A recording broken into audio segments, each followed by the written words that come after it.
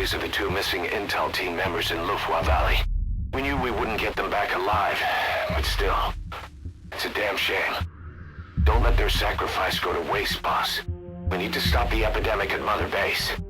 That old man, Code Talker, he's the only hope we've got. Tell me how to fight it. I hid the answer in a microbe this one carries. It turns the male parasites into females, preventing reproduction. One parasite infecting another. However, it doesn't affect only the parasite. It alters the host as well. Your infection will be contained, but you and your men will also be rendered infertile. That is the price you must pay to regain your speech.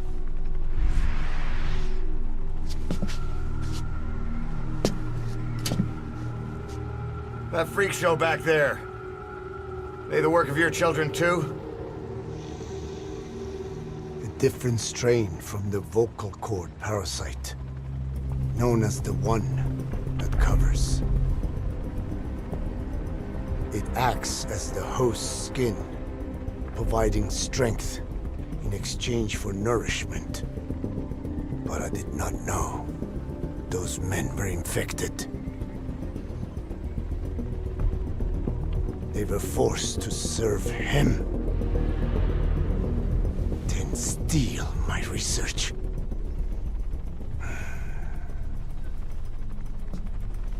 Have you seen one of their vehicles?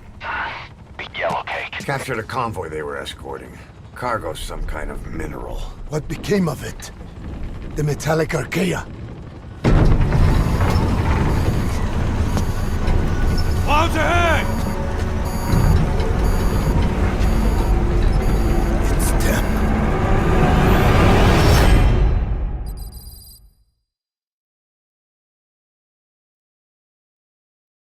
Boss, are you okay? So the vocal cord parasites that have infected Mother Base, they're ethnic cleansers designed to silence those who don't fit into Skullface's worldview. We can't allow him to have such power.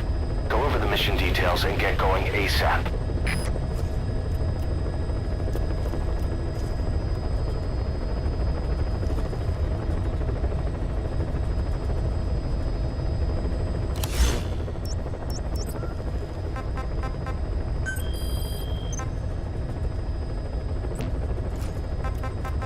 Please select a mission.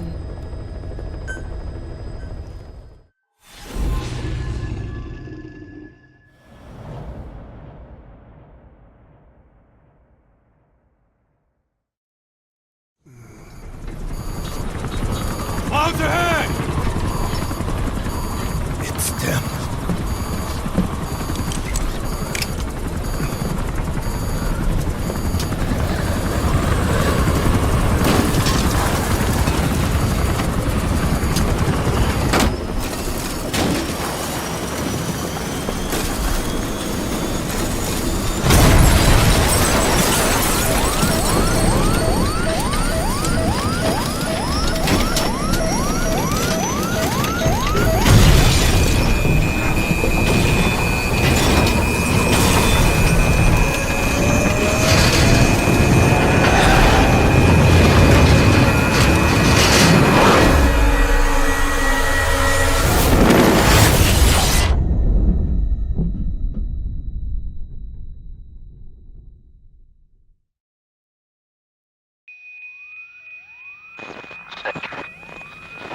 Can you hear me?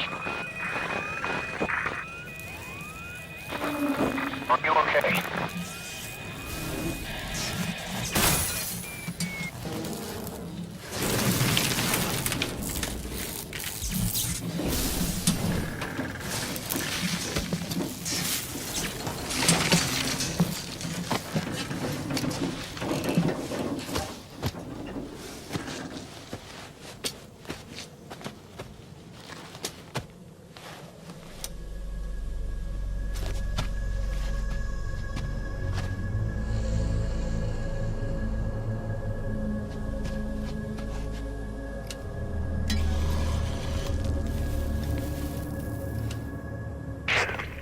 Looks like you're surrounded by mist. The support chopper can't get close to your position right now.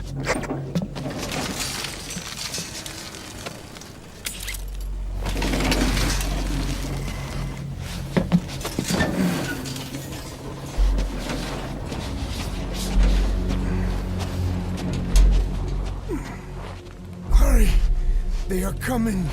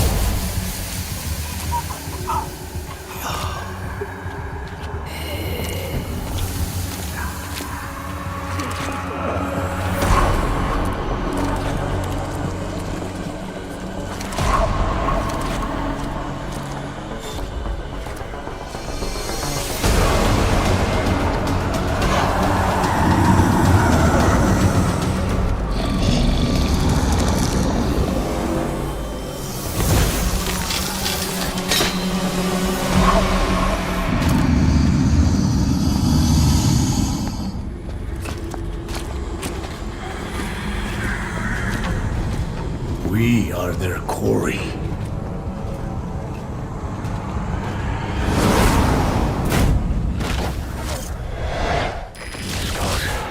So that mist is their work. We won't be able to send in another chopper for now. Boss, you'll need to eliminate the skulls. General Boss Code Talker.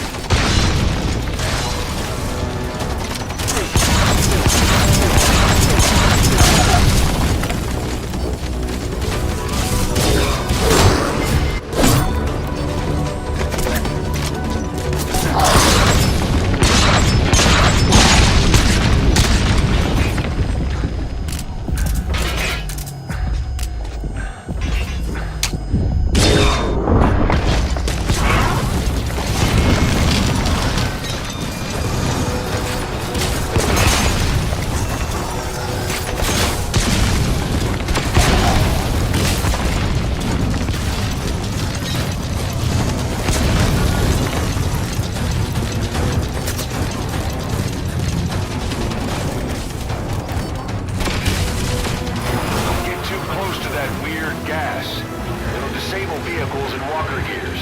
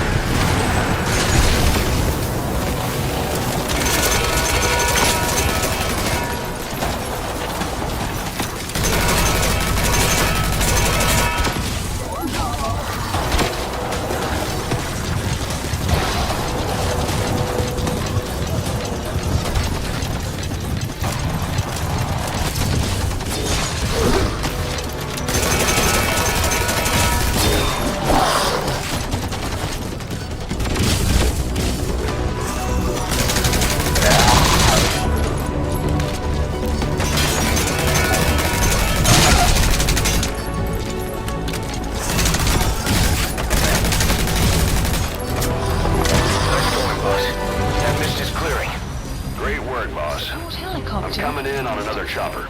Get Code Talker to the LZ and wait there. Mission info has been updated.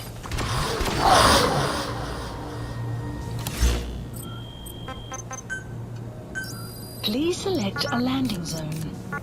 Landing zone confirmed.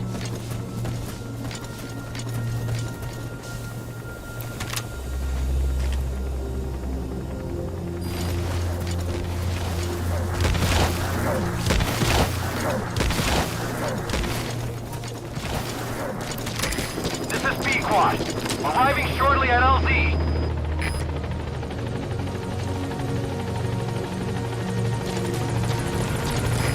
This is B-Quad. Have arrived at LZ. Will stand by.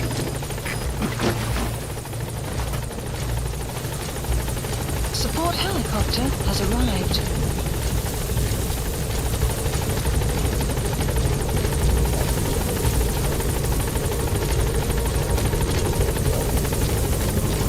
Get in, boss.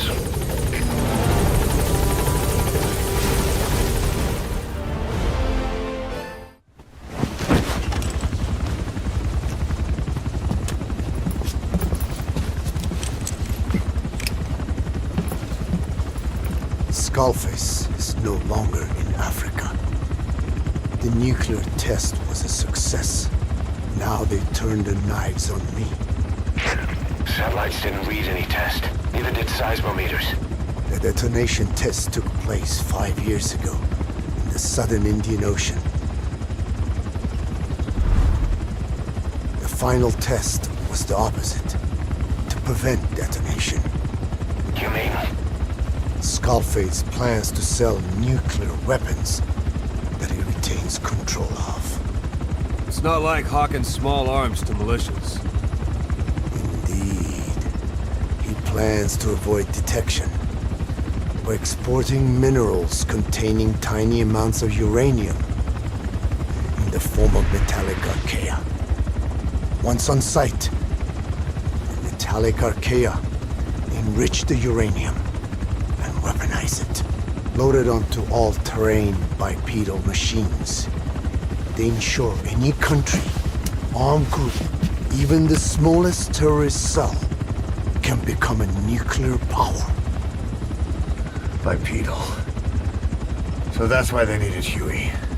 A nuke business to replace the arms business. And Skullface owns the market.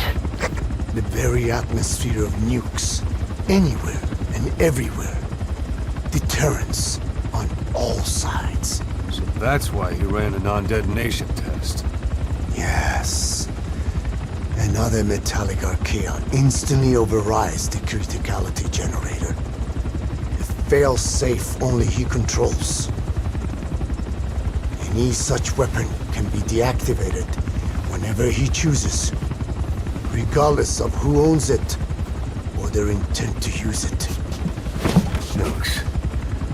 Controlled by a man, not a country. If they proliferate, conventional nukes lose all value. Political, military, and economic. The two superpowers become powerless.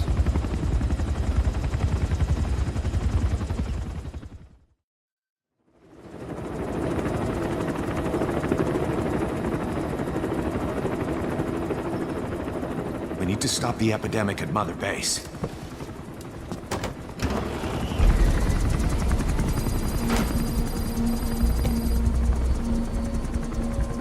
About the pathogen spreading through Mother Base, what's your opinion?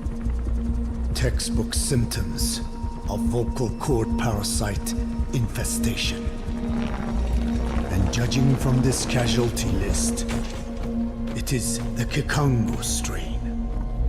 Meaning, a breed of parasite that triggers symptoms upon detecting pronunciation specific to Kikongo.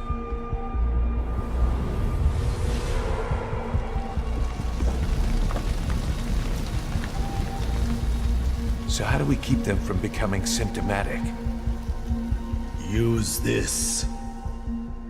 A type of Wolbachia, introduced to a sample of the parasite. The parasitic bacteria that colonizes the parasites, turning male to female and preventing copulation. We must cultivate more.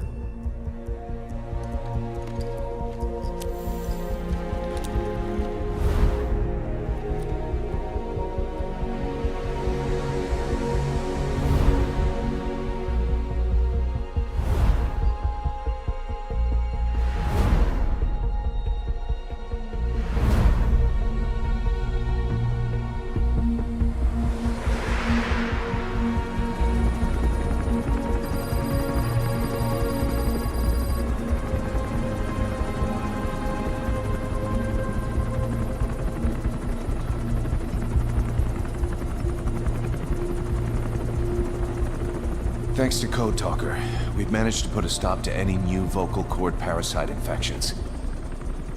We couldn't save those already symptomatic, but everyone who survived has been released from the quarantine platform.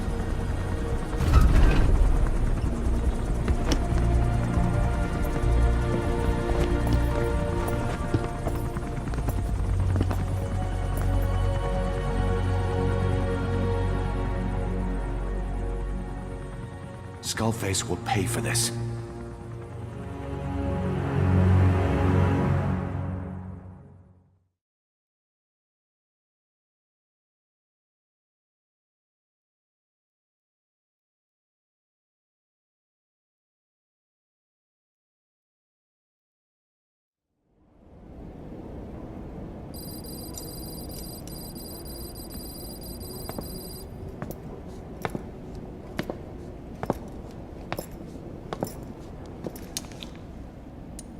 Again with the truth serum? What are those legs made of? Titanium? All the way to the femur.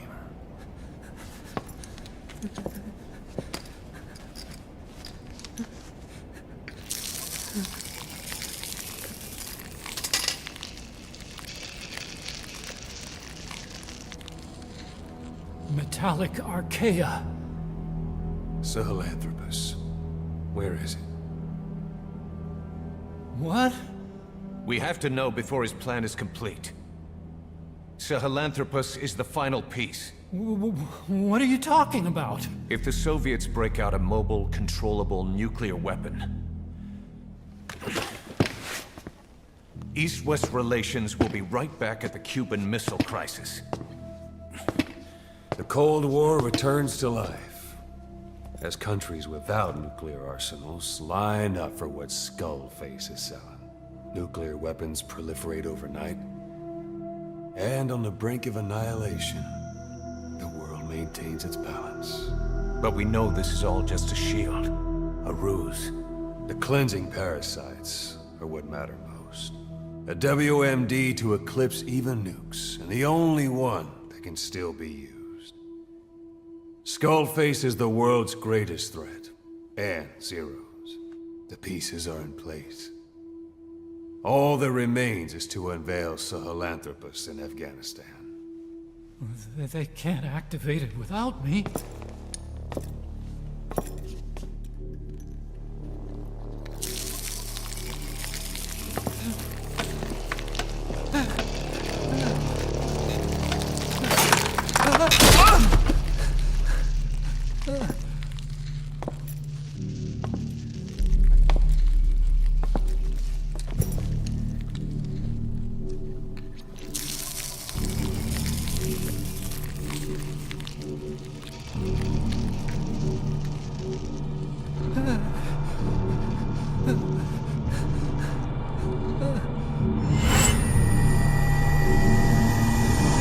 OKB Zero! Sahelanthropus is beyond the Soviet base camp, in a lab built by the Soviet philosophers. That's what you're looking for. But I have no idea how he's controlling it. It wasn't designed to accommodate a human pilot.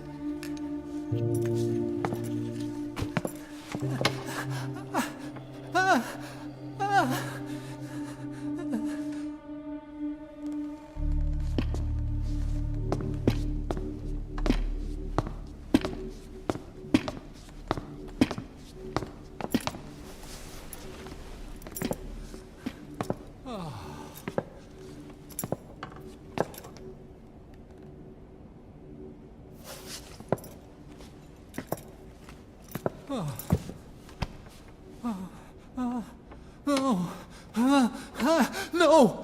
No! Wait!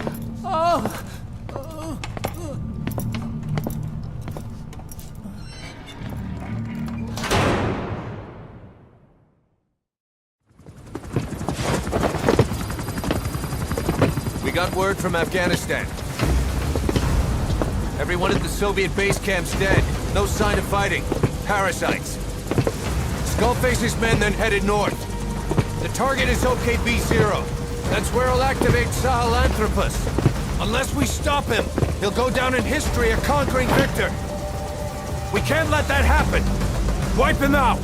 Don't leave any trace of his existence. I'm gonna need backup on this one.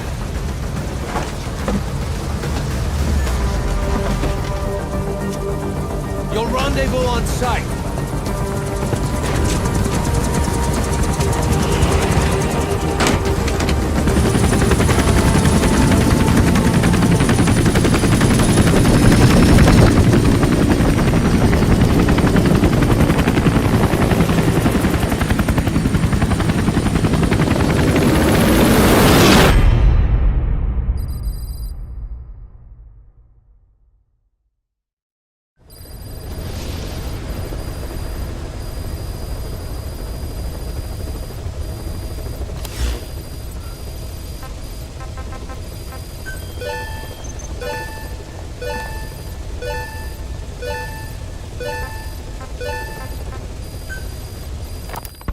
About the pathogen spreading through Mother Base. You've seen everything we've got on the outbreak. What's your opinion? Textbook symptoms of vocal cord parasite infestation. And judging from this casualty list, it is the Kikongo strain, meaning a breed of parasite that triggers symptoms upon detecting pronunciation specific to Kikongo. So our Kikongo-speaking staff are at risk. Quite so. He's right. All the victims do speak Kikongo. So they can survive if they just use another language. There is no guarantee. You're only dealing with the Kikongo strain. Other language strains may be present. You well know he was teaching them languages from all over the world. The Devil's House. Nzoya Badia Bulu. There is no way to know how many strains he has at his disposal. So how do we keep them from becoming symptomatic? You mentioned using microbes. Use this. A type of Wolbachia. Introduced to a sample of the parasite. Wolbachia? A parasitic bacteria that colonizes the parasites, turning male to female and preventing copulation. You must cultivate more. What have you done with the infected bodies? Cremated to stop the spread of infection. But we did keep a few for study. Good. Take this sample, grind it to a pulp, and introduce it to the larvae now nesting in the dead. The Wolbachia will multiply rapidly within those larvae. They're soldiers, not some petri dish. Conventional cultivation methods will take too long. Extract the Wolbachia from those larvae and vaccinate your men.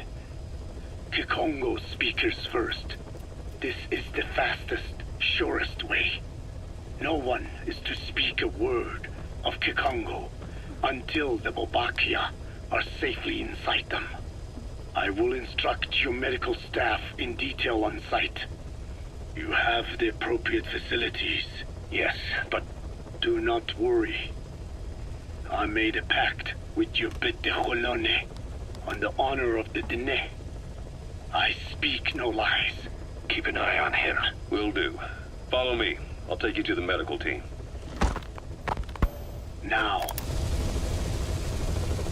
We must wait for the Wolbachia to multiply in the larvae. How is the disease transmitted? If it's carried by insects or rodents, then... There is no intermediate host. So, The vocal cord parasites lay their eggs in the larynx of the host. Most hatch and migrate to the lungs, but some are transported to the mouth through ciliary movement, mixing in with saliva. Saliva. Droplet transmission. Sneezing, coughing. Any food or water containing infected saliva. It would spread fast. Indeed. And when the larvae migrate to the lungs, symptoms can resemble the early stages of a cold, making it easy to infect others. Meaning a simple conversation would be enough to pass it on. Alright, so what happens after the larvae migrate to the lungs? It is as I said before. They mature by feeding on alveolar tissue. It is only then that noticeable symptoms appear in the host. And by that point, it's too late. He's infected everyone else. It's one hell of a weapon you've created. That is what Blag Anna wanted. Something that would spread easily. In truth, he's not the reason. But we will discuss that another time. The Walbachia have multiplied. We're preparing to extract them and begin vaccinating. But is this really the only way? Sure, it'll prevent infection, but the cost... You would rather remove their vocal cords? No. Tactical communication's the linchpin of what we do. What if we were to ban the use of Kakongo? Insufficient. First, there's no guarantee that only the Kikongo strain is here. Second, there is the matter of how the parasites lay their eggs. Before they can copulate, they must be exposed to the pronunciation of a specific language for a period of time, like a container filling with water. But the duration between when the container is full and when the copulation actually begins varies from case to case. In other words, even if the infected stop speaking as a countermeasure, it may already be too late. The only true solution is to prevent copulation through the Walbachia, or by physically removing the affected tissue. Do any anti-parasitics work? It sounds as though you have already tried. Yeah. We tried every one there is, and nothing. I have yet to find a medicine that can remove the parasites. At best, it temporarily covers their ears. Why is that? Because the parasites are companions to us. To remove them inevitably harms the host. Companions? More than you think. And this is why the human immune system cannot eliminate them.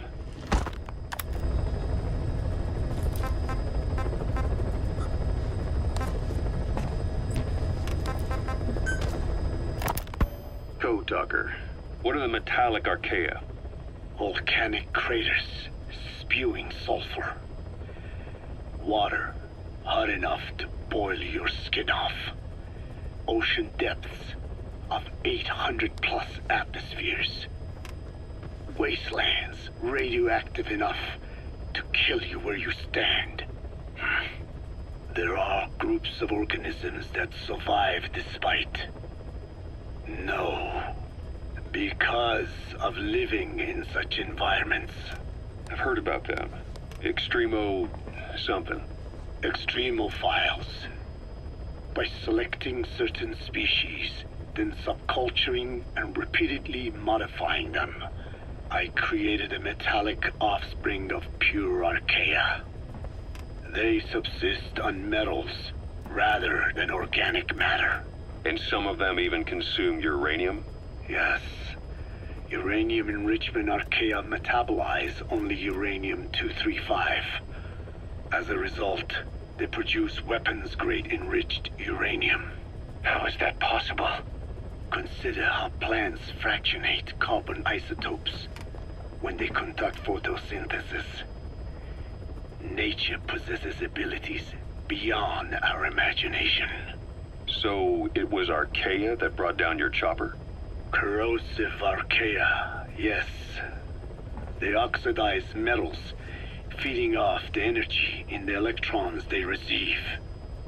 What became of the wreckage? We had the R&D team retrieve samples for study in airtight plastic containers, of course. Prudent.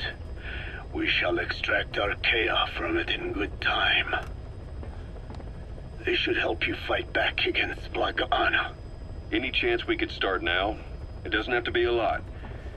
I might just have another use for them. If it's only a small amount you need. That's fine. I'll get the R&D team to assist. Let's go. South Africa was previously suspected of developing nuclear weapons. It already had a conspicuous presence at the UN because of apartheid and its armed expansionism. But when neighboring Angola and Mozambique became socialist countries in '74, South Africa felt hounded into a corner. So it accelerated its nuclear program to protect itself. 3 years later, the Soviets discovered a test facility, and 2 years after that, an American satellite observed a flash in the southern Indian Ocean. It said this was South Africa conducting a nuclear test with the help of a certain ally. Skullface used the situation in South Africa to get this ally to lend a hand. They both wanted nukes, so it was a mutually beneficial relationship. On the surface, anyway. I figure South Africa started getting serious about nuclear weapons production in '75. In '74, the government was still able to get by with bluffing that it had a nuclear arsenal. But the year after, word spread that an independent armed group in the Caribbean was crushed by Cipher for possessing a WMD. That's right, boss. What happened to you and your men was the reason South Africa decided to push ahead with nuclear development. A force independent of any country getting its hands on a nuke. That was a threat to the existence of countries everywhere. It wasn't just South Africa. Your presence pushed a lot of countries to get nukes. The world was scared of you. You were a threat to more than just the Cold War. If nations are gears in a machine, you had the power to smash them loose and watch the whole world grind to a halt.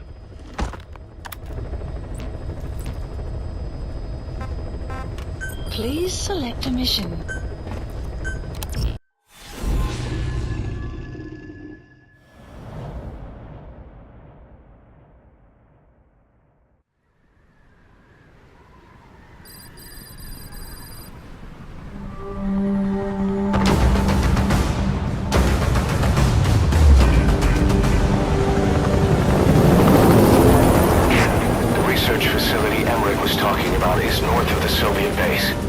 That's where Skullface is keeping Sahelanthropus before setting it loose in Afghanistan. There's a good chance he's got nukes, too. Boss, we need to figure out what Skullface is up to. If you make contact with him, get him to talk. The ethnic cleansing parasites, Sahelanthropus. Find out what his plans are.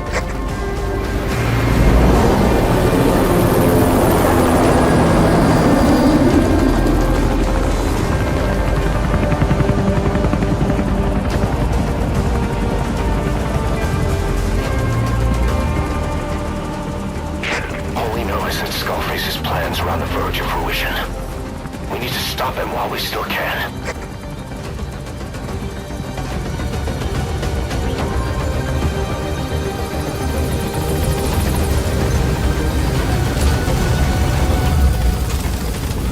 The map has been updated.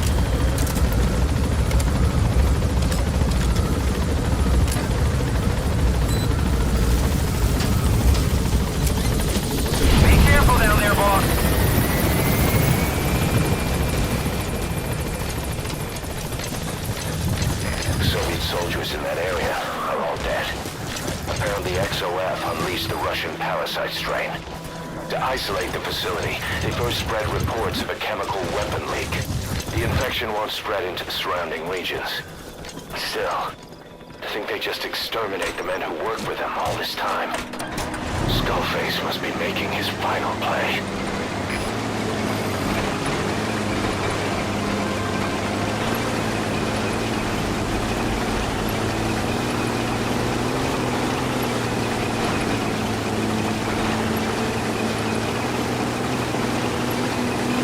Eli snuck into the cargo on board the chopper. His idea of an escape attempt? Who can say? We'll think of how to deal with him later. Snake, do you read me? I know more than anyone about OKB Zero and Sahelanthropus. Boss, I've made up my mind. I want to be of use to you, not him. Let me work to pay for what I've done.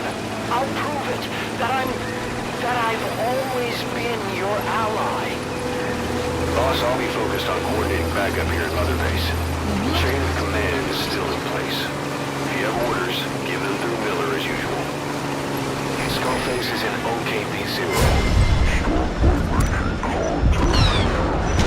The facility itself is going for strike force. We have no hard data on that force strength, so your judgment in the field will be finally here.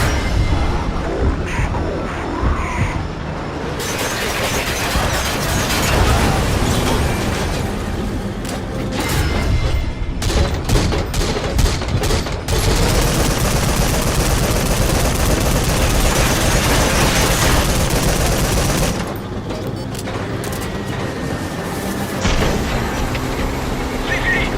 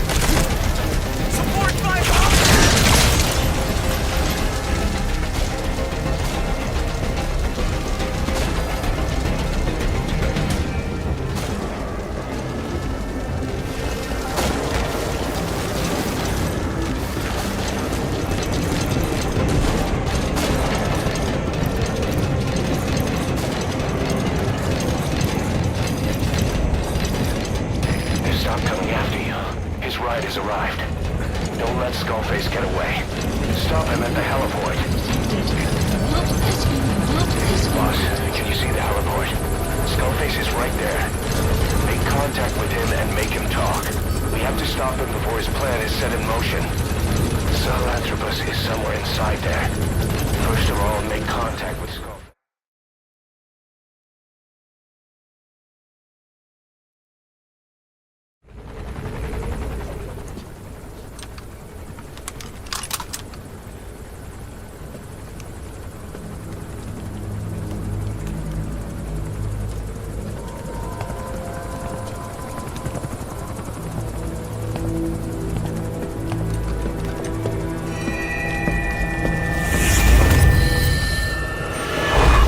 You too have known loss, and that loss torments you still.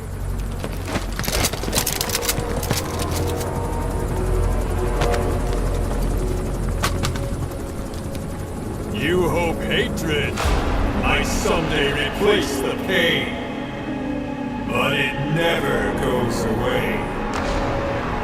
It makes a man hideous, inside and out.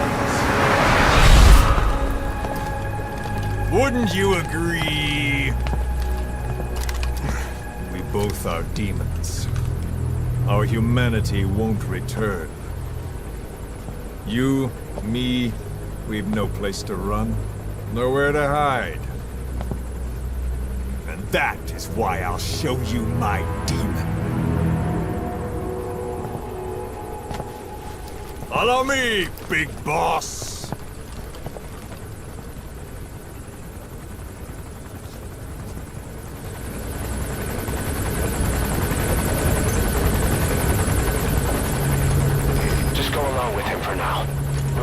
If it comes to that.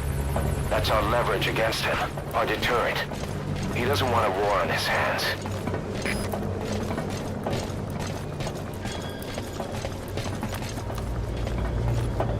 Whatever the Navajo told you, it's just one possible solution derived by Cipher. My will is different.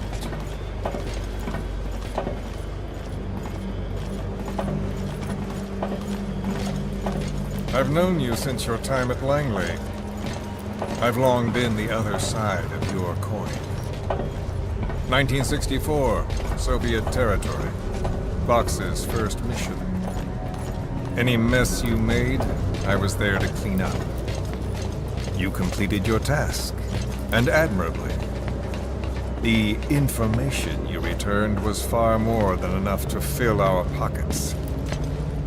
With it, our futures became, more or less, set in stone.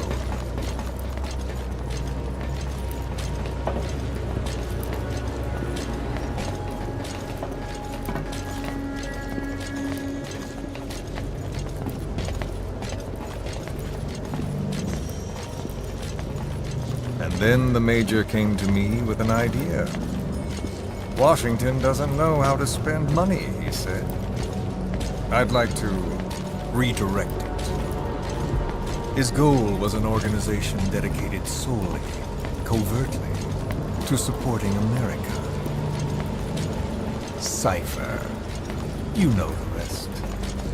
To him, it was mourning the loss of his friend.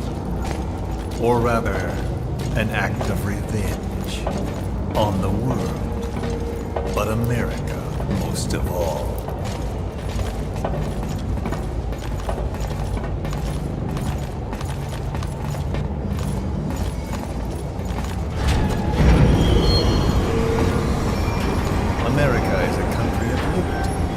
A meeting of immigrants.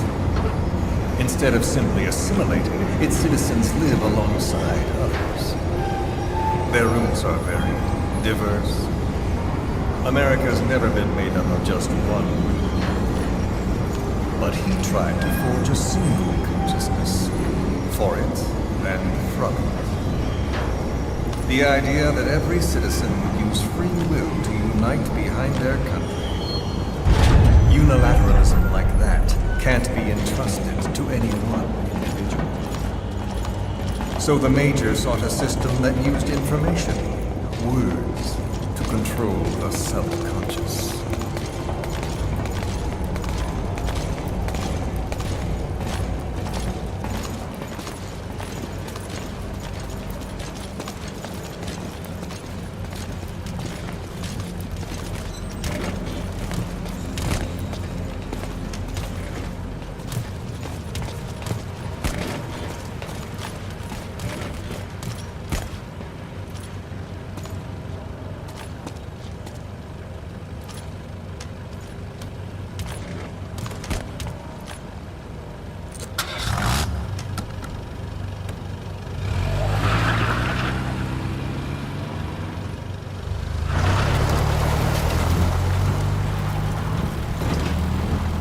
unite America and the entire world.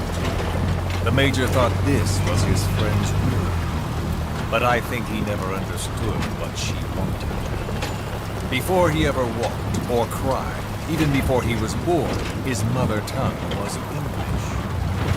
He doesn't know the pain of losing his own language. Not yet. He cannot understand her will. I do. I was born in a small village. I was still a child when we were raided by soldiers. Foreign soldiers. Torn from my elders, I was made to speak their language. With each new post, my masters changed, along with the words they made me speak. Words are peculiar. With each change, I changed too. My thoughts, personality, how I saw right and wrong. War changed me. And not only my visage. Words can kill. I was invaded by words, burrowing and breeding inside me. A philosopher once said, "It is no nation we inhabit, but a language."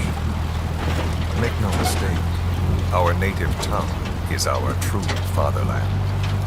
My fatherland, my truth was stolen from me. And so was my past. All that's left is the future. And mine is revenge. On those who leech off the words of their fellow man. This is what I learned from the Major. And then it hit me. It was he who should feel my wrath. He and the code he chose as basis for control. Language codes, information codes, beamed all around us, genetic codes spanning history. By controlling the codes, Cipher Zero intends to unify. Codes implanted into our heads, sucking our minds dry as it spreads from one host to the next. A parasite upon this earth, that is what Zero is. As one born into this world, he's afflicted. I hold him responsible for killing my freedom. Killing all traces of my past. Killing any promise of a future. We are all but dead men forced to walk upon this earth. A world reduced to zero. Cipher plans to use its codes to control the world. They think they can. And the mother tongue of all those codes is English. The Word became flesh. The final parasite. It knows English. An English strain of the vocal parasite. I will exterminate the English language. With this, I'll rid the world of infestation. All men will breathe free again, reclaim their past, present, and future. This is no ethnic cleanser. It is a liberator. To free the world from Zero. Let the world be. Sans lingua franca, the world will be torn asunder. And then it shall be free. People will suffer, of course. A phantom pain. The world will need a new common tongue. A language of nukes. My metal ears shall be the thread by which all countries are bound together in equality. No words will be needed. Every man will be forced to recognize his neighbor. People will swallow their pain. They will link lost hands. The world will become one. This war is peace.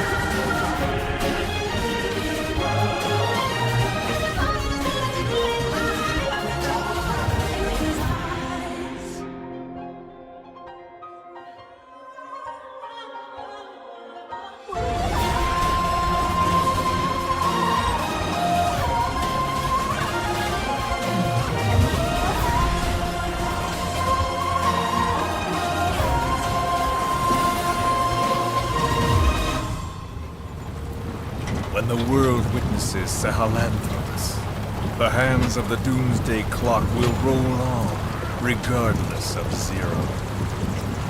Sahelanthropus will take the first giant step into a brave new world. It is the bell with which a world trodden upon by words declares its independence.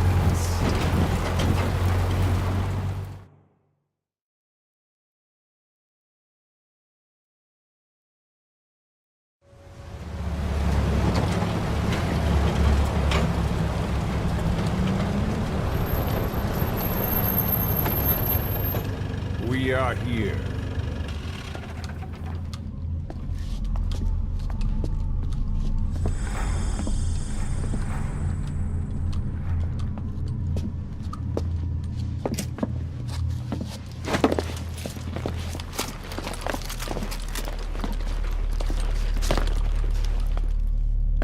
Remember the Alamo.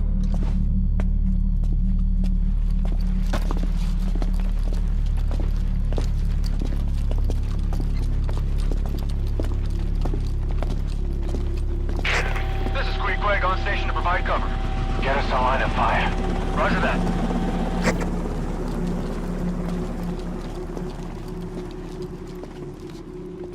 We're not the only demons in this world. Like you, vengeance is all he has. It's man's thirst for revenge that drives the times. Just as you live because of me, he lives because of you. Show him!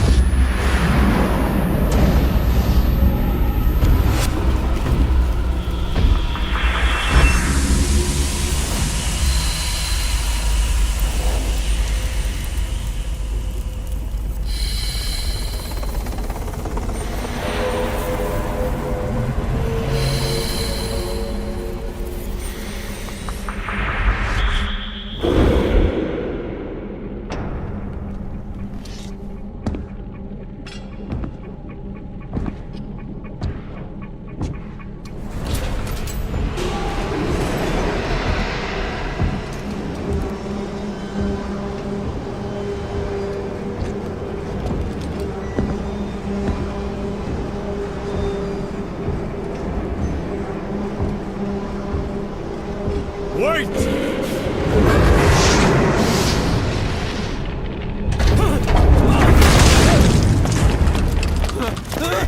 Who is doing this?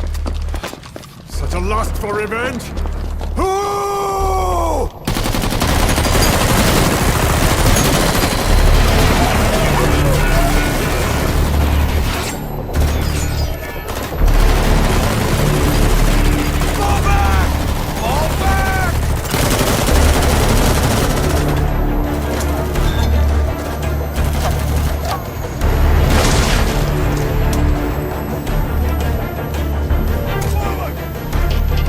Go!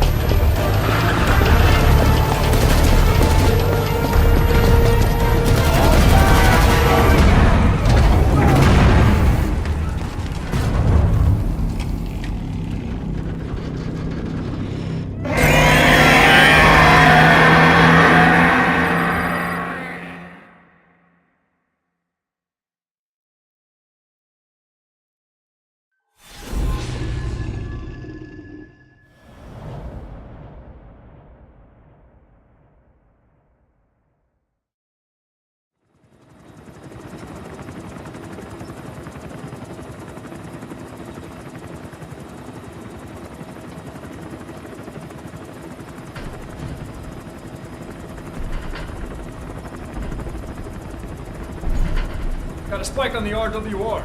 Strange PRF. What's wrong? Control lost. Can't maintain RPM. We're settling.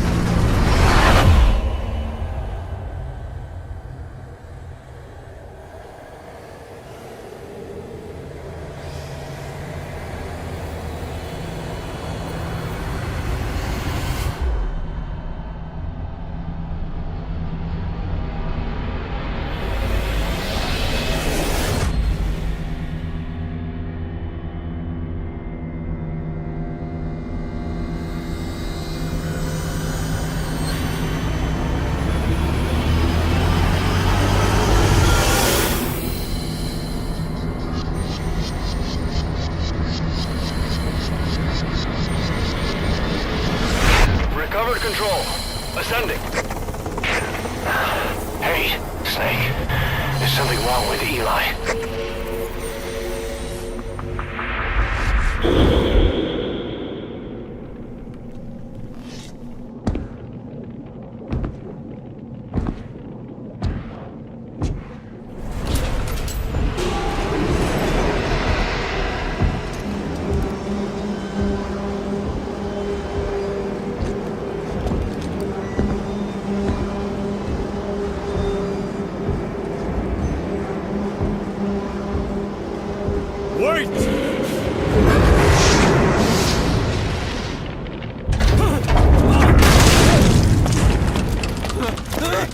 Who is doing this? Such a lust for revenge? Who?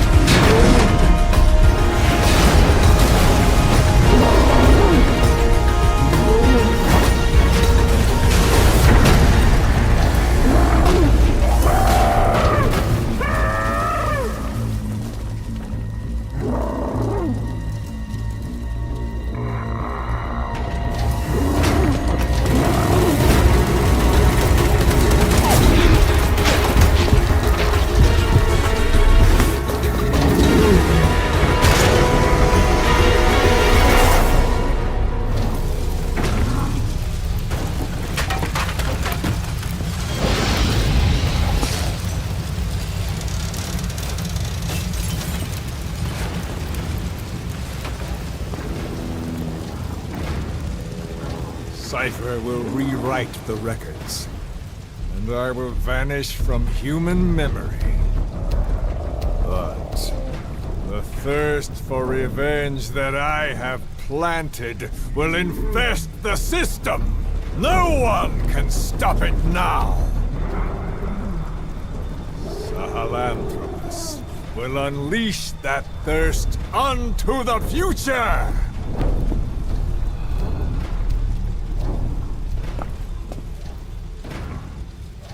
Major... I'm burning up!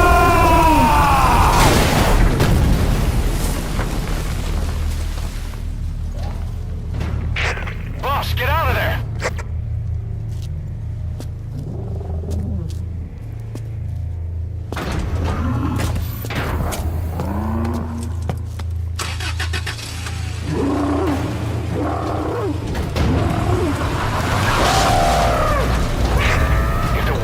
Out about Sahelanthropus.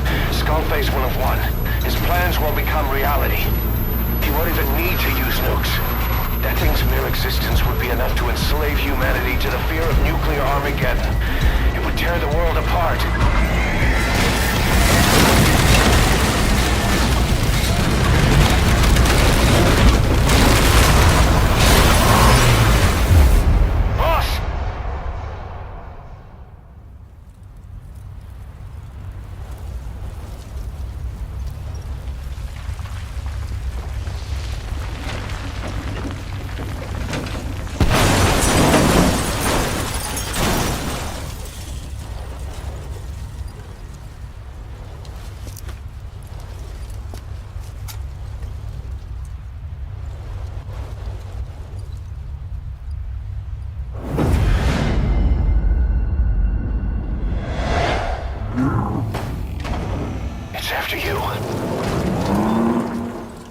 Stop it, boss.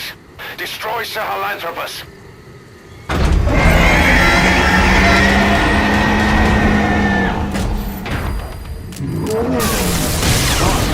Stop Sahelanthropus. Destroy that thing. I'll rally Diamond Dogs and provide backup.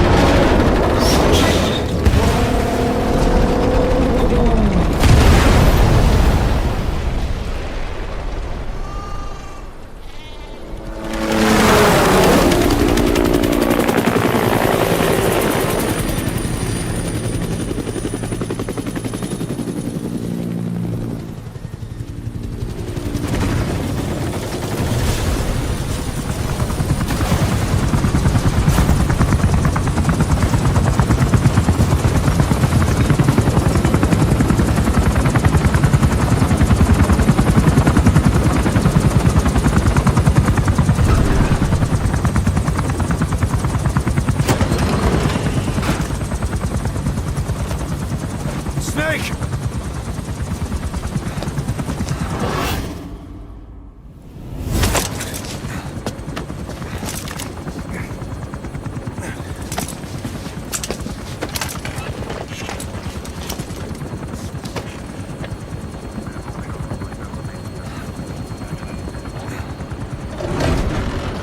Let's see Skullface.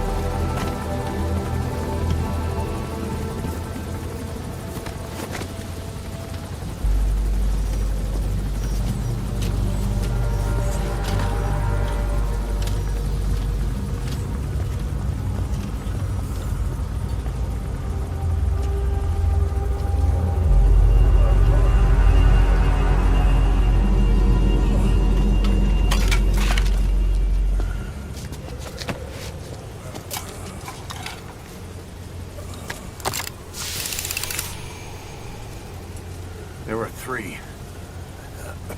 Where's the other? Very close to you.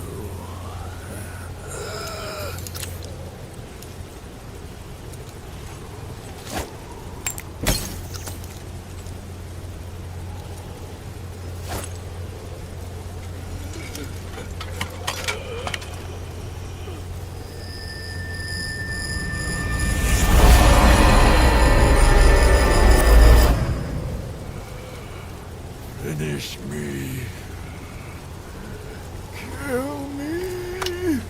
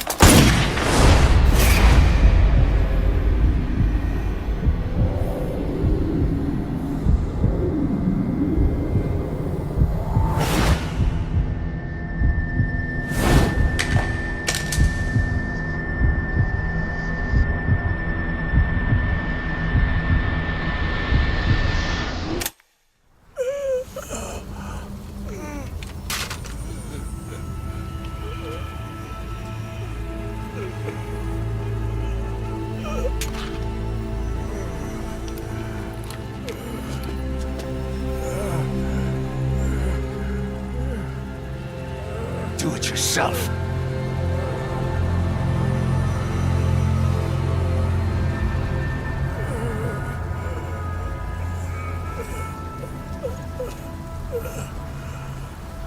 Mission complete, boss.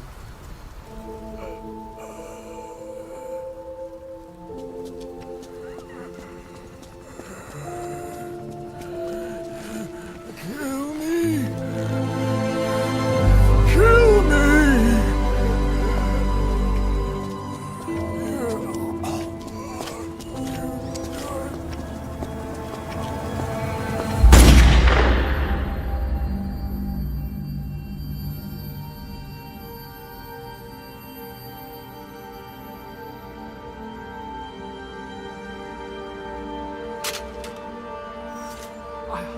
I did it! Revenge!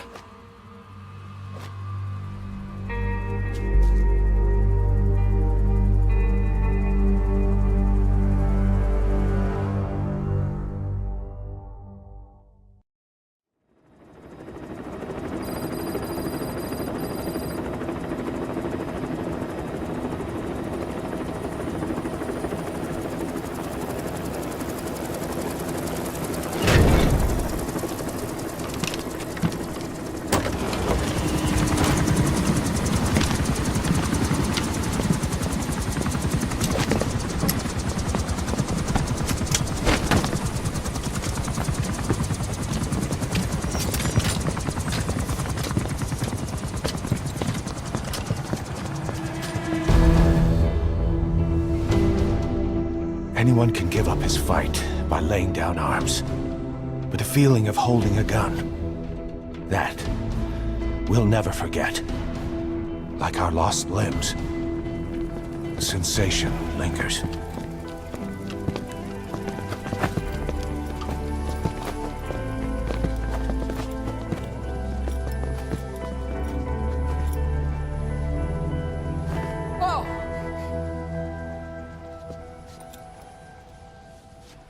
Here she comes! Here she comes!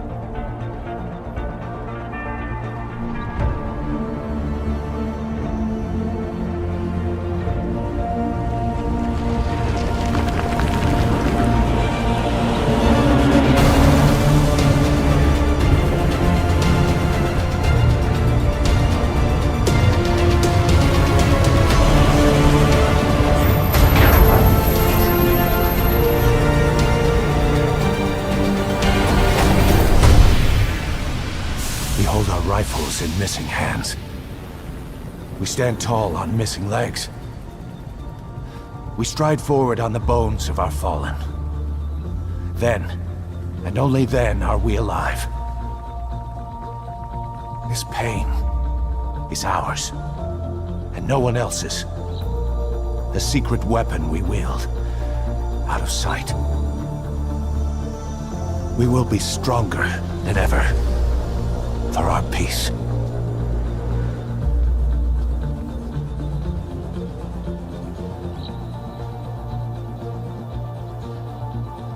Sahelanthropus will unleash that thirst unto the future. Those were his last words. Cause? Pretentious to the end. Still. Doesn't feel like this is over.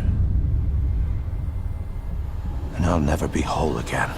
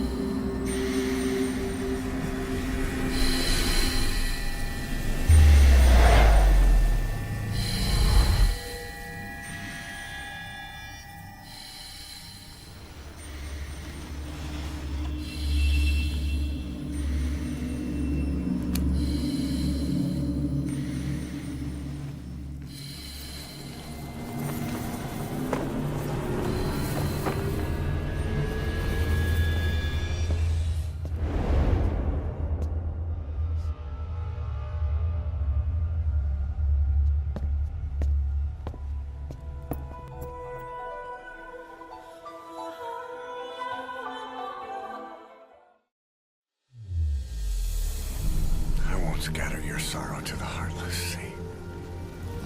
I won't see you end as ashes. You're all diamonds. This man acted as accomplice to the attack on Mother Base. Why are you here? Revenge against the boss. I'm not like you! I think it is time you knew.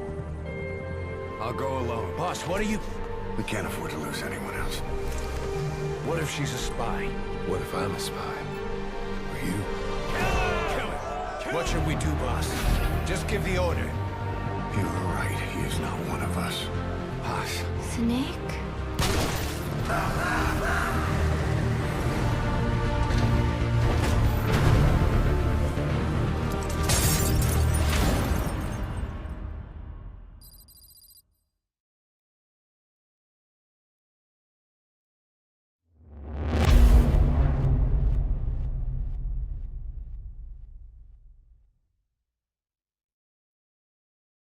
Attention!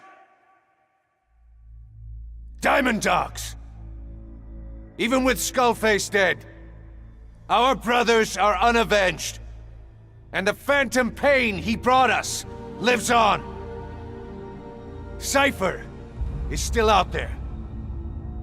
We know they've planted spies, parasites among us. Watch the man to your left, to your right. Assume nothing. Report everything. It's the only way to protect ourselves. From here on out,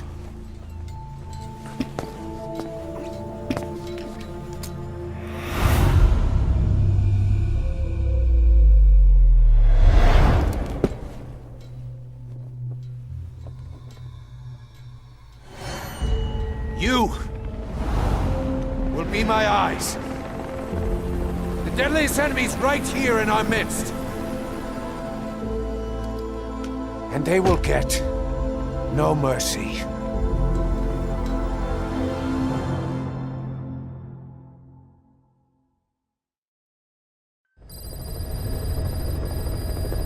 Mission list Boss. updated. You can now give the order to develop or dispose of nuclear weapons from your iDroid. With a nuclear deterrent, even if you're discovered while infiltrating a rival PF's FOB, most PFs won't dare retaliate. But you, of all people, know how dangerous it can be to have nuclear weapons. So will you add nukes to our arsenal as a deterrent? Or will you take them away from other PFs and dispose of them to help build a world that's free of nuclear weapons? I'll leave that decision up to you. Skullface has finally burned out. The world is rid of his existence at last. Was he still alive? You could say that. But you could also say he'd been dead for decades. What's that supposed to mean? Biologically speaking, it's hard to say how much was his life. Side effects from the treatment? No, the primary effect. Keeping a dying host alive as long as possible. That is the whole point. But in the end, he grew too dependent on his children. As if he had any other way to keep on living. He first underwent parasite therapy before the Soviet Union became his home. His body was horribly burned. Fire washed across his thin young frame and stole his skin and his throat, even his lungs. Only through repeated therapies could the parasites keep him alive. Most of his life became something the parasites gave to him. And then he lost the ability to die. That is correct. The parasites live on past the host's death, still aiding cell composition. At that stage, there is no way to extract them from the host cells. There is no way of knowing when the last cell of Skullface's body would die. The only choice was to burn the whole thing. And his children, along with it. And I am one to talk. When my life is snuffed out, I expect you to treat my body the same way And when I burn, I will truly be one with my children for the first time. You say there were 3 English vocal parasites. According to Skullface, yeah. Skullface had 2 of the English strain with him. You burned both of them. There was an oil fire. I tossed him in. So that just leaves 1. And you tell me Skullface said he used it. He said it was very close to me. Very close. One of your comrades, or someone ordered to kill you. Or he could have been speaking metaphorically. Metaphorically? Close to your spirit, close to your heart. Someone who either loves you or despises you. The second one makes a long list. Whichever it is, act with caution. Skullface implanted someone with the English language strain. Who it is irrelevant. Why?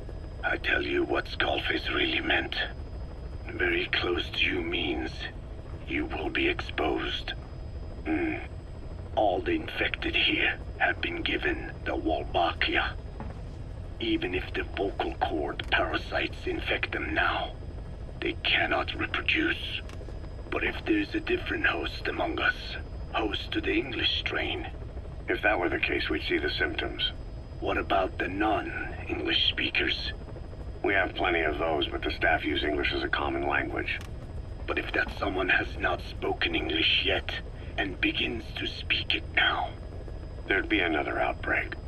The final mating pair of the English strain must be found immediately. Skullface is gone, but his threat still remains. On this base, do you see what the final mating pair is? With him dead, those parasites are the stain he wished to leave upon the world. His thirst for vengeance. In the flesh. Think. Does anyone here bear a grudge against you? Who would target you, specifically? The ethnic cleansers that Code Talker mentioned, they weren't Skullface's true goal. All we have is circumstantial evidence, but here's my theory. It was Cipher who started developing the vocal cord parasites as bioweapons, parasitic weapons, and Africa was the testing ground for them. As Code Talker said, their purpose is the ethnic cleansing of only those who speak a particular language. So they could do a weapon of mass destruction to eradicate specific groups, races, ethnicities, or colonies by the language they speak. Or a kind of absolute language control. Or maybe a tool for those arrogant fools to build some misguided utopia. I could see plenty of uses for them. However, in practical terms, they wouldn't be as dangerous as you'd think. Counteracting the parasites is easy, after all. Cut them out of your throat to save your life, or just don't talk. That also prevents the infection from spreading. So if the international community were to find out about them, they'd no longer be the threat they were conceived to be. In which case, their targets would be limited to minority groups as a deterrent or a terrorist tool. It's hard to imagine Cipher developing something like that as a main weapon for their arsenal. That leads me to think we've only tugged on one little thread in Cipher's grand tapestry. An obscure corner of their work, possibly forgotten altogether. In any case, things changed. When Skullface was forced to relocate to Africa and he saw that thread dangling. All the time he continued that research, he was secretly following his own agenda. The ethnic liberator parasites. His English language strain. Skullface said there were only 3 samples of the English language strain parasite, and I think we can believe him. Bringing his ethnic liberator's plan to fruition depended on creating an English version of the vocal cord parasites at all costs. But an English strain would have been useless to Cipher. Worse, it could have destroyed everything they'd built. It was the one type they couldn't allow. That means Skullface was forced to develop his English strain out of sight of Cipher's network. Naturally, he couldn't use the greenhouse facility Cipher had set up and filled with guinea pigs. Skullface must have found some secret place to create his precious few English parasites, hiding all evidence like a man cheating on his wife. Somewhere, an entirely standalone environment. And when his plan entered its final phase, he must have made the place disappear. Some little room, could be anywhere, but now nowhere at all. We'll never know where he did it, but to elude Cipher's surveillance, it couldn't have been big. I believe Skullface was telling the truth. There were only ever 3 samples of the English language strain. Why activate Sahelanthropus in Afghanistan? This is how Skullface wanted things to play out. The Soviet Union secretly develops a new type of nuclear weapon and successfully deploys it in Afghanistan. Revealing the existence of Sahelanthropus results in a return to the glory days of the Cold War. The threat it poses reignites the nuclear arms race between the world's major powers. The demand for nuclear weapons increases around the globe. What if you then introduced a nuclear weapon anyone could get their hands on? Non-nuclear nations, militant groups of all shapes and sizes, they'd all jump at the chance. Sahelanthropus was a marketing tool to sell nukes all around the world. But I think it's safe to say that plan was stamped out before it got up and running. The world's intelligence agencies never did turn up anything conclusive on it. After all, Sahelanthropus vanished before word could spread. Everything that's happened is already a fading memory, never to join the pages of history. Except for Cipher. Cipher won't forget. They'll already be working on something, quietly, beneath the surface. They'll use the pieces of data scraped together from this incident to build their own bipedal weapon. It'll take them a long time to complete it, but for now, the greed sector have found their new life's work. We'll have to be ready too.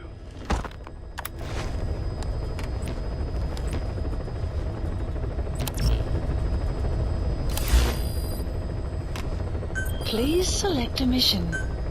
Mission accepted. Heading to Afghanistan.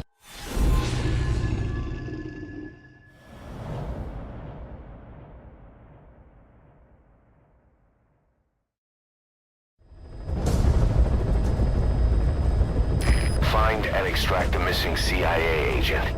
The target was laying low with the friendly Mujahideen during the vocal cord parasites incident. The man headed back to OKB Zero after the Soviets recaptured it. Check the target's VI on your iDroid.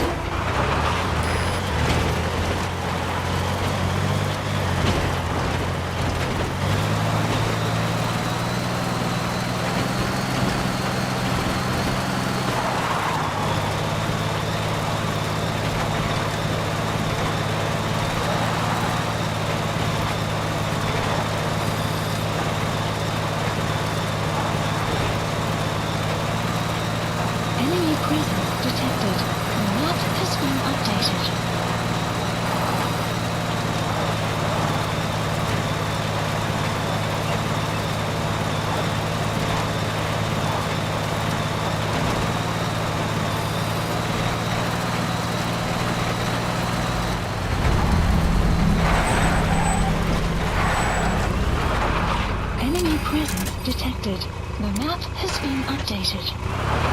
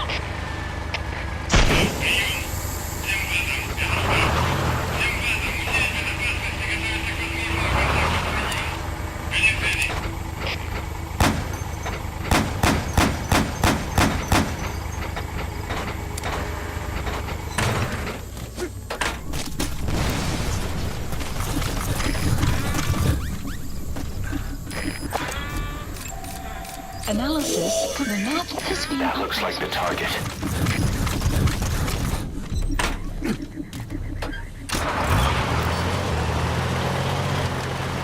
Enemy presence detected. The map has been updated.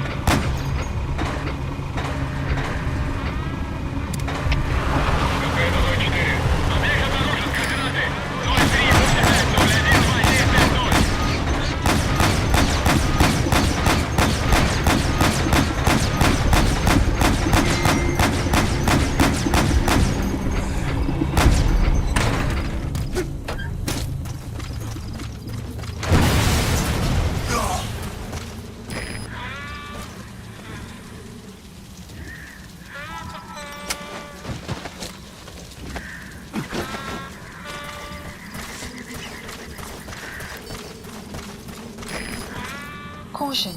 Sandstorm approaching.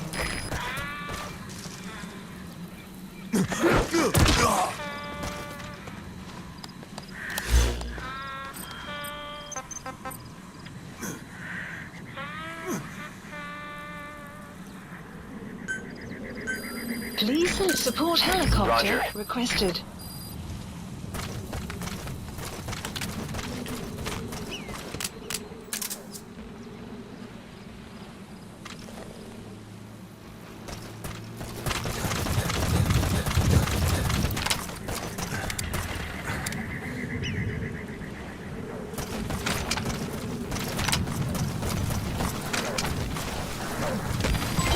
Development complete.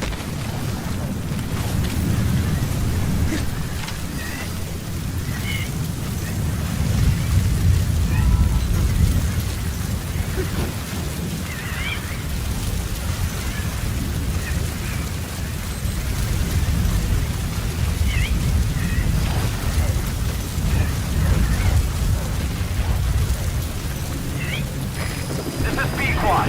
Arriving shortly at LZ. Sun will rise momentarily. This is B-Quad. We can't land. Support helicopter has arrived.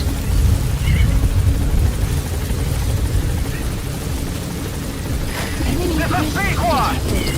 We Support can't land. helicopter has arrived.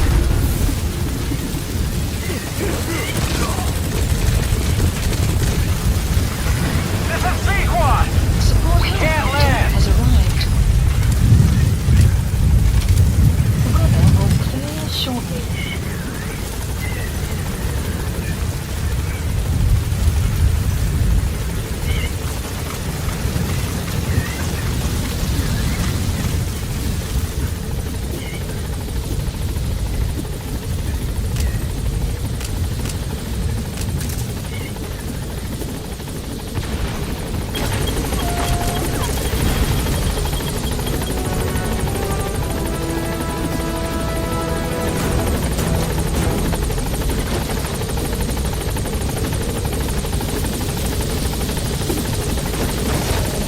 Target extracted. Exfiltrate the hot zone, boss. Has been updated. The map has been updated. Gaining altitude.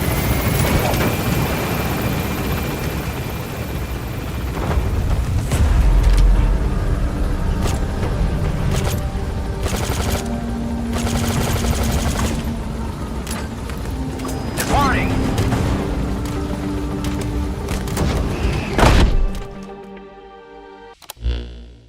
Boss, the target filled us in on what's been going on. He betrayed the Soviets, passing information to Langley, but got scared after learning XOF used the vocal cord parasites. Then came feelings of guilt that his leak sent comrades to their deaths, and fear that America might deploy such a weapon itself. But in reality, XOF and Langley don't have a collaborative relationship, and Skullface was not working for America. Still, I can't blame the man for being afraid. After laying low with the Mujahideen, he tried to cut his ties with the US and return to the Soviet military. But along the way, someone came after him, and he was forced back into hiding. Could have been remnants of XOF looking to silence him. And you know the rest. He doesn't seem to know much about the parasites, but nevertheless, it'd be too dangerous to hand him over to Langley or the Soviets. We'll keep him here as originally planned.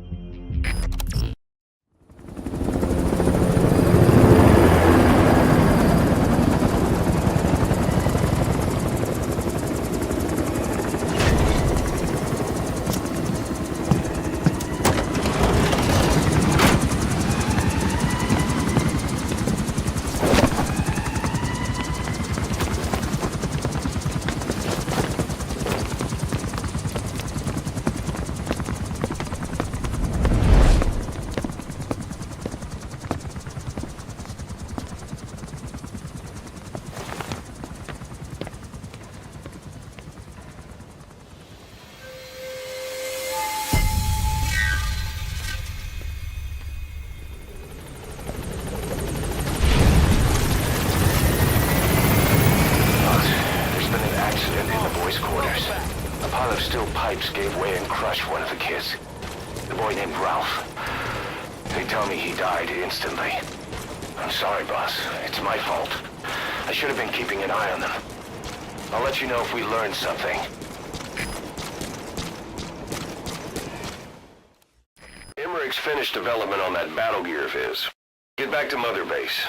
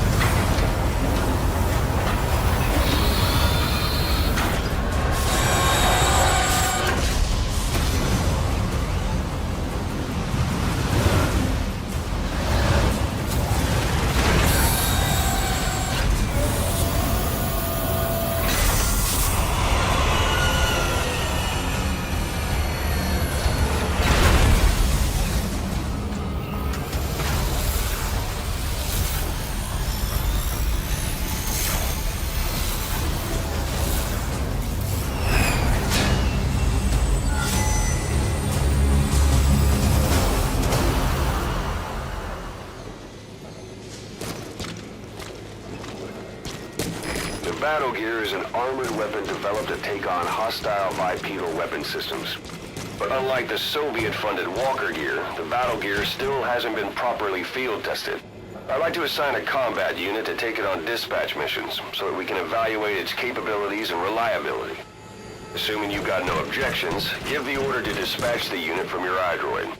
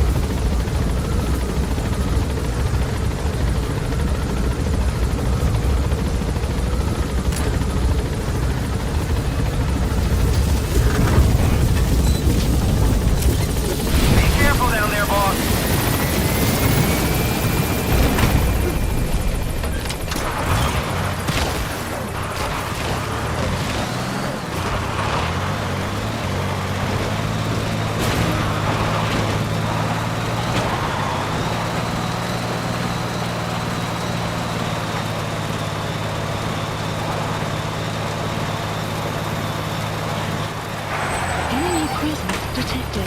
The map has been updated. Fire.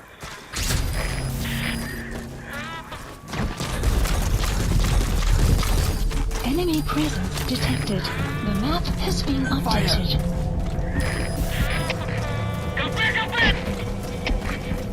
Что случилось? Ответьте, Дмитрий-2!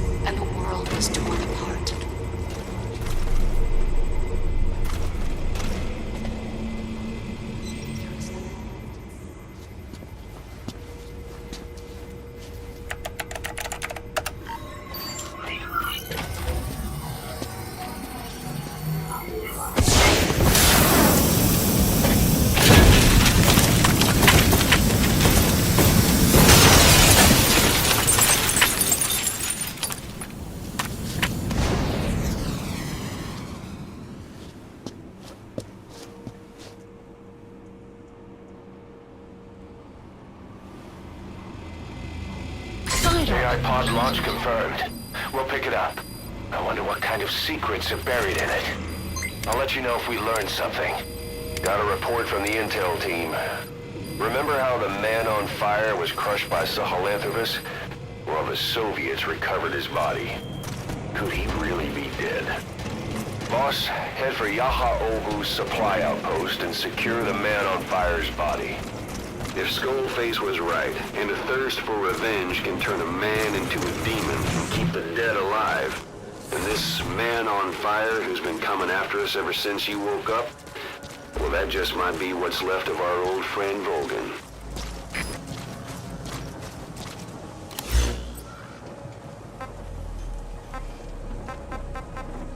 Please select a mission.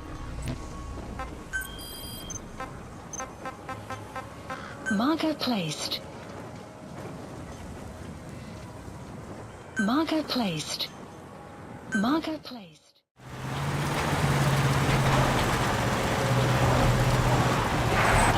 Enemy presence detected. The map has been updated.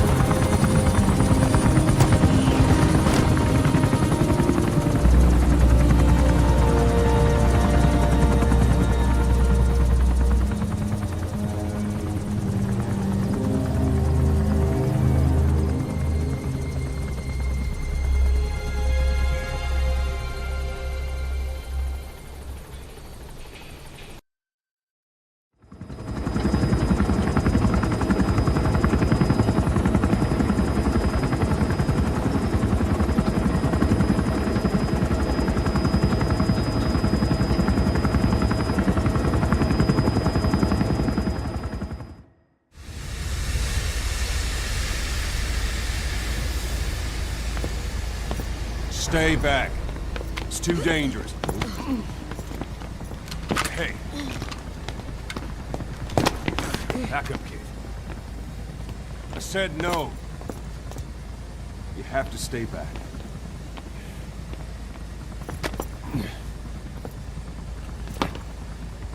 Some things can't be helped.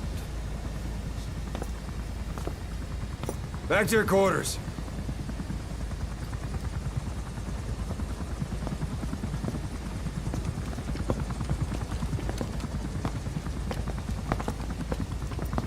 What's going on? Shabani.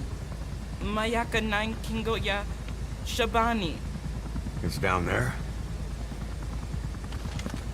Hey, the tank at the bottom is filled with chlorine disinfectant.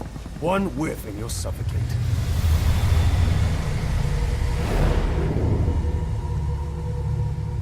Don't even.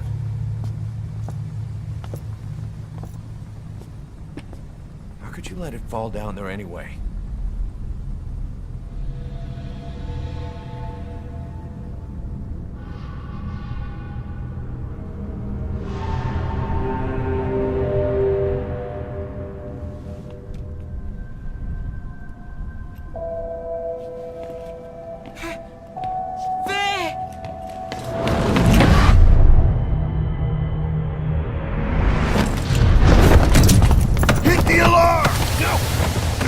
Go down there, and it is over.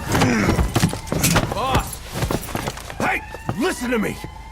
There is no way to recover the body.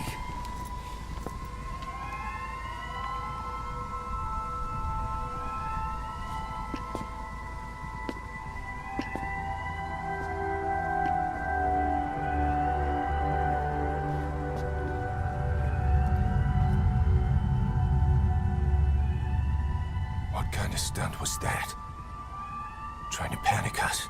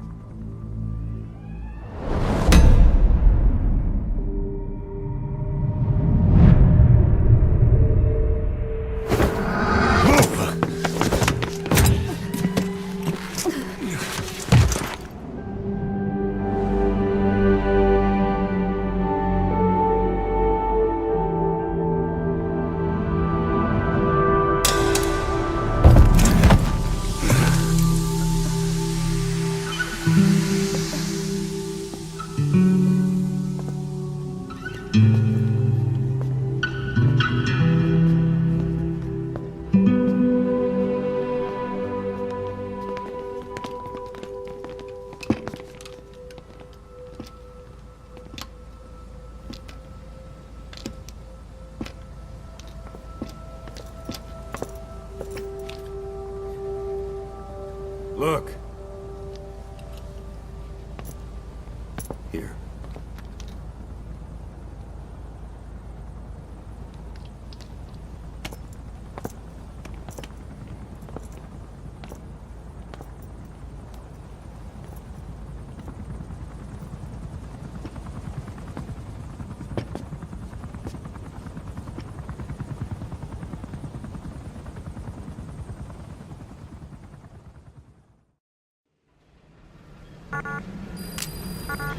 Boss, about that AI pod you retrieved from Emmerich's research facility. Guess what we found inside? A corpse. Human. The pod maintained a low internal temperature the whole time, and very little outside air got in. That would have slowed down decomposition. Still, the remains were mostly skeletal. Estimated time of death is between 6 months and a year ago. We put the screws to Huey about it. Listen to the tape. Turns out it was the body of someone we knew very well.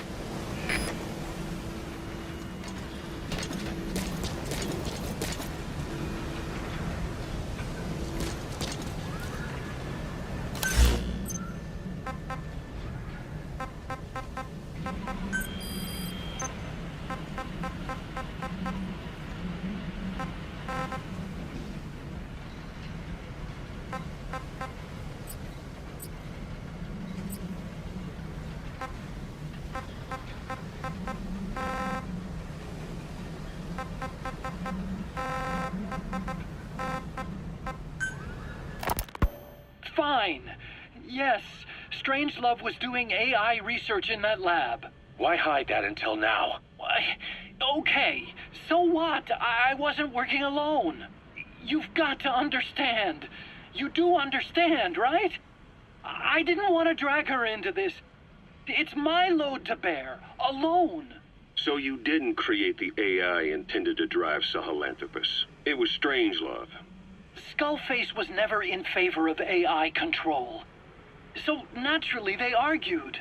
Strangelove, she got him angry and he killed her. How? You didn't see it? So you found her inside that pod after the fact. And you just left her body to rot in there. Or perhaps you put her in there afterward. I asked him not to take her away from me. So she was killed by Skullface, but you asked nicely, and he put her body in the AI pod for you? That's right. Pathetic. You know, we have another idea. That you killed her. Me? I couldn't kill her. You killed her and locked her body in the pod. I wouldn't. Don't treat me like one of you. I can't just kill anyone whenever I feel like it. I'm a normal human being. Oh, I see. So you just shut her inside and waited for her to die. I would never do that. What, you mean she killed herself? Yes. She climbed inside that pod and shut the door. It can't be opened from the outside. It was suicide. Suicide, I said. She killed herself. She got in when I wasn't looking and suffocated. She'd often try to do things like that. By the time I realized and opened the door, she wasn't breathing. I got scared and shut the pod again.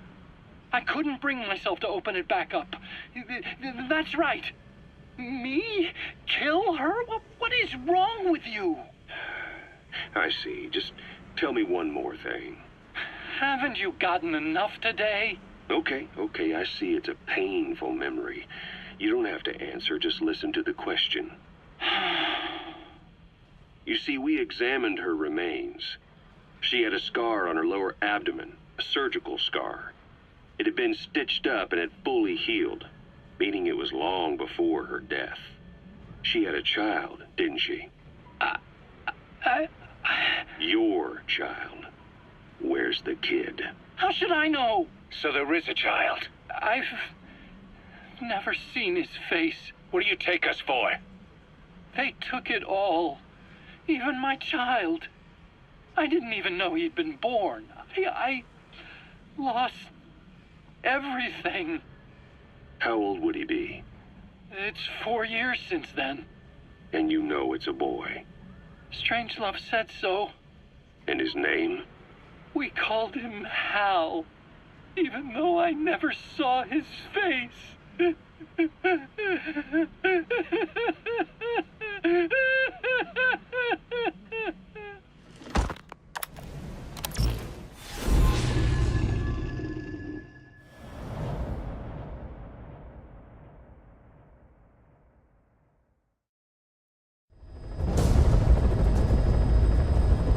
Boss, Code Talker's research has been stolen. The research materials have been packed into 2 containers and hidden in the jungle southwest of the mansion. Enemy extraction choppers will be there any minute. You have to find and retrieve those containers before they arrive. That area is being guarded by zero-risk security, and their client is XOF. If the choppers make off with the containers, that research will end up in Cipher's hands. That cannot be allowed to happen. One other thing, boss. We need a cargo-capable Fulton extraction device to recover the containers. Use your iDroid to order its development and have it dropped in. Be careful down there, boss. The map has been updated. Enemy presence detected. The map has been updated.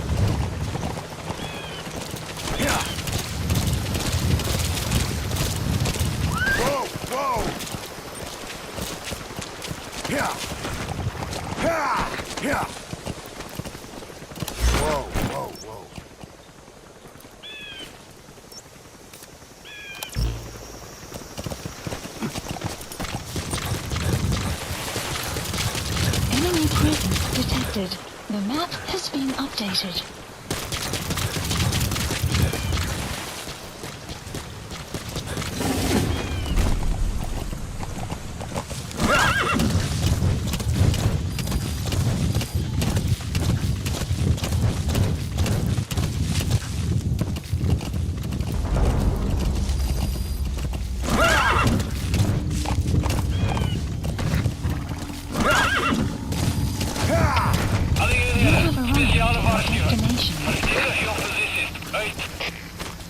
Boss, looks like they're stepping up security around the targets. Guards, they must know where the containers are. If you can just squeeze it out of them.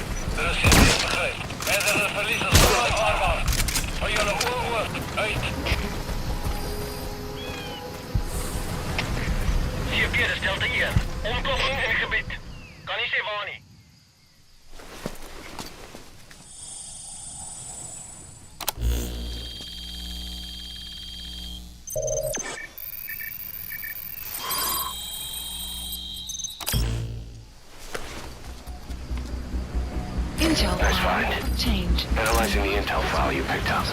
We've got a fix on the target. Check it on your iDroid.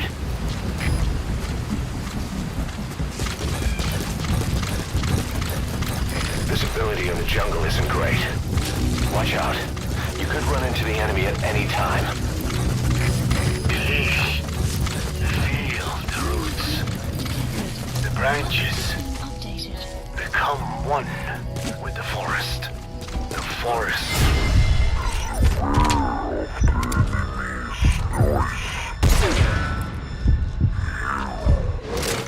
Must be two.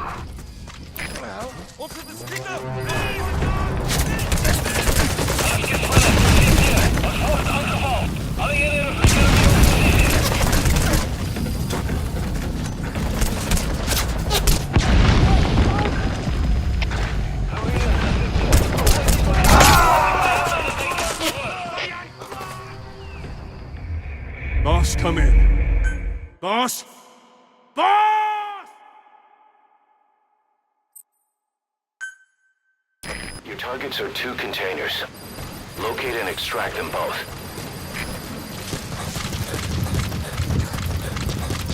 Visibility in the jungle isn't great.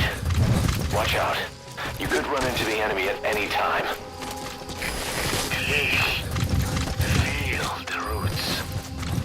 The branches. Become one with the forest. The forest is aware of the enemy's noise. You must be too.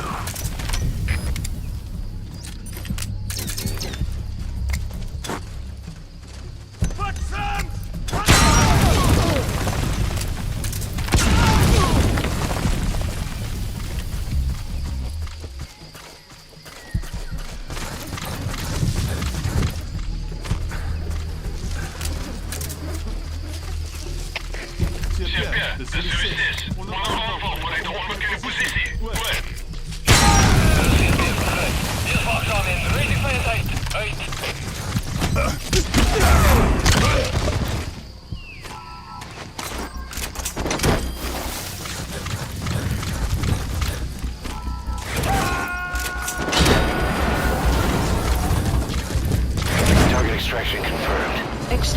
leaves one target to go. Take care of the next one. Boss, our early warning radar just picked up the enemy choppers. We'll keep you informed of their ETA. Hurry up and extract the target. Enemy presence detected. You can't go firing on the XOF choppers. If we attack XOF now, it'll be a declaration of war against Cipher itself. That time will come, but it's not now. Enemy presence detected. The map has been updated.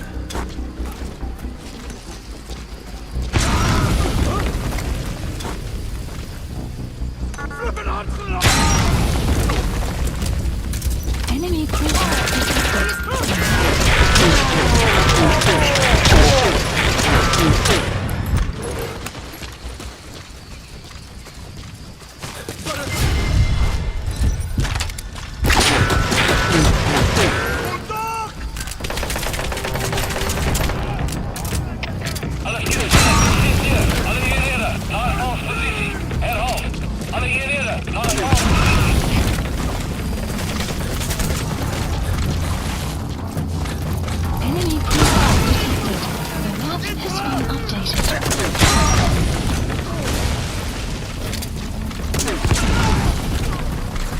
Enemy presence detected.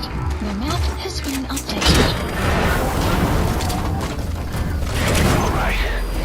Target extraction confirmed. We've avoided the worst possible outcome. Exfiltrate the area. Go ahead and call the chopper. You can also exfiltrate the mission area by land. The map has been updated.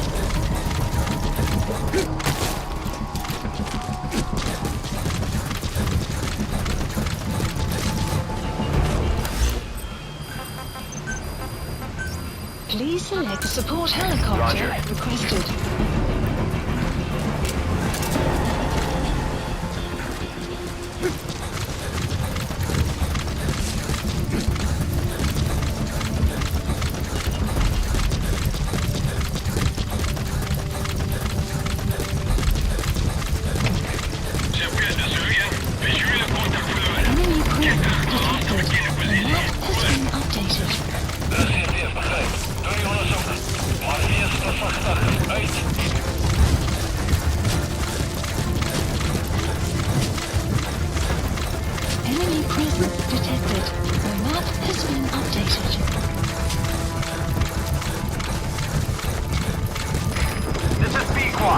Arriving shortly at LZ.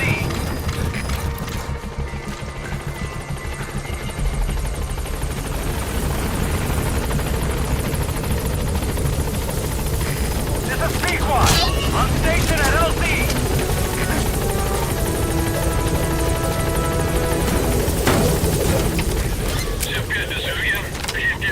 Standing out.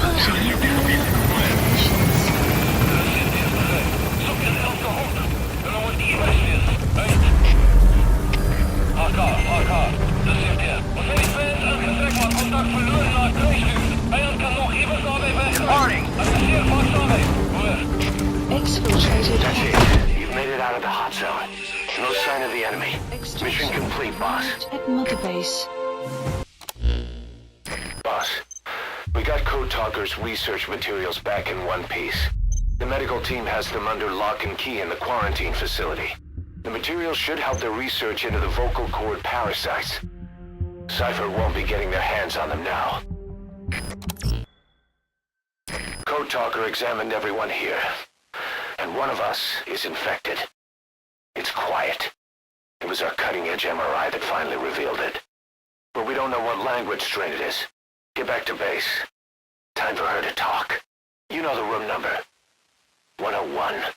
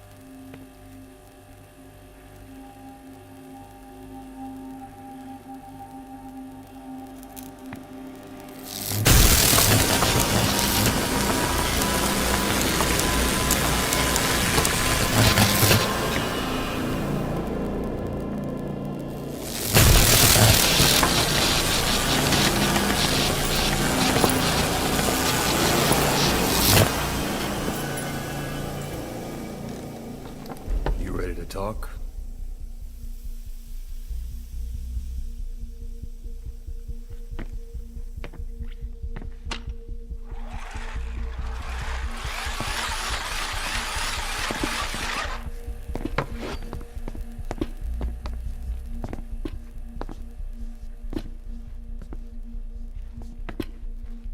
Anything? Still living up to her name. How about you drop the act?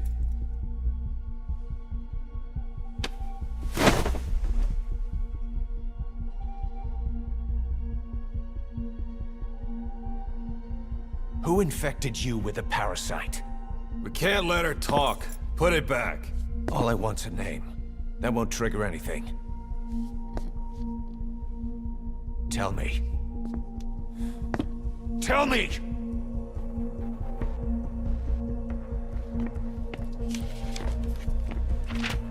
Your lungs have been barbecued. There's traces of rubbing alcohol in your alveoli.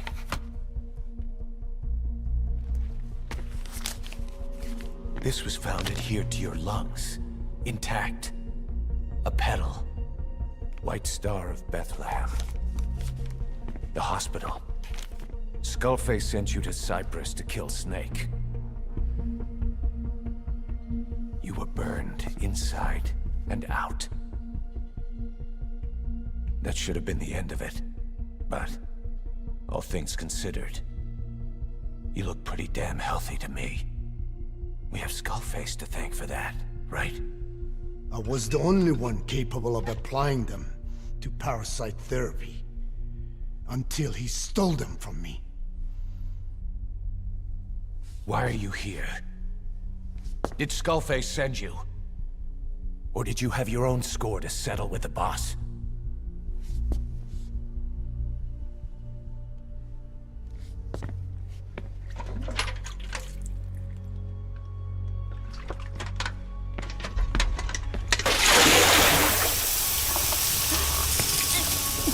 Refreshing? Salt water. No! She'll die!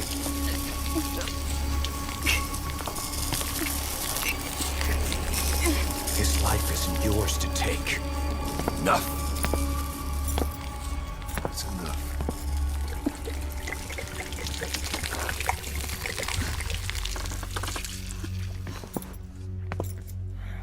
If she wanted to kill the boss, he'd already be dead. Same goes for us. She's had plenty of chances. She can't talk. She's not here to kill anyone. We're wasting your time. It doesn't matter why she's here. She works for you now. She's in love with the legend.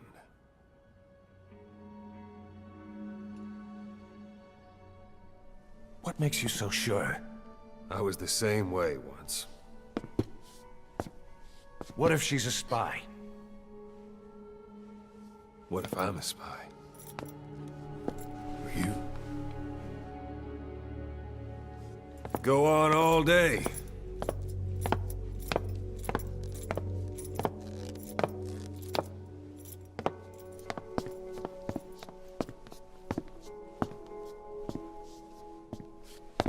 Boss.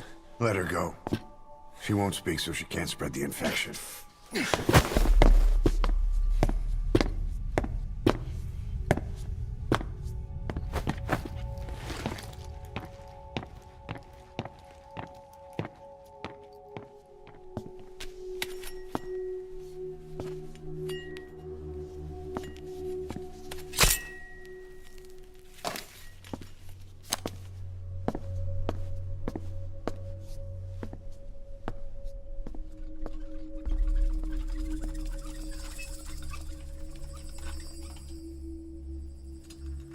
Nabegetten Tisch?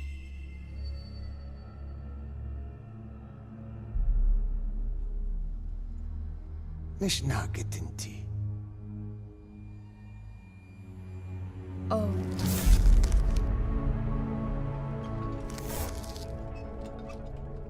Idiki plak anat e.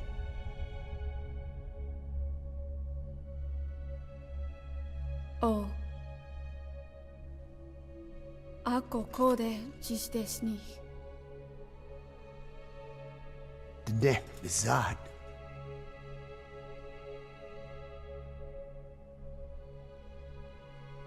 Belagana gesnita. Tadobe yasteta. Aseitota.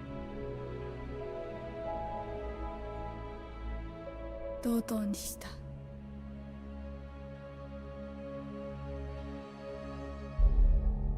ドドにした。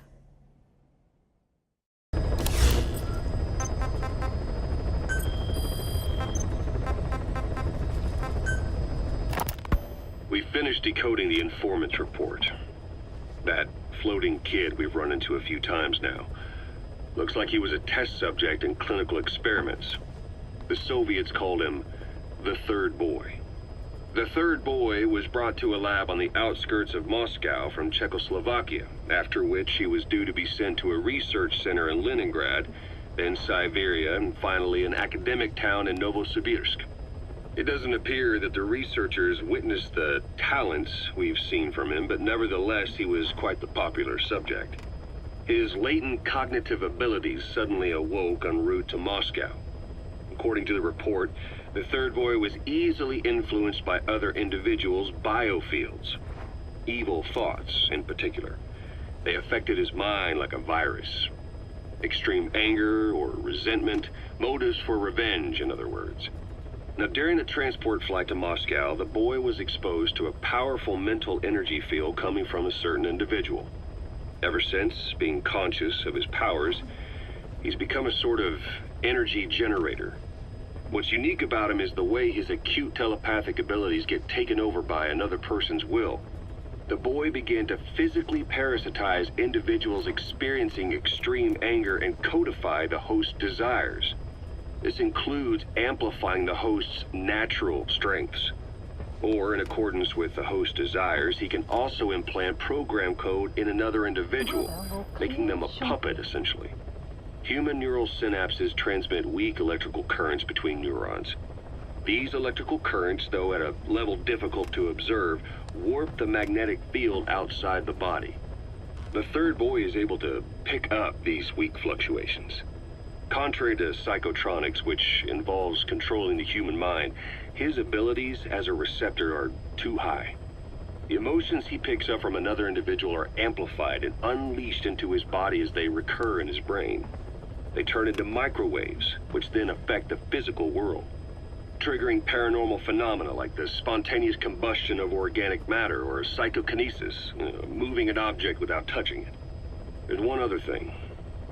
While he's parasitizing a host, the boy's ego gets shut away, allowing the will of the host to take control of his powers, like some annoying static drowning out your own voice.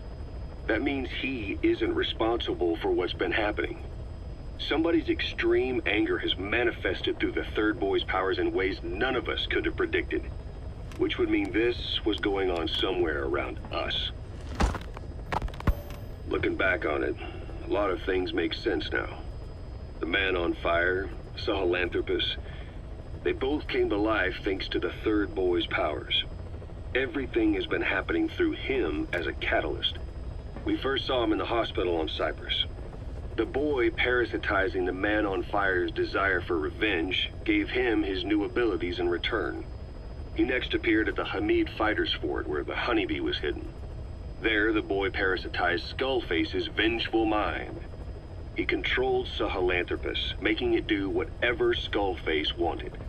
Same goes for when we extracted Emmerich onto the chopper. When he appeared at the Devil's House in Central Africa, Skullface's will controlled the man on fire via the Third Boy's powers. Everything is clear up to this point. But even the informant couldn't pinpoint who the host was in the cave within Surat power plant. Sahelanthropus suddenly became active, then crushed not only the man on fire, but Skullface as well. Surely neither of them could have been the host. Who else was at that location and bore anger more extreme than either of them? Whose will was controlling Sahelanthropus?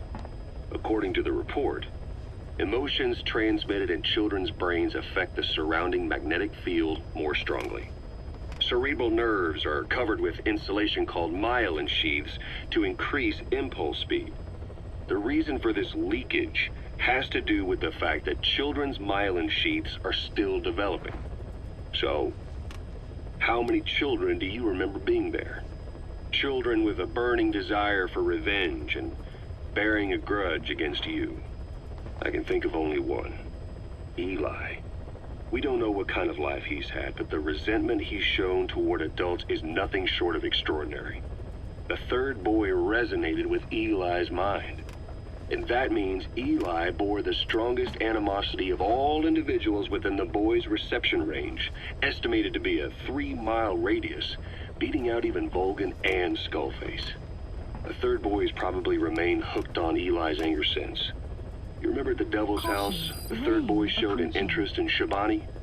That must have been his ego making a rare appearance.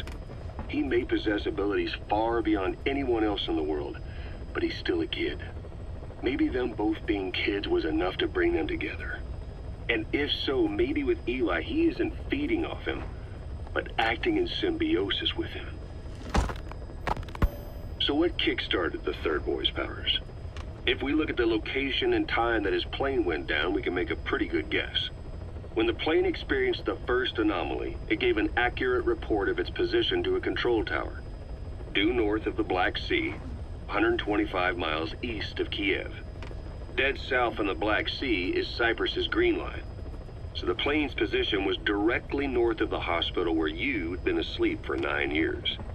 And this anomaly was reported at exactly the same time that you woke up. The plane was enveloped in flame from the inside out.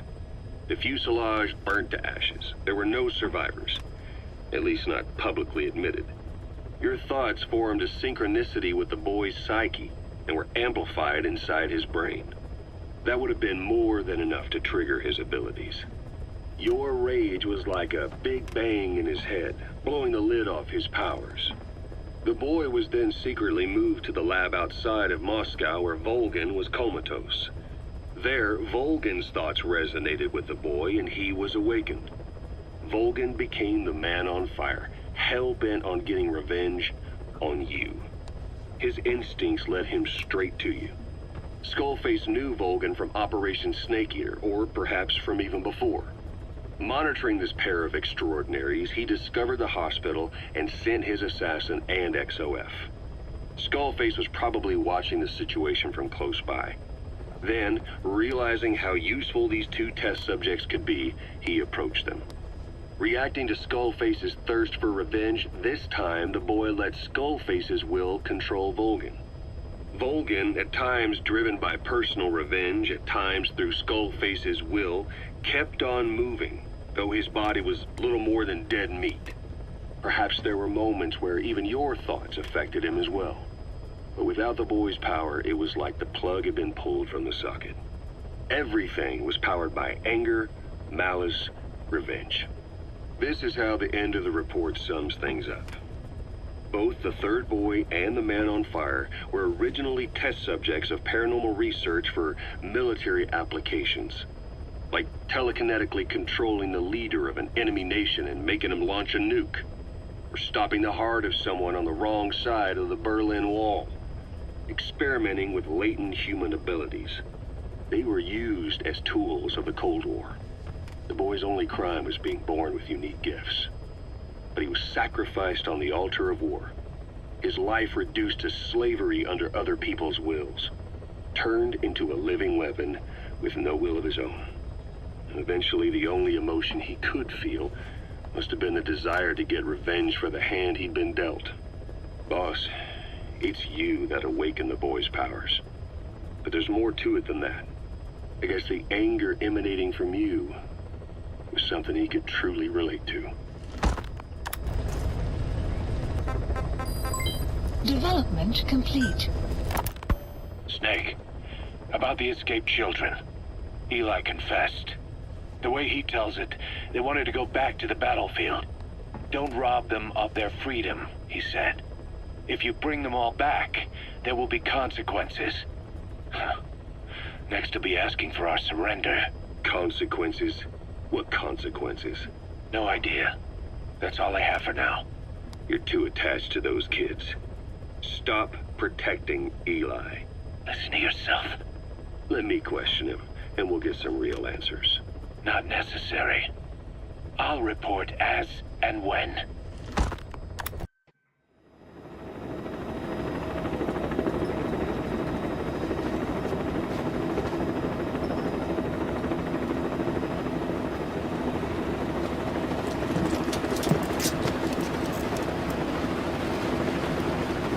It's raining.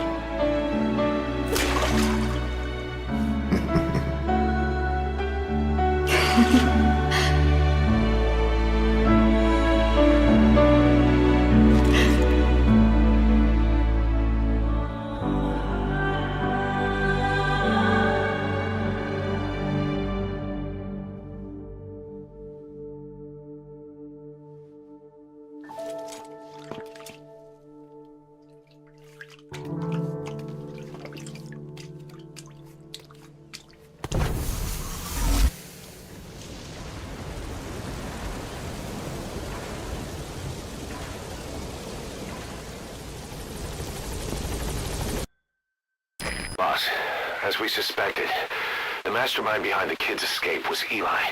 It's hard to believe, but apparently he'd been plotting an armed uprising against us. He could be hiding something else, too. Ocelot's gonna press him for answers. Get back here as quick as you can.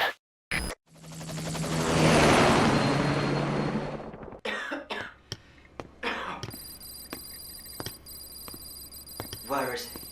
I told you. Your father's not here. They're back.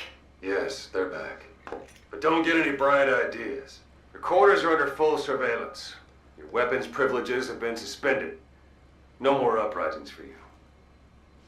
Did you really think it would be that easy, Commander?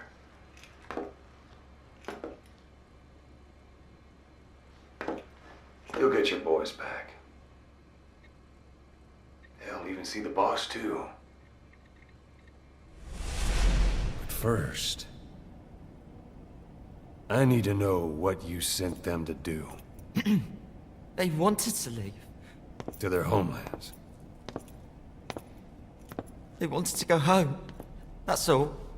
So they were just homesick then? Not quite. Military warlords, PFs, the armies that murdered their families. Cousins, brothers, parents, They all had someone they wanted to kill.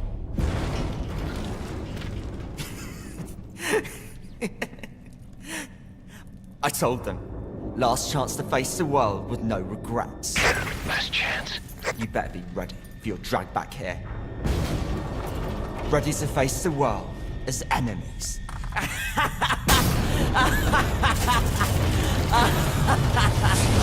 No!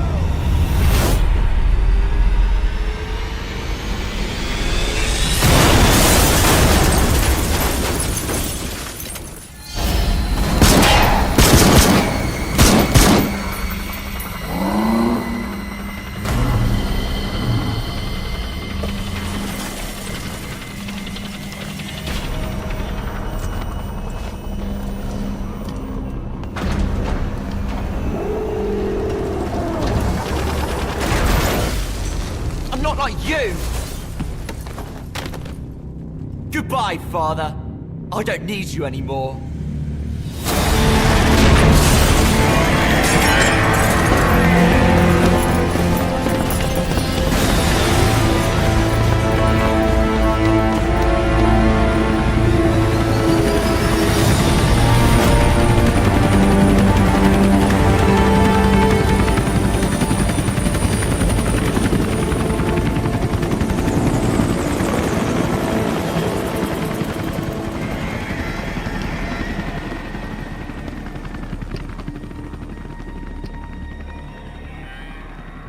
Was Ralph really an accident? Or did Eli just rig it to stir up the boys? Either way, he had to have been planning for this all along. Bidding farewell to the world.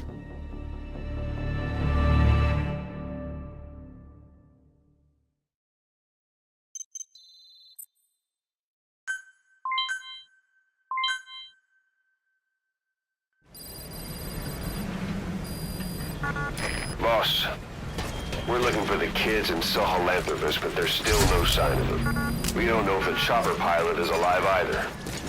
What have we gone and put in the hands of those kids? We don't know how bad this is until we find them. Also, regarding our concerns about Eli, I finished looking into whether or not he's a product of that project. I have an answer. I put it on tape. Give it a listen.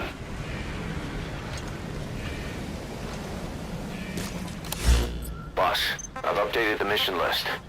We've received some new job offers. The details are on your iDroid. The kids you brought back to base have laid out the situation. They all escaped to each of their home villages, or were trying to get home, and lost their way. Not that homesickness is gonna explain everything we've seen. Each of their home villages?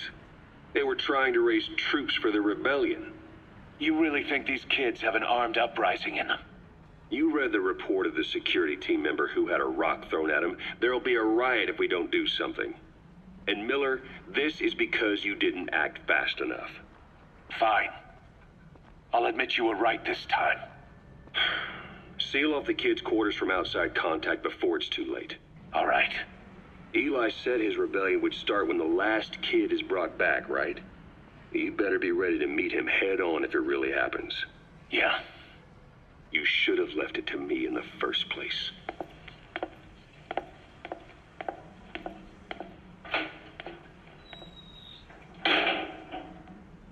Boss, they're just We have a responsibility to see that those kids make it. It's not about feeling protective or the pros and cons. I hate kids. That's exactly what I heard from the people who raised me. People who abandoned me, more like. That's the spark that kept me going, you know? I wanted to show those adults what I was made of. Wanted to get back at them one day. But before I knew it, I was all grown up. Never saw it coming. All of a sudden, people treated me as an adult. Some adult I turned out to be. But I feel like if my life had been different, if the adults I knew had been different, I could have grown up better. Yeah, that's it, all right. I wanted to use those kids to test that theory. That's all this was. From their point of view, I'm no different from the assholes who gave me a hard time. When this is all blown over, I'll talk it out with them. If that's still possible. Boss, there are still kids out there. Bring them back safe. Boss, it's me. Eli's revealed what he wants. He wants to speak with you. With Big Boss. He just said, bring my father here. Eli's too smart for his own good. No way to tell what he's thinking. All we know for sure is his men are important to him. That means we can use the escaped kids as leverage in any negotiation. Once you've brought the last one back, I'll interrogate him. If the kids do rise up, we'll meet them full force. End of story. I didn't want things to turn out like this. We could have prevented it, but it's too late now. If Eli means to take this all the way, he's gonna force us to do the same. Boss, go get that last kid. Boss, we found weapons in the children's section of the living quarters. As you know, weapons are strictly off limits. We've got some rule breakers. The weapons we found were handmade. Blades ground out of knives and forks, a couple of bow guns built out of scrap, and explosives made using detergents. And get this, the explosives were tightly packed with nails. The kids put the blame on, you guessed it, Eli. I guess that's what he meant by consequences. I questioned him about it, but this time he claimed they want to be put out on missions. Send us to the battlefield, he says. Miller, enough is enough. You've protected him too much already. It's my turn to question him. Protected? What Eli's doing is issuing a threat. Comply with my demands or I'll respond with force. But it'll be war at this rate. Forks and soap aren't gonna kill us, but some of them will end up dead. Is that what you want? Now, I hate to say it, but they want to be on the battlefield. It's time you gave up this fantasy. Eli, he said they'd rise up against us if we bring the last kid back. There, you see? Ignore his demands. Don't let him return to quarters. That attitude is contagious. We'd lose control over them for good. For the time being, we've confiscated those handmade weapons. We're bumping up security and the number of psychiatric counselors. As for Eli, he needs some very special care. You mean solitary? Well, we can't leave him in contact with the other kids. If you won't do it, I will. Boss, keep working on extracting those kids.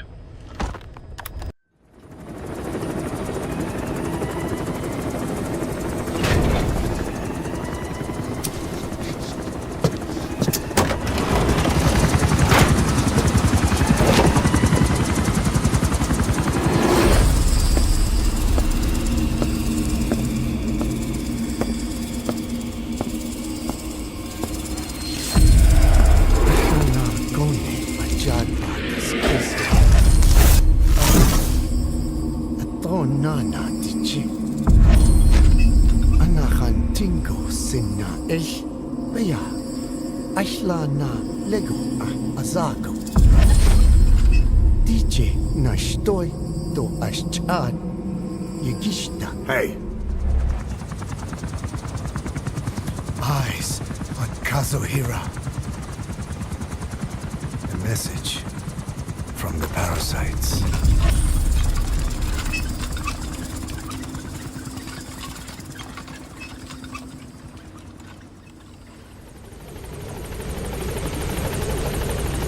Clouds approaching. Skullface, real name unknown. Born in Hungary, more specifically northern Transylvania after it reverted to Hungary from Romania. While he was young, the country allied with Germany as part of the Axis powers, but later during the war, it came under Soviet occupation. The Hungarians struggled for independence, but the Soviets came down. Hard. Just like he said, time and again the country was ruled by a foreign tongue. When he was a young boy, he lost his native language, the bedrock for any developing child. His country, his family, his face, his identity, everything was stolen from him. All he had left was his skull. Skullface first tried his hand at espionage during all the chaos from the war. Agents, military officials, and soldiers who operated out of Hungary during the war vanished over the course of several months. This Soviet spy hunt rocked the counter-intel world. Mysterious fatal illnesses, accidental deaths, drownings, people having strokes behind closed doors. Just like Stalin, no one knew who was behind it. But all you need to do was look for who had the motive. They were all taken out by a man without a face. And now we've got an idea of how he did it too. He'd gotten revenge for his people, but he wasn't finished. Skullface defected to the West, eventually ended up with the SAS. That's where he met Zero. It's possible he began planning this whole thing back then. It's hard to say. In any case, Zero made him his XO. He always did have a thing for oddballs. But this one was set to lead a unit no one else would know about. When Zero created Fox, he also formed XOF as a support team. An unconventional special forces unit designed to support Fox, make it stronger, with Skullface given the orders. Zero never even told the boss about it, nor the CIA, naturally. If Fox was Zero's silver bullet, XOF was the recoil when he pulled the trigger, just like Newton's third law. While you were with Fox, Skullface was operating behind the scenes, sometimes as your backup, sometimes as a mole or a scout, sometimes as your cleanup crew. Fox's tail, making sure the mission succeeded and that you survived. We only have his word to go on, but Skullface's goal was revenge against those who'd use language to subjugate people. Those corrupting a people's identity by forcing a new tongue on them. Those using the power of language to control information. Naturally, that set his sights on Zero. To Zero, English was simply the most convenient code. But to Skullface, English was a parasite. And by eradicating it, he'd stop the world from being eaten away. If that didn't work, he was ready to see the world scorched by nuclear fire. To save language, culture, and race from annihilation, he was willing to overstep the hands of the doomsday clock. That is, of course, if you believe anything he had to say. Boss, we've got the results of Eli's genetic tests. We can finally put this worry behind us. We used the PCR technique and conducted DNA fingerprinting of the copied DNA sequences. Neither is mainstream science yet, but the concepts and procedures are sound. Both tests say there is 0% chance that the two of you are blood relatives, meaning the results are negative. He's not your son, nor is he your clone. He's just another person. It was 12 years ago that Zero made plans to clone you. Eli's age and appearance certainly are a good fit. I admit the first time I saw him, I did a double take. But it looks like we were worried for nothing. Eli isn't your clone. Though you might still have one somewhere out there. But if Eli isn't the boss's clone, why does he seem so obsessed with him? Not to mention having one hell of an attitude for his age. I don't know. Learning the truth about himself, cursing the fact he's a clone, bearing a grudge against selfish adults, and coming to hate who he was cloned from. Big boss. If that were really the case, I could understand it. I might even feel a bit sorry for him. But no clone could have a totally different DNA fingerprint. And the tests left no room for error. You yourself were there when we drew Eli's blood sample. Come to think of it, when we went to OKB Zero, he'd snuck onto a chopper and was there. Yeah. He was acting strange even then. Or actually from a little before that time. That was exactly when we began these tests. Maybe he suspected something when we drew the sample, not knowing what we were doing to him, and becoming mistrustful of us. Hard to say. Eli's had an attitude problem from day one. So what is he then? Well, if he's gonna tell us that himself, we'll need to get him to open up more first.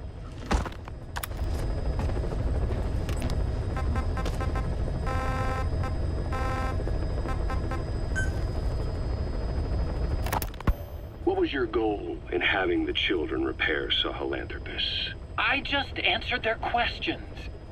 I had no idea they would actually try to fix it. I mean, can you imagine a child piloting it? Oh, sure. Easily. It wouldn't work.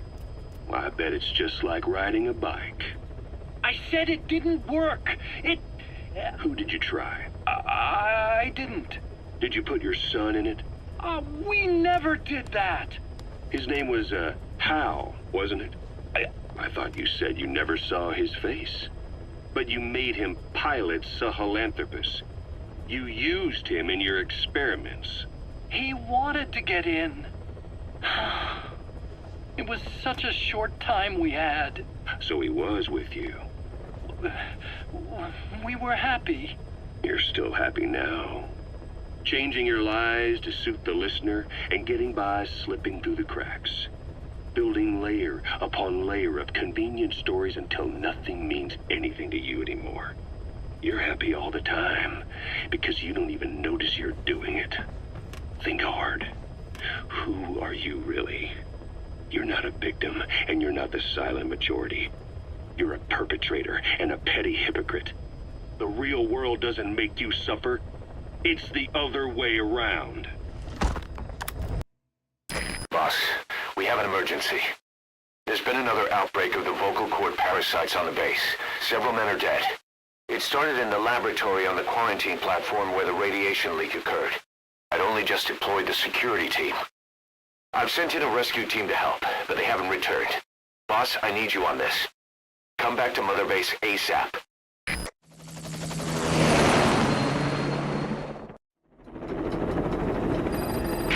Here we go again. There's been another outbreak in the laboratory. The quarantine platform. We sent a team to investigate and recover the survivors, but they haven't returned. There's nothing on the radio either. We got a backup team ready to go. Just give the order and I'll go alone. Boss, what are you... There's no need for that. We can't afford to lose anyone else. We have no idea what's going on Exactly. Anyone still alive's at their breaking point. Last thing we need is another unit storming in. No telling how they'd react.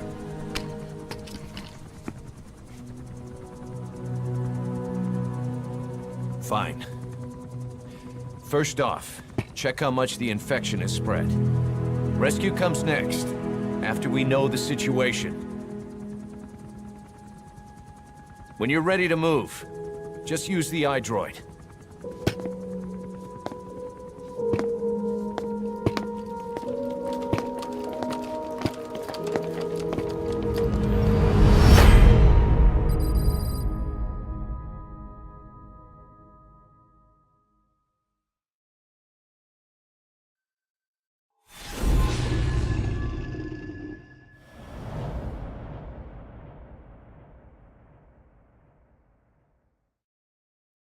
Boss, let's go over the situation again.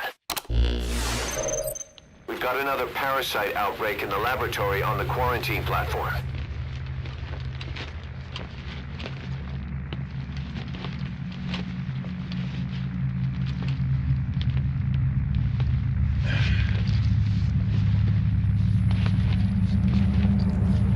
What is this? No idea.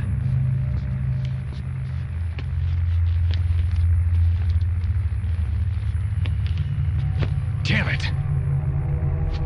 Huh? What the? Shit! Stay back! Stay back!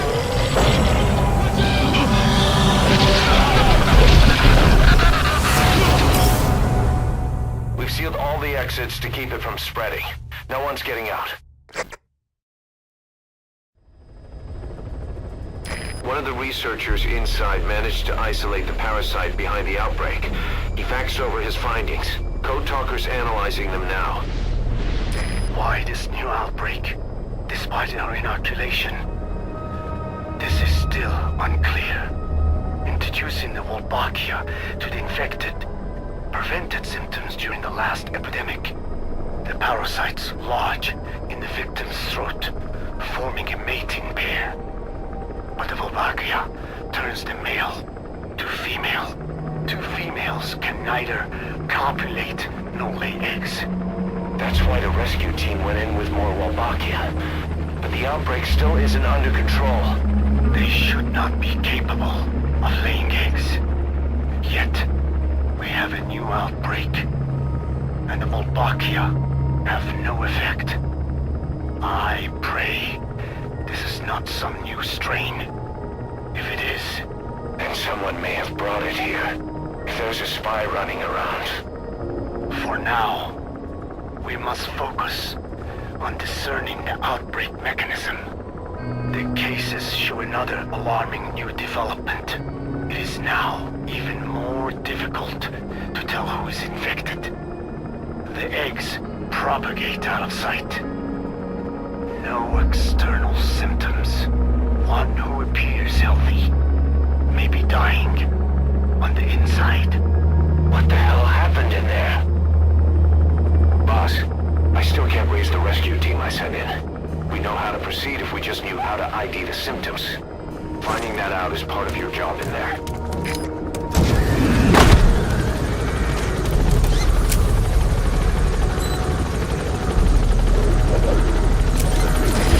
Quarantine tent. Map has been updated.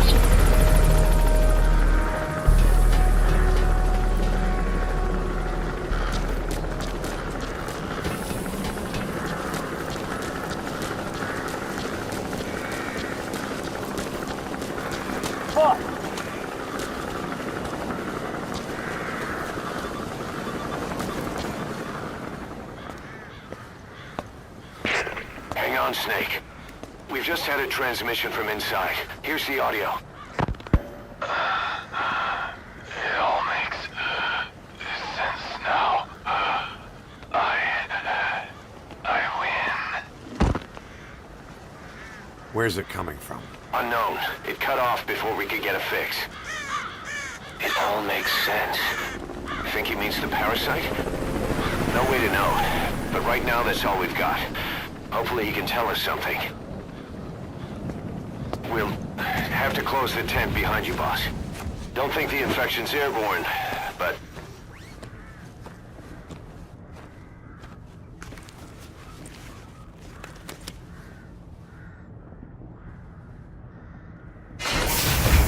Find the source of that transmission, boss. Find our man. You never know.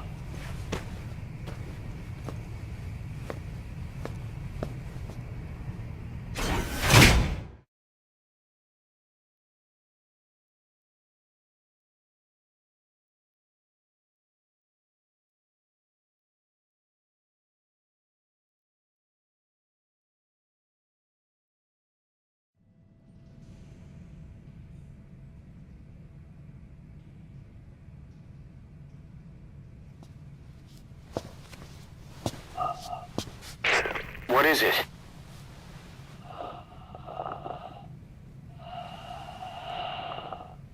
Something sweet. I can smell it even through the mask. The rescue team reported that too. Said it smelled like ripe fruit. We cannot allow the infection to spread.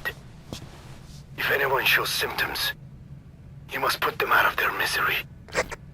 That includes me.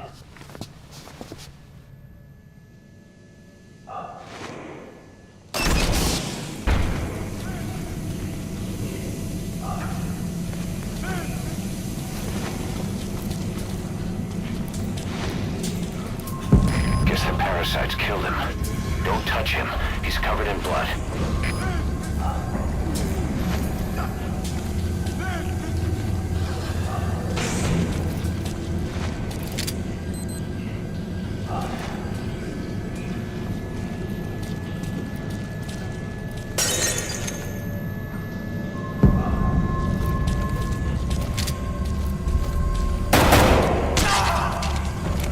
Stay back! Stay back!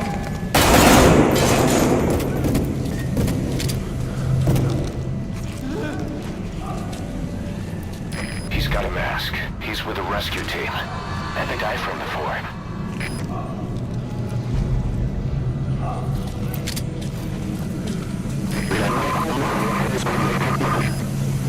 Was that more of the message?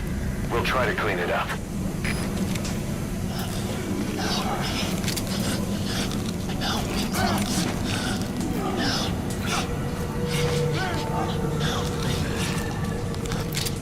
You're kidding, right?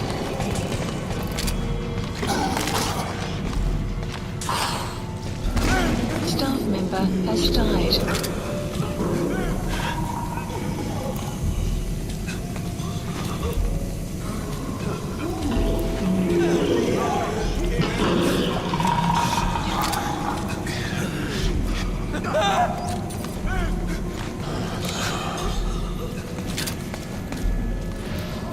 Step aside, boss.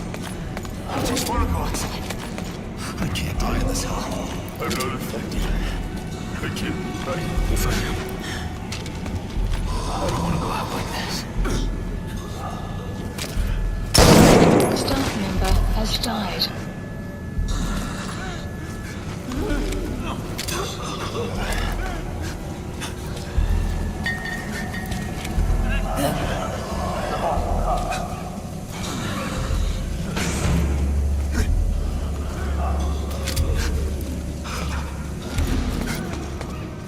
Boss, it's you. He's wearing a mask. He's part of the rescue team. Looks like he's not the one who sent the message. I'd like to hear what he has to say, but you need to keep going. Sorry. I'll be watching, but you'll be fine. Another transmission.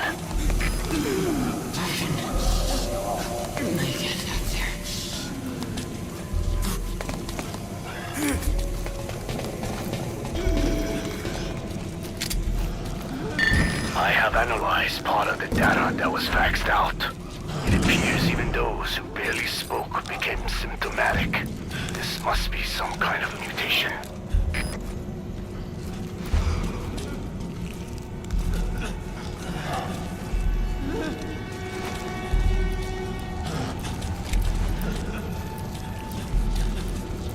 Get us out of here!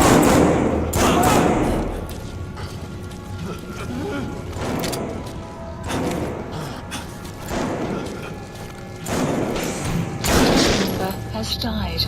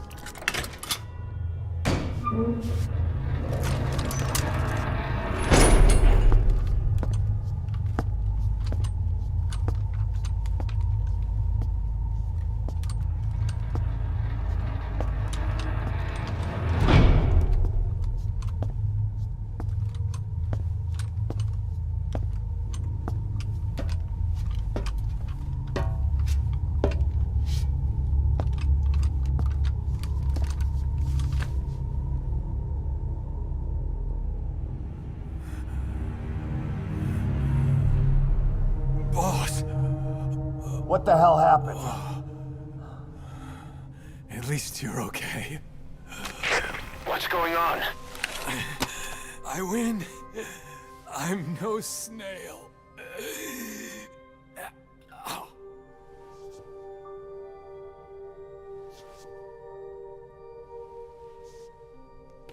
Damn it.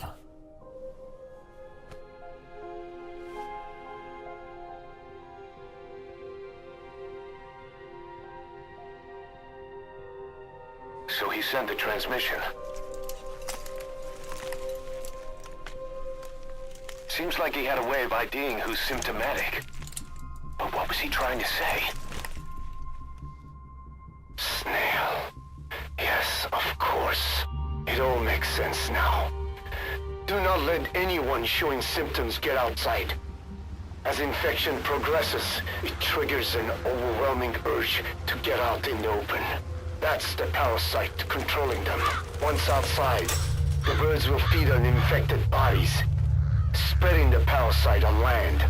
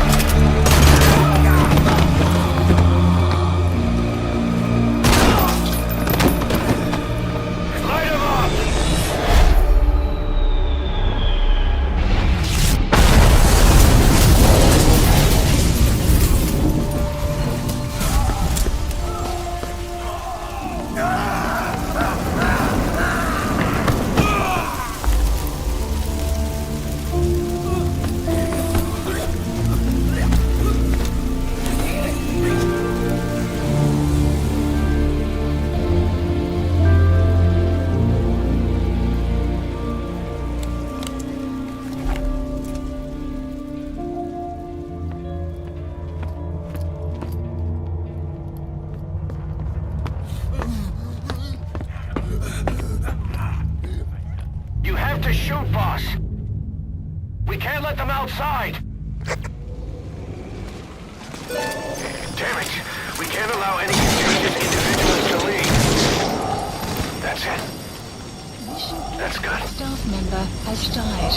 You still have those goggles. If you see a glow in someone's throat, that means they are infected. And all you can do is give them a quick death.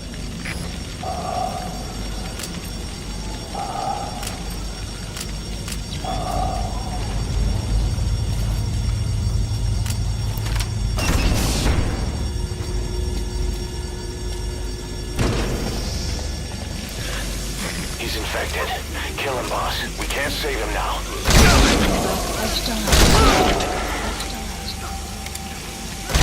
I'm sorry.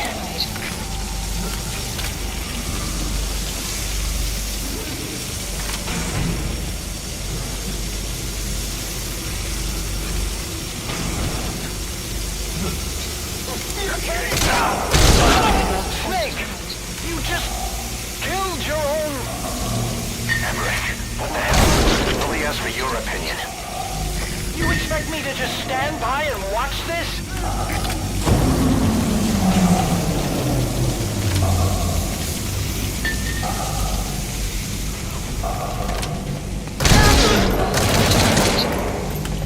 Staff member has died. Are you to kill us? Has died. Why? Has died. You're insane! He was one of your men!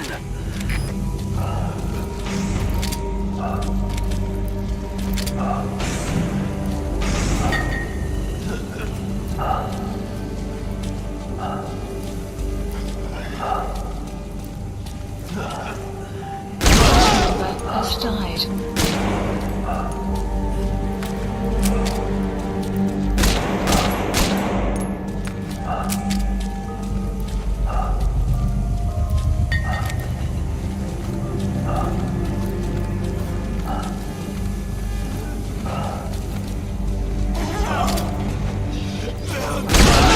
You yourself said we're a family!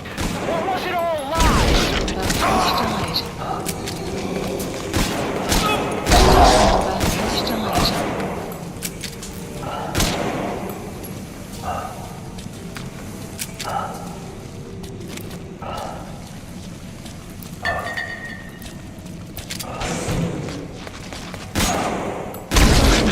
Has died.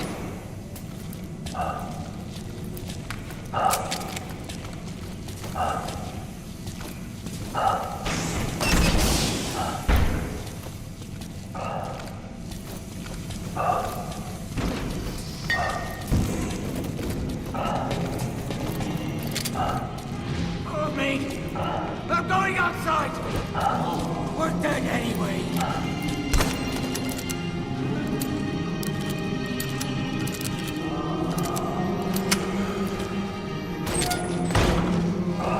Boss! Boss! Hey! Let's let the boss decide. We live and die by your order, boss. Boss!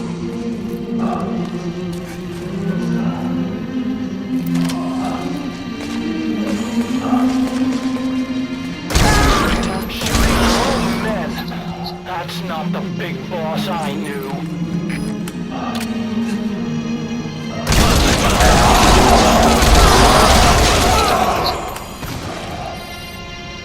Hang on, boss. Is he wearing a mask? He might not be infected. Examine him with those goggles.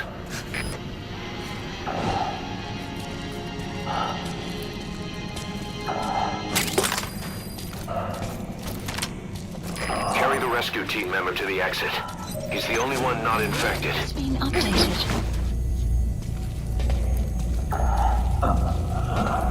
Thank you, boss.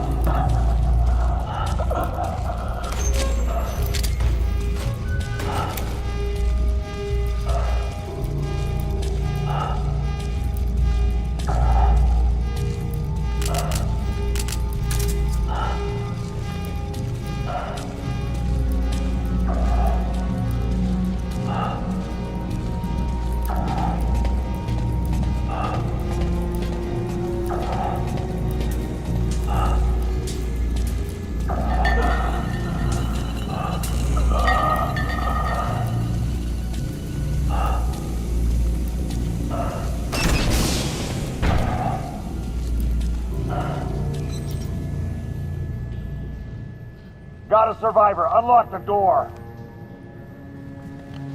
Wait. I don't think I made it after all. What? You just checked him. Could it have progressed this quickly? Boss, take another look at him with the goggles.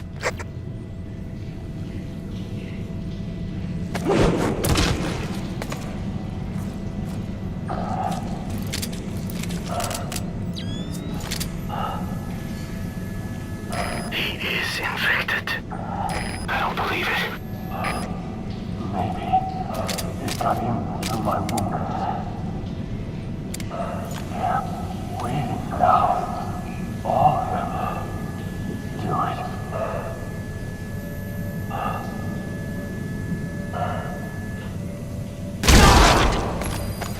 I'm sorry, boss. Staff member has died.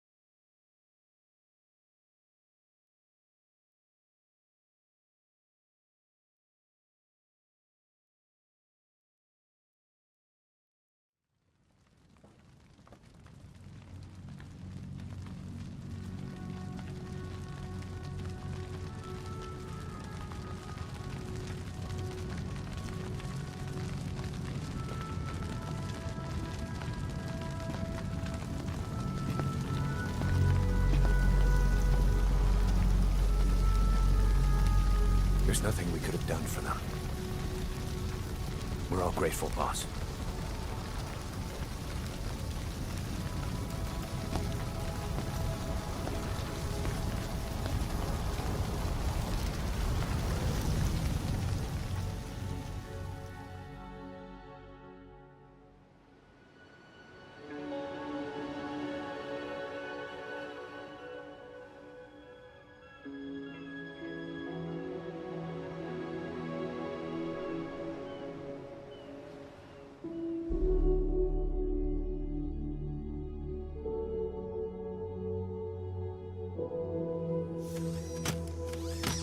It's your fault! They're dead because of you! What? He's right. I killed him with my own hands. They were on your side! I'm on your side! And you turned them all to ashes!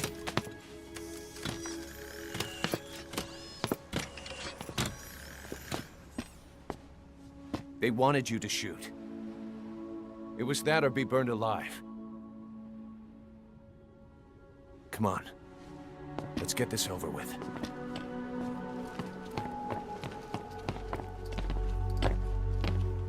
Wait.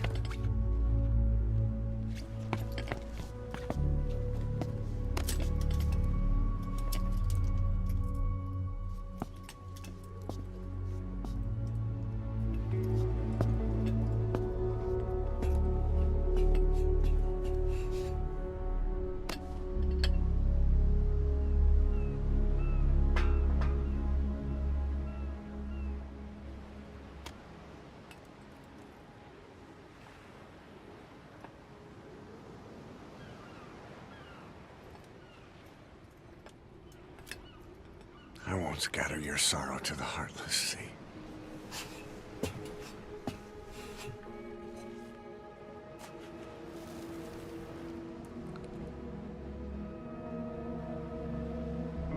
I will always be with you. Plant your roots in me.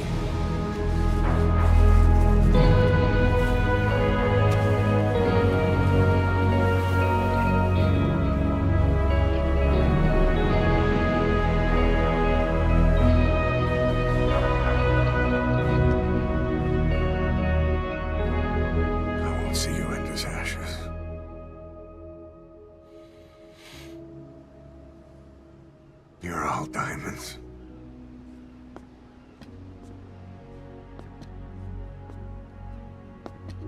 We're not burying them at sea. What then?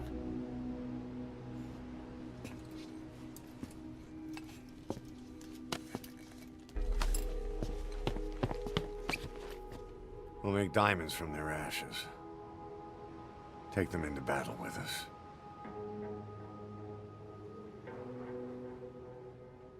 A shining light to our brothers in arms, even in death.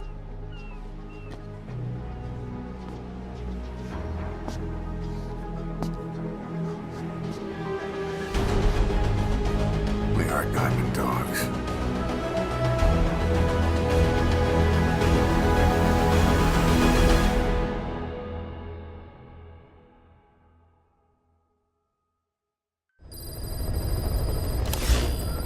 Mission list Boss, updated. I don't know how you do it.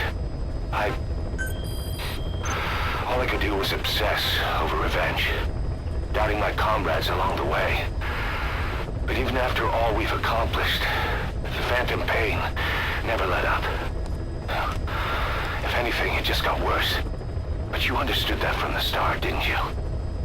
From the moment you opened your eyes in that hospital, you knew it wouldn't go away. That you've been fighting the pain and confronting your phantoms the whole time. Knowing full well the battle would never end, not till the day you die. I respect that now, more than ever. It's an honor and a privilege, Big Boss.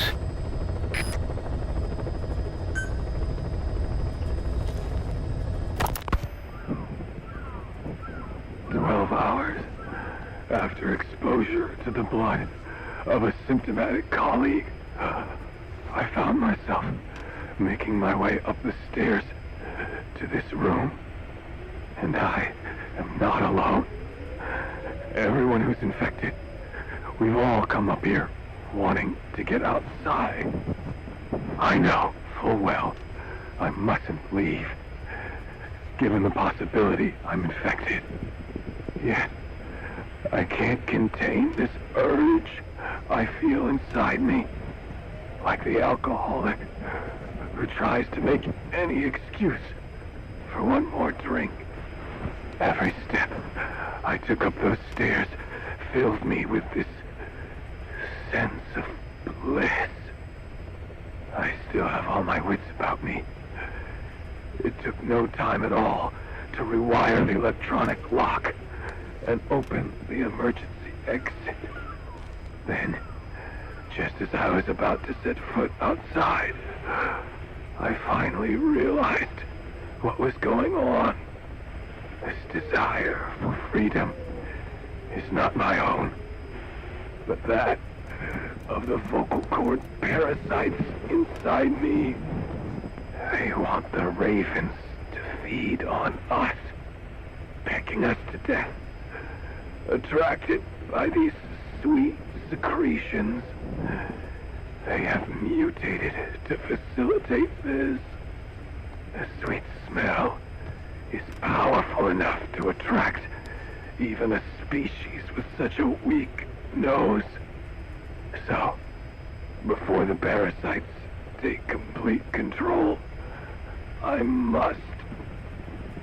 Most of the staff in here are already infected. At least, everyone I've looked at is.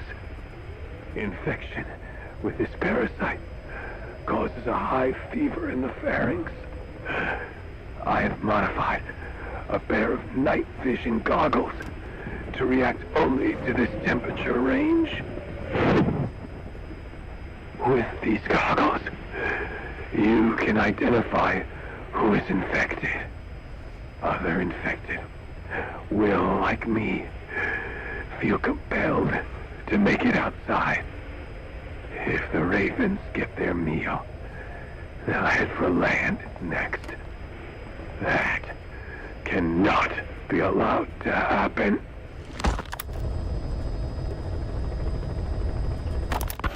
Well, Doctor, I have the report on the incident at the quarantine facility. Assuming the vocal cord parasite underwent a mutation. The only plausible explanations are exposure to some high-concentration mutagen, or radiation. As you know, some of the staff at the quarantine facility were infected with the parasites. The Wolbachia prevented them from copulating, but the parasites themselves can't be removed from their host's vocal cords. Once you're infected with Skullface's parting gift, you're stuck with it. The researchers regularly used X-ray equipment to monitor the parasites in their throats. No problem there, they kept a close eye on the radiation doses. But that equipment didn't just give off X-rays. It was also emitting beta rays. Even though that's unnecessary for the scans. See, beta rays have far worse effects on DNA than X-rays. Meaning the only logical conclusion is that someone added in a beta ray emitter to trigger a mutation. Those beta rays leaked out from inside the equipment. Because the emitter was retrofitted, the shielding was inadequate. And the person who ordered and inspected the equipment was you, Doctor. That makes you the only person with the opportunity to install that emitter. So now you're saying I sabotaged medical equipment for some wild plan to make the vocal cord parasite kill everyone?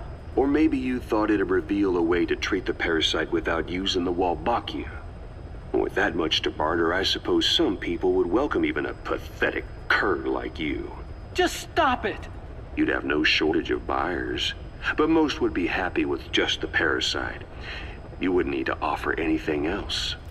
However, if that buyer already knew about the parasite, they'd also know that by itself, it's no longer the ultimate bargaining chip it once was. To sell to that buyer, you need to throw in a bonus. A way to one-up it. There's only one buyer who'd be after that. Emmerich, we record all communications on Mother Base. That includes radio transmissions to and from homemade devices. You've been in frequent contact with people in America. A private biotech company. A client of which is DARPA. And they are connected to Cipher. You made a deal with Cipher. You offered them a new parasite in exchange for your safety. This is the only place in the world where the vocal cord parasite still exists. And you used it as a testing ground. Tried to resurrect their bioweapon. But your plan to obtain the parasite has failed. Your bullshit ends now. And don't think you're leaving here alive.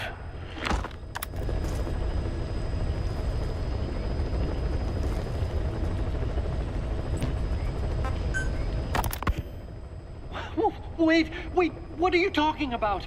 Just what do you plan to do? Present the charges against you, and render an appropriate punishment. You're gonna put me on trial? Call it what you like. What's the meaning of this?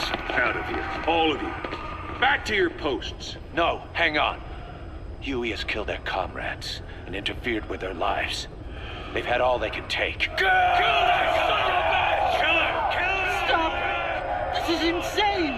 You have no evidence whatsoever. You say you're an army free from government. You talk big about being a nation unto yourselves. But from the outside, you're just thugs, rebels, a militia, terrorists, an unhinged threat to society.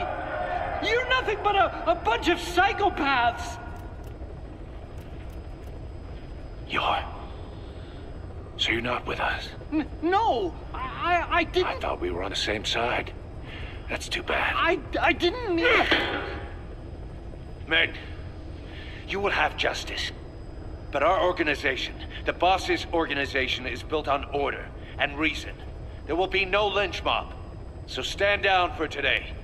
We will gather all the evidence of this man's crimes. And then he will be tried. Dismissed. What do you think you're doing? Go ahead and execute me. It'll be murder in the eyes of the world. You've lost your minds. Don't you get it? You're seeing phantoms. Just look at that dog. No, you named him D-Dog, but it's obvious anyone could see that's a wolf because you're all a bunch of wild dogs. You wanted to believe he was too, to feel some connection, to fight your loneliness. You wanted something to cling to prove you deserve to be alive. You wanted to forget the death, your sins, so you'd cling on to dogs, or wolves, or even Big Boss. The boss is the same, isn't he? Every one of you is alone. That's why you suspect your own. I know, because I do the same. I'm one of you too.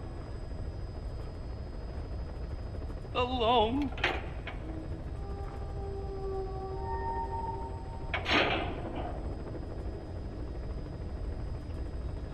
Open your eyes!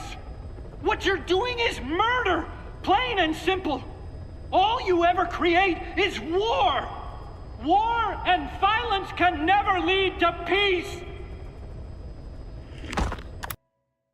Boss, you there? We have a problem. The staff have found out everything that Emmerich's been up to. They're right on the edge. I need you to intervene before things get out of control. Get back to Mother Base ASAP.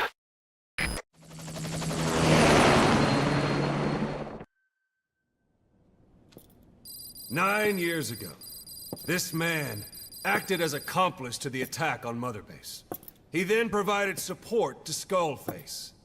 Conspiring with Eli, he repaired Sahelanthropus in secret.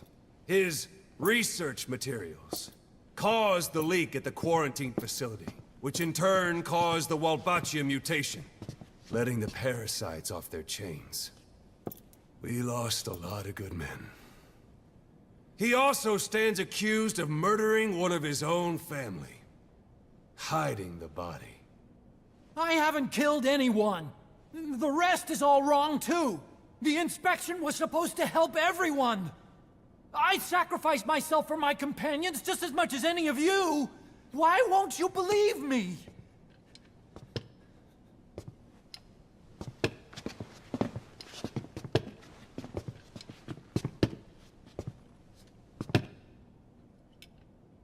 The prosecution calls a witness.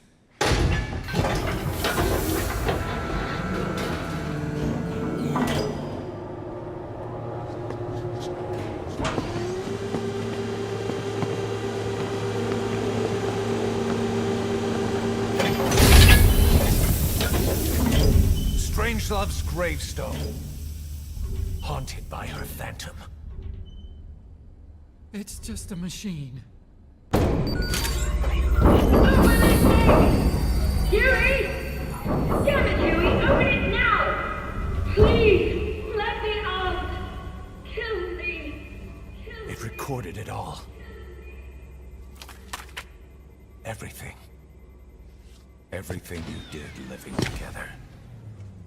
How could a machine? You forced your own son into the cockpit of a Metal Gear, a test subject. How? His mother had to hide him away, and for that you locked her in that coffin. No! She did it herself! It was suicide! And even if I did, what right do you have? There's more. We have you, to tell us everything you've done, everything you've thought. All this time.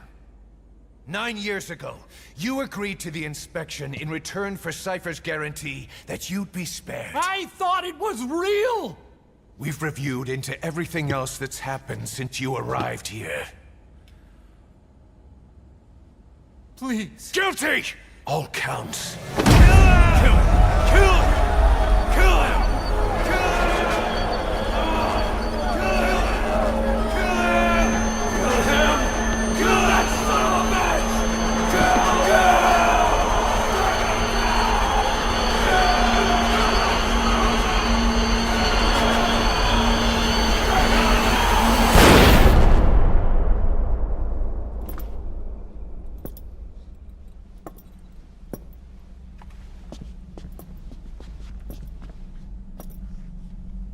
We exist outside the law.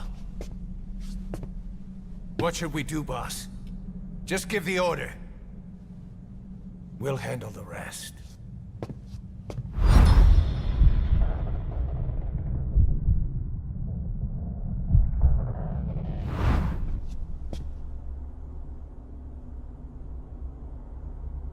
Prepare a life raft.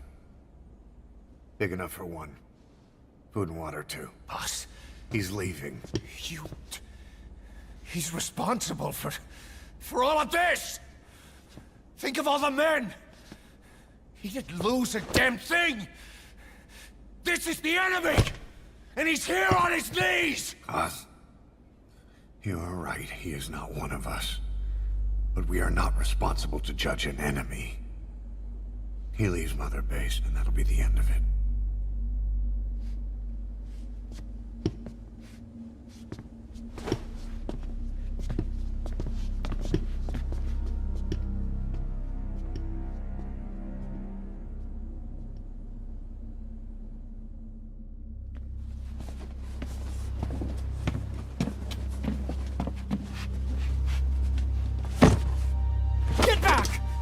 Touch me!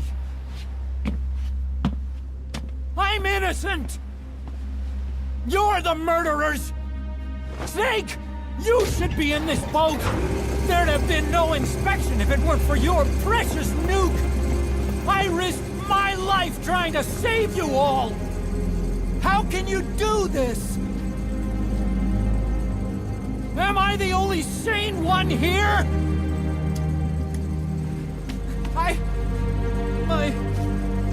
It's not my fault!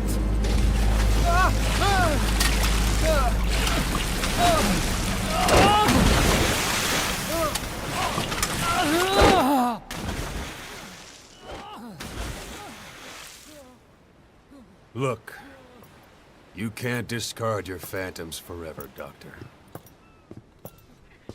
Son of a bitch will make it, you know. I can see it now.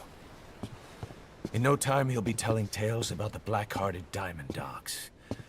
The Shining White Knight, blabbering on about our injustice, hiding behind his fool's idea of morality. And all the other fools will stand around, nodding with every word he says. No. One day he'll see through the lies he's built up, realize what kind of man he really is. What goes around comes around. You can't run from yourself forever.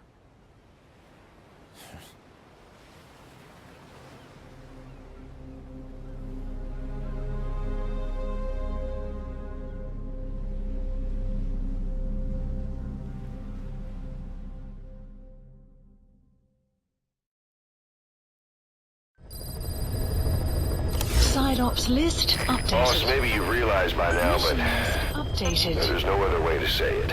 Quiet's gone. She pulled her camo stun stowed away on a departing chopper. After pinpointing which she took, we figured out her destination. Afghanistan. Get after her. Only you can do this. Boss, I told you this would happen. I wish I could say good riddance, but Quiet knows too much about us. We can't just leave her out there. Remember what you told me when she first got here. One of these days, we're gonna have to kill her. When the time comes, I'll pull the trigger. I'd say that time has come.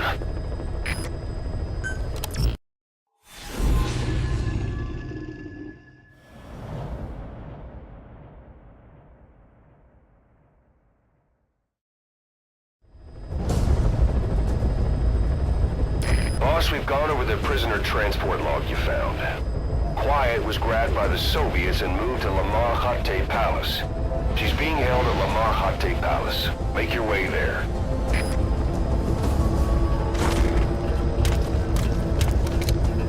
They lost a lot of men to her. Can't blame them for wanting payback. But why did she just let herself get captured? I think it's time you knew.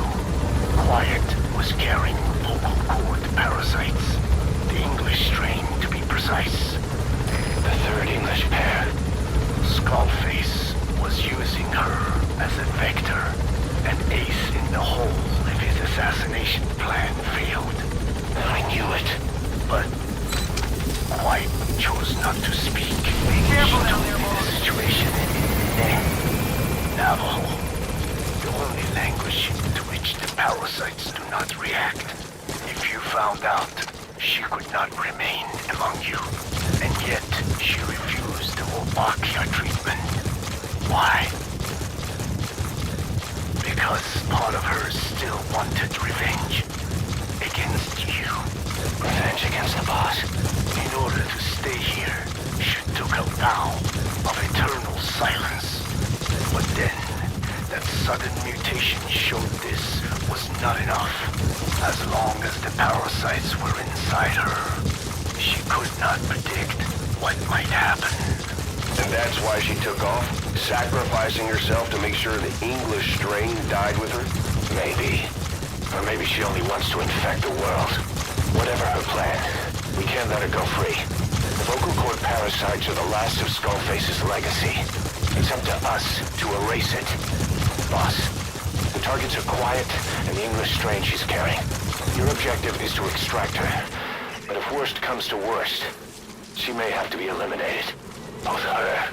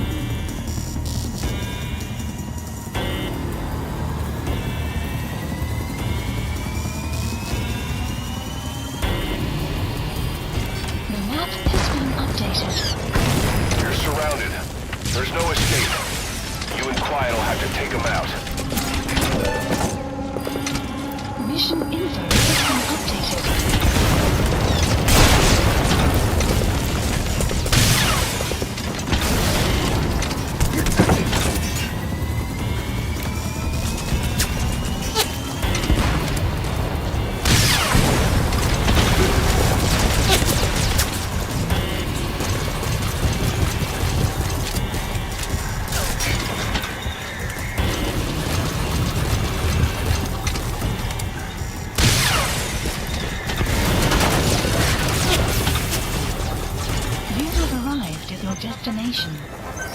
Please select a strike point. Quiet's able to fight. She's back to her old self.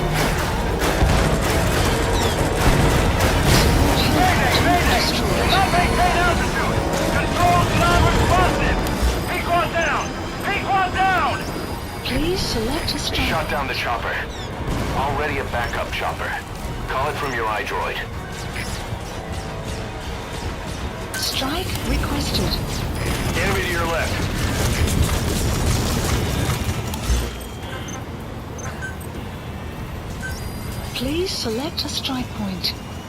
Support helicopter requesting strike. Quiet's using herself as a decoy to draw the enemy away from you.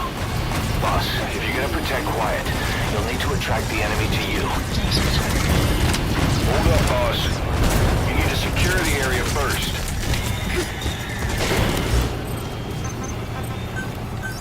Please select supplies requested. You have arrived at your destination.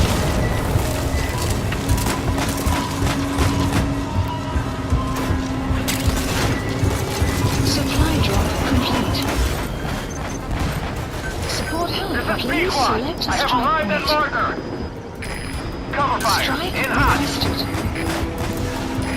Prioritizing elimination of enemy threat. Not maintain altitude. Controls non-responsive. Take one down. Take one down.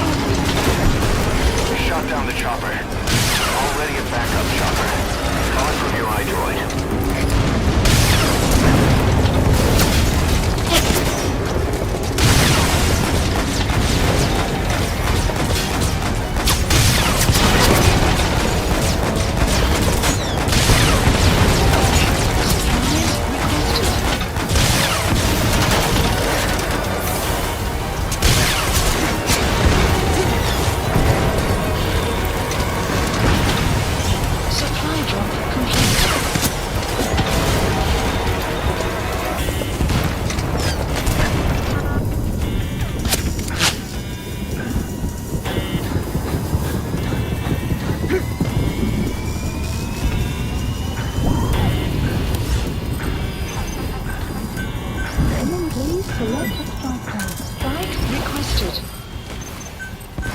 Please select a drop point. Supplies requested.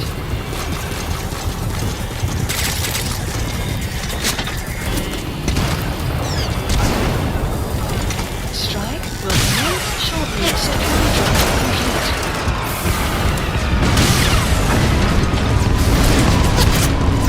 Enemy dead ahead. Don't let them get close.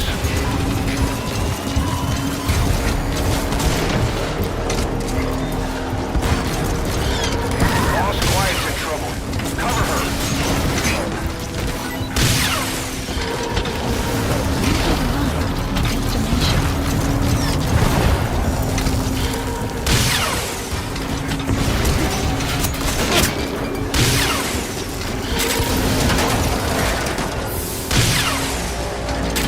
Lost reinforcements are approaching.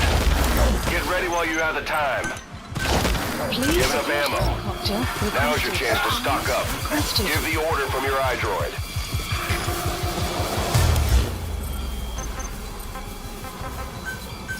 Please select supply drop complete.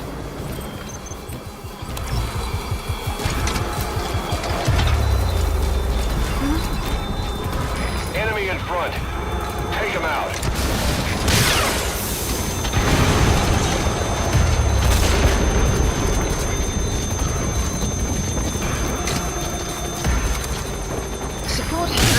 I have arrived at marker. Cover fire. In hot. Prioritizing elimination of enemy threat.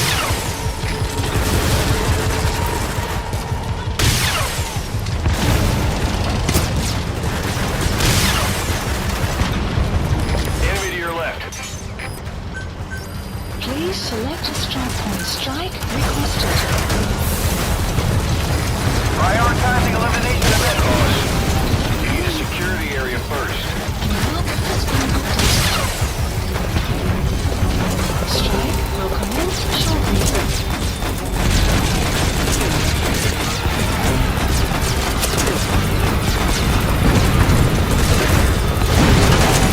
Prioritizing elimination of enemy threat. More coming.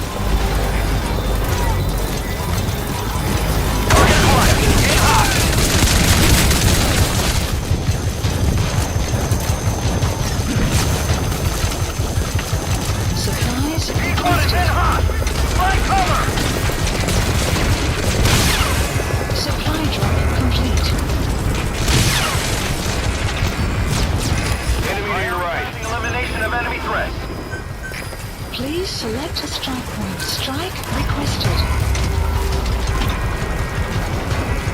Enemy confrontation the map has been updated. Strike will commence shortly. Prioritizing elimination of enemy threat. Please select a strike point. Strike requested. It's almost finished. You can do this, boss.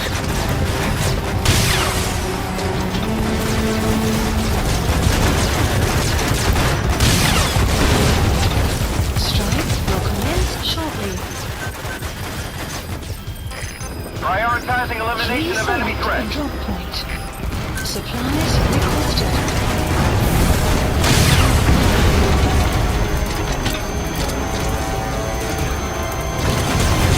Prioritizing elimination of enemy threats.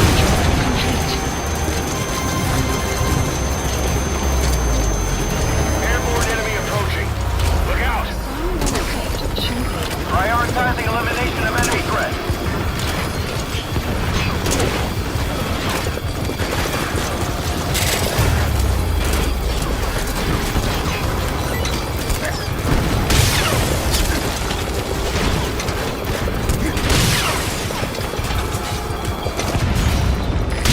Target acquired. In hot.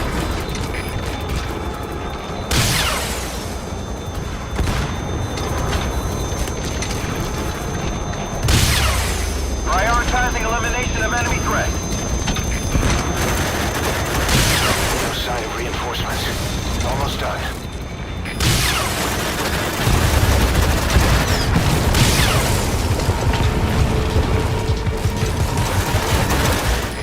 This is Pequot. Taking too many hits. I gotta pull out. Please select a strike point. Strike requested. Enemy presence detected. The map has been updated. Weather will clear Pequot shortly. copy. Returning to target marker. Please select a drop point. Supplies requested. Enemy presence detected. Support helicopter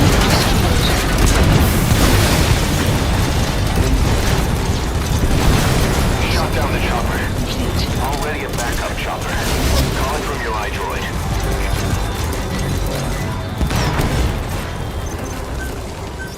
Please select support helicopter requested.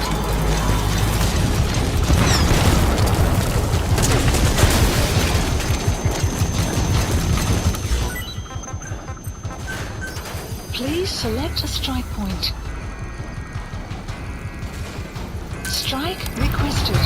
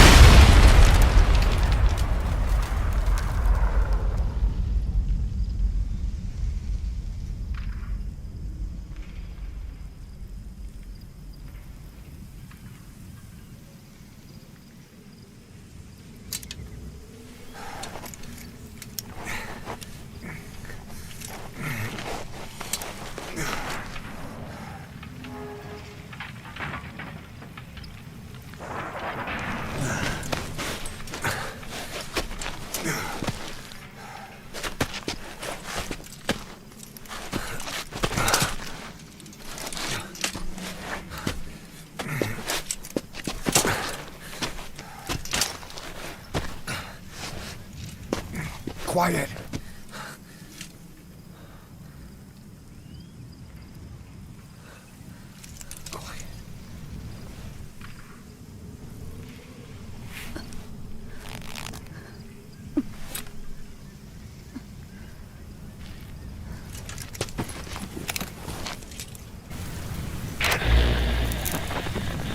You...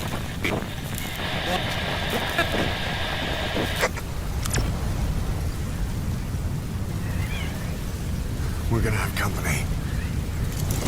No water, no sun. Don't you dry up on me.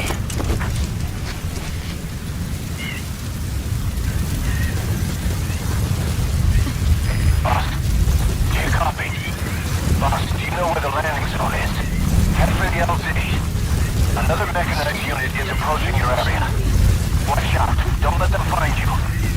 Boss! Mission enemy presence detected.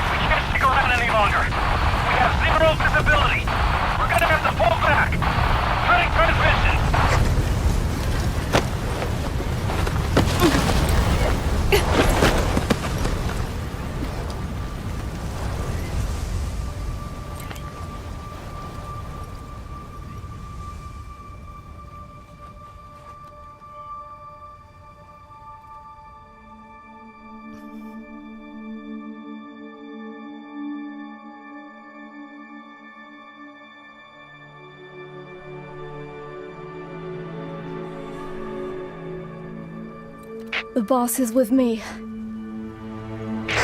Ahab? Wait, who is this? Identify yourself! There's no time. Hurry! Where are you? What is your location?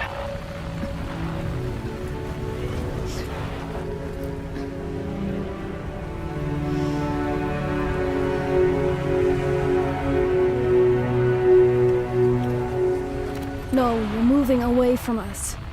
Circle back to your 8 o'clock. Copy that. Guide me to your location. Proceed to your 10 o'clock. Understood. Come back towards your 1 o'clock. Copy. 1 o'clock. Shift slightly to your left. Now proceed straight. 1.5 miles.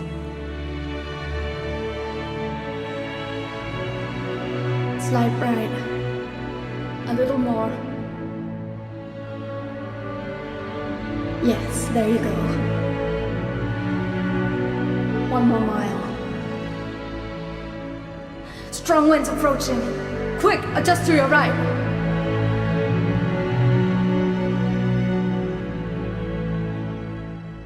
Left. A little left. Yes.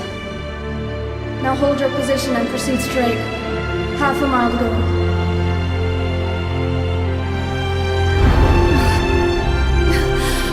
Pequod, I can see you. I have a visual. There you are, Ahab. Visual confirmed. Pequod, hurry! This way. I didn't know you could be so talkative, Quiet. The boss is here. Hurry, Pequod. Please.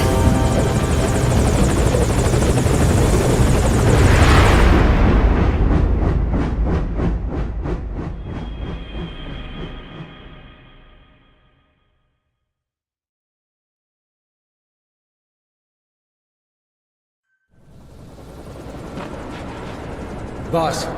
Boss! I gave you an anti-venom. Where's Quiet? We've gotta go.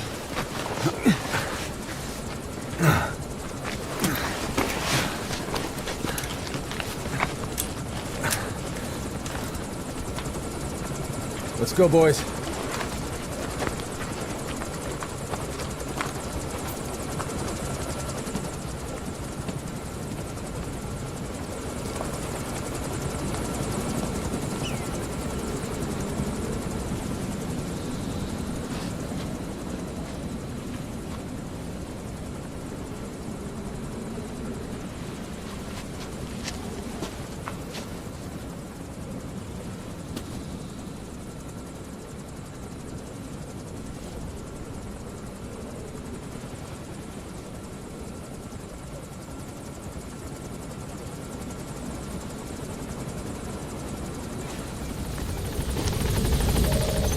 Mission info has been updated.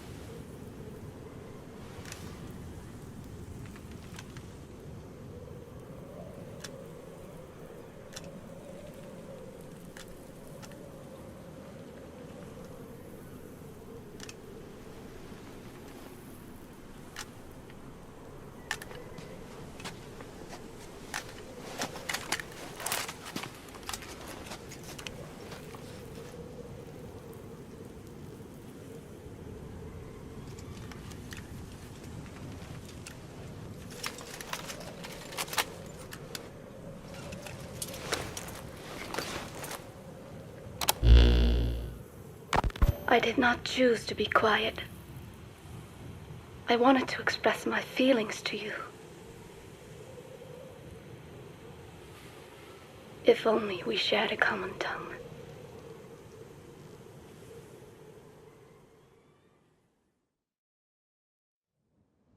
Vengeance was what drove me to them. The only language left to me, revenge.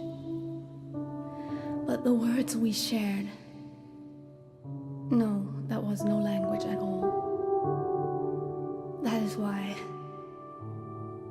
I chose the language of gratitude instead, and go back to silence.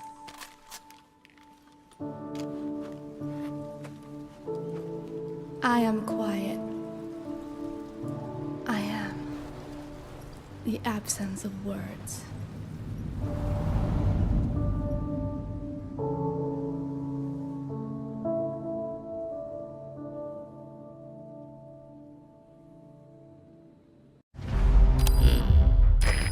Results of quiet scans?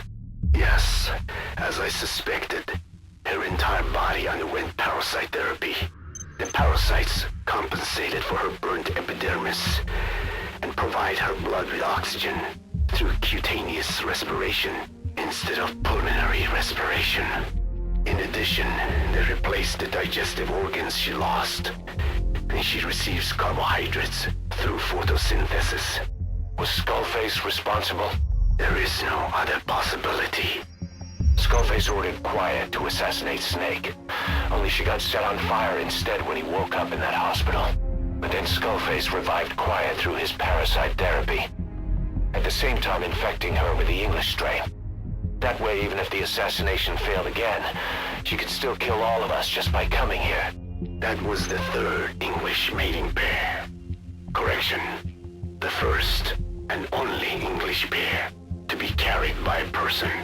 So either because she wanted to get even with Snake, or because she was working for Skullface, Quiet approached Snake again.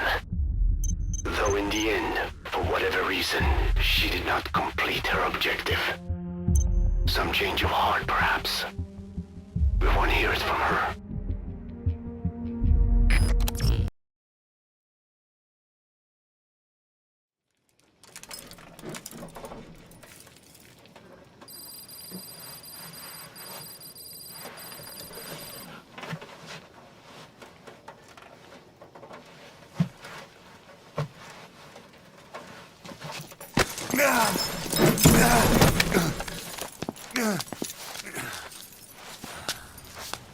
This way, boss. Hurry.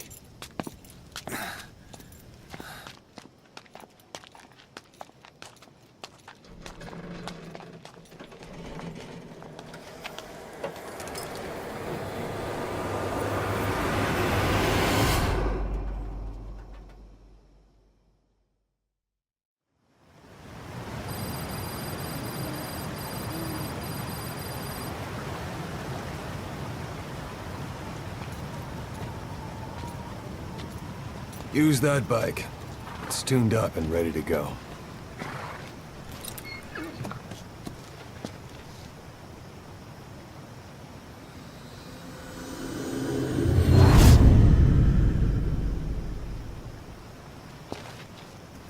I'll handle the rest. Here. That's your name as of today. You best change your face, too. Now this one, he'll take your place.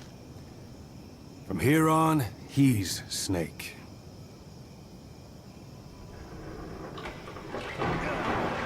He believes it, too.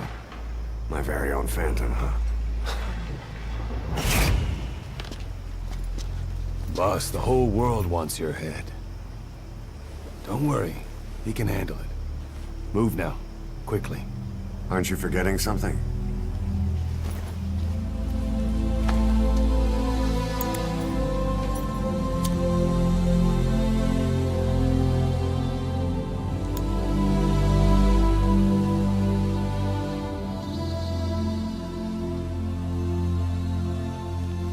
We'll meet again. Right.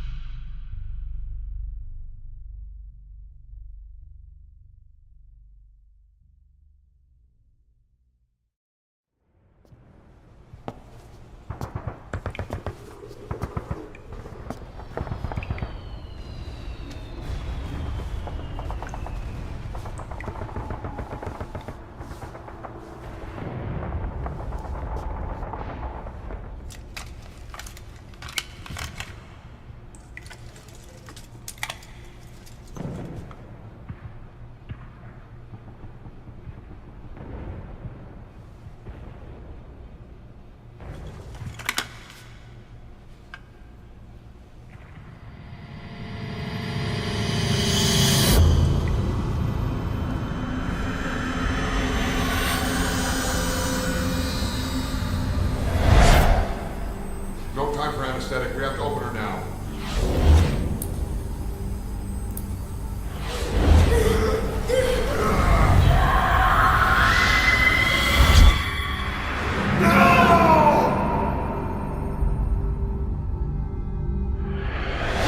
Boss.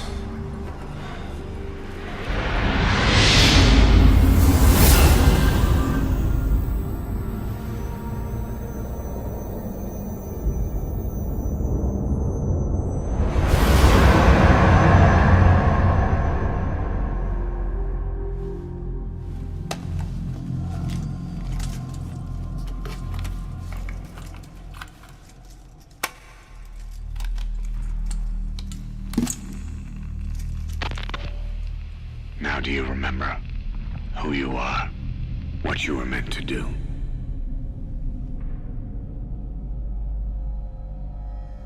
I cheated death thanks to you. And thanks to you, I've left my mark. You have too. You've written your own history. You're your own man. I'm Big Boss. And you are too. No. He's the two of us together. Where we are today, we built it. This story, this legend, it's ours.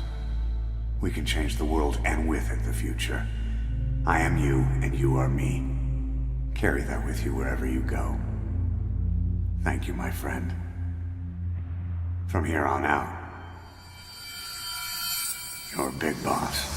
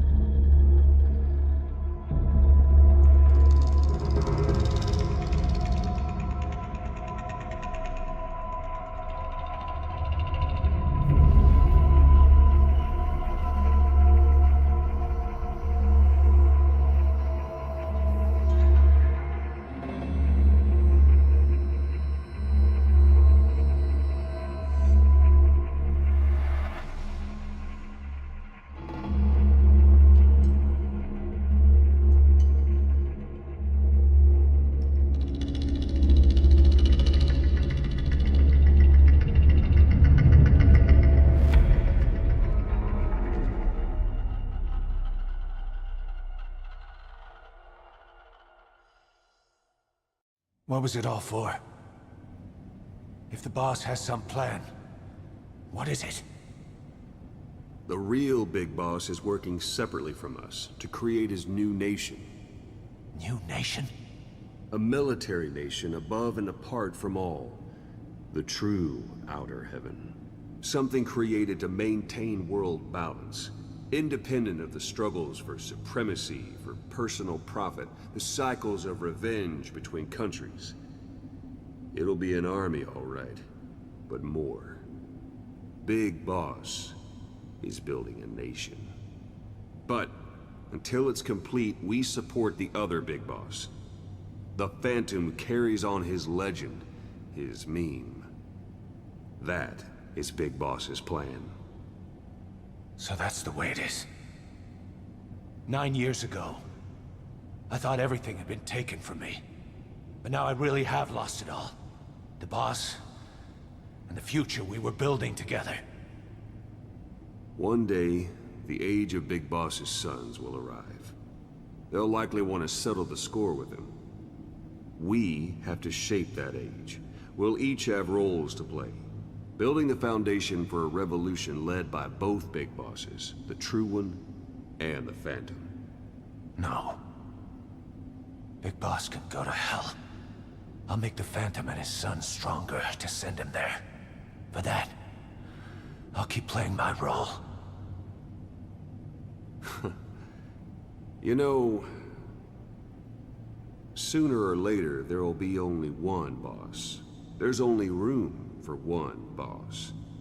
His sons are fated to face each other someday, too. If the day ever comes that you go back to Cipher, I'll aid the other son. And then you and I will be enemies, too.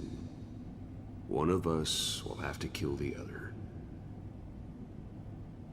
Fine by me. I'll be ready for the new age. Until then, we better get used to coexisting.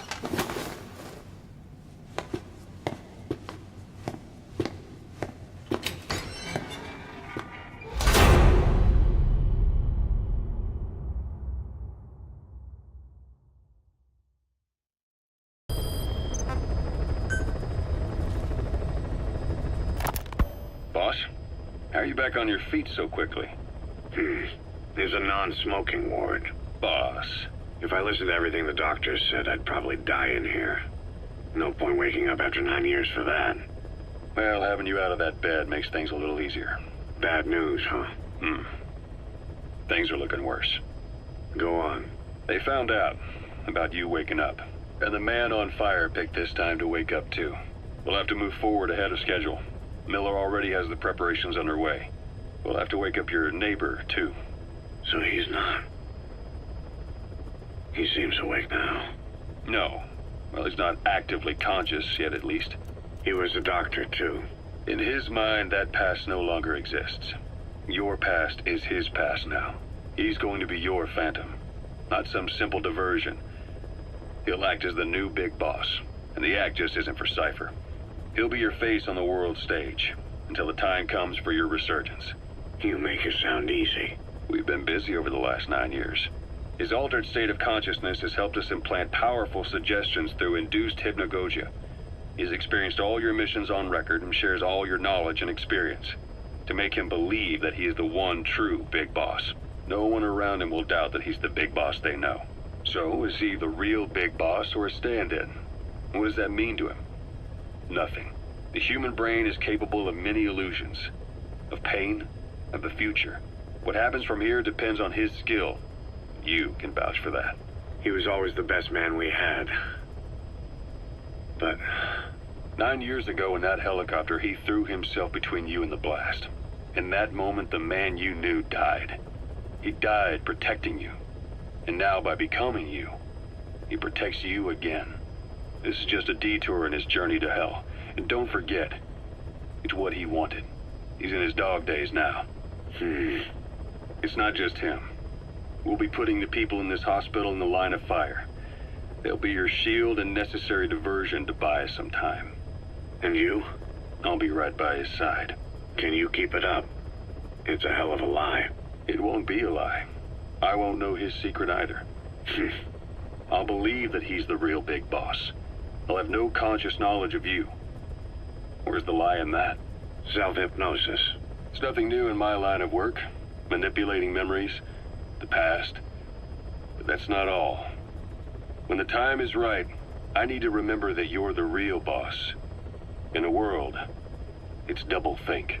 In this year, 2 + 2 = 5. And I want you to do the same. right. His bodyguard.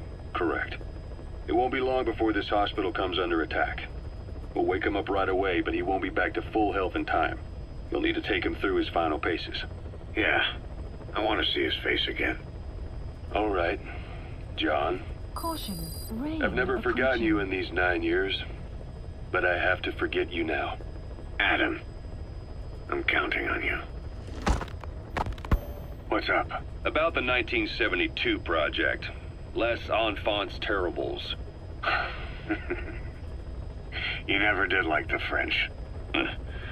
All that Catherine the Great aristocratic pompousness gets to me, that's all. Palace talk. They can keep it. Les enfants terribles. The terrible children. That madness Zero started. Or the start of his madness. You found out something new? The plan itself was abandoned in '76. ATGC dismantled the project, and their account with DARPA was closed. So I was worried about what happened to you. Your sons. They're no sons of mine. And they're sure as hell not me.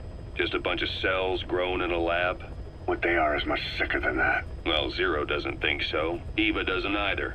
To them, those boys are your clones. They're you, down to the last hair. And?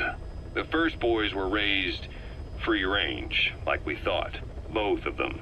David has never left the States, but the other, Eli, has disappeared. Might as well call it abandoned. They're through with him. Where is he? He was in England, Zero's home ground. Apparently he traveled to Africa after that, but that's where he escaped from Zero's care.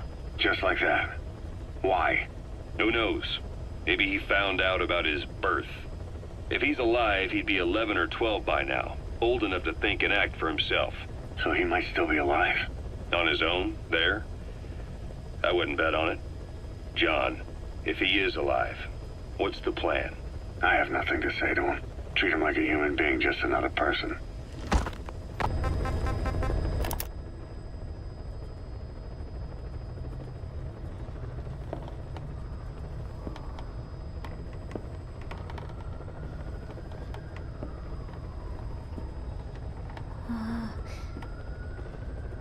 Huh?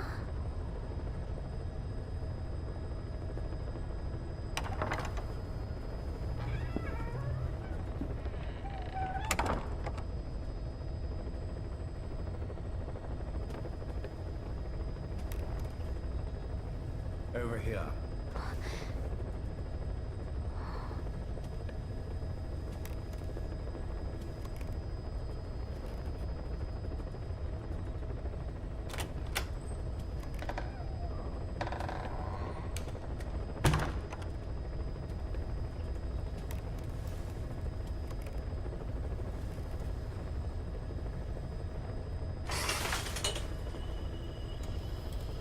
Hello?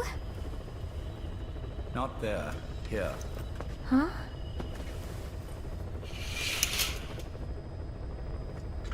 Thank you for coming. Please. You're... Is it that odd? I suppose the cuffs have gotten a bit loose. Although, truth be told, I have been spending more time in pajamas as of late. No, nothing. The tie, perhaps.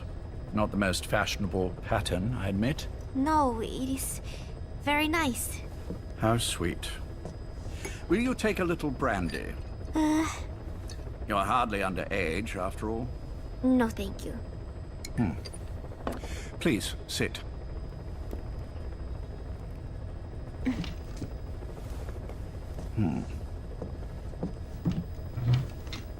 Pacifica Ocean. What? Ah, yes. You've already begun. Not bad. A schoolgirl through and through. Even he won't suspect otherwise. Here you are. Thank you.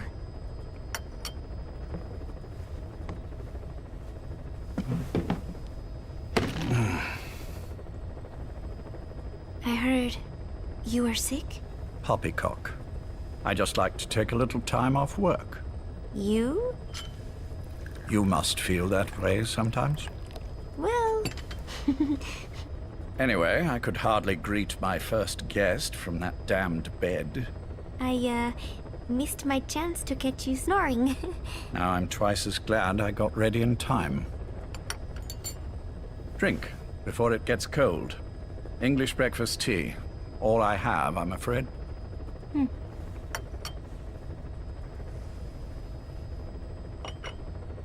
There were 8 candidates before you, meaning you will be the 9th Paz Ortega Andrade.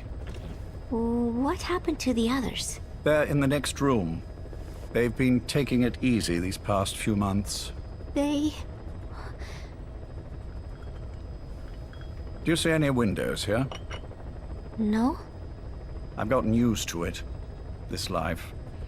I am who I am, after all. And I've had my fill of cursing this bloody dungeon. Excuse me. But I can't help sometimes wishing I could see the stars. What should I do? Well, you could go outside, go up to the roof, wait for the clouds to pass. You would have a view of Manhattan, and a pretty one too. But once the wind blows, and the clouds pass, you can look up and see a sky full of stars, even here. You've had a hard time getting to where you are. Yes. Sewer rats lead better lives. I know. Extreme training, starvation, days spent without sleep. Abandoned, hurt, and all but killed in every way imaginable. Some of your compatriots died. Others betrayed you, left you for dead. And you did the same to them. But through it all, you survived, and you alone made it here. Just look at you. I can see everything you've been through. Yes. Consider this mission a reward for the mountain you've climbed. Thank you. Yes, well, you know what's next. Yes. And you are prepared? Yes. I believe you. That ever so slight tan. Not the type you'd get on the West Coast. If I didn't know better, I'd say you really did grow up around the equator. But it runs deeper than that. One look at you, and I see a wide-eyed student yearning for peace. Born and raised in Central America. I can see it all. How much preparation have you done? A little. You'll be perfect for this, to strike back at Snake. I'll share everything I know about him. But you mustn't forget who you're dealing with. If he were to get the better of you, well, I deeply regret having put you in that position. But beyond that, I'm putting my life in your hands. You can trust me, Cipher. None of my friends call me that. Tea's gone cold. Shall I make some more? I know we are the only ones here. There's no one in the other room. And how do you know that? You said I was your first guest. Oh, I haven't had this much fun in quite a while. All right, then. Cipher's been in hiding ever since his grand experiment. No one's seen him in years. All we hear are orders delivered by proxy. Except you. You met with him, face to face, in order to contact Big Boss. Tell me where he is. Where is Cipher?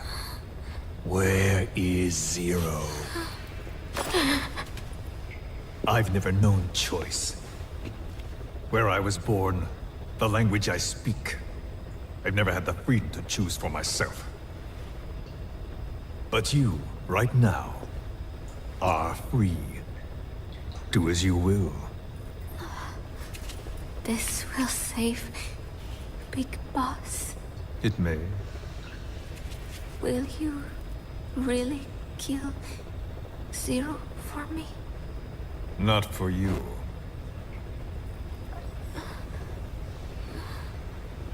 All right. Zero is Hell's Kitchen, 10th Avenue. He is undergoing treatment there. Not exactly Hyde Park. His medical needs keep him from moving around.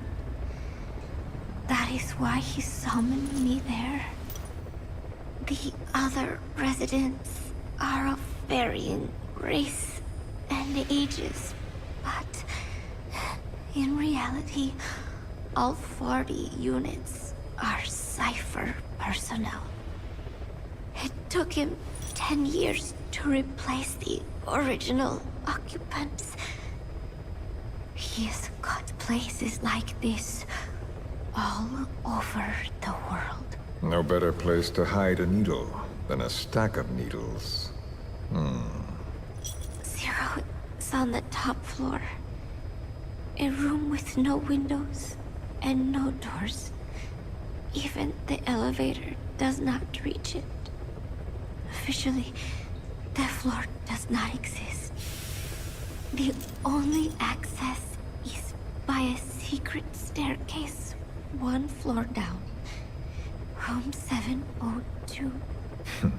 Shades of World War II. Nobody realizes the entire building is a setup. People go in and out all day. But they're all Cipher. The building blends right in with the rest of the city. They disseminate rumors that a gang operates out of the building. That keeps most outsiders away. And most of them are there as security in case of an emergency. But even they don't know what they're really protecting. Foot traffic, goods coming in and out, phone lines, water and sewage. It is all monitored remotely by satellite and cameras inside and out. Should he need it, there is a sealed-off water conduit that can be used to escape to the Hudson River, and from there to the sea. But from the outside, it is just another building. A perfect disguise.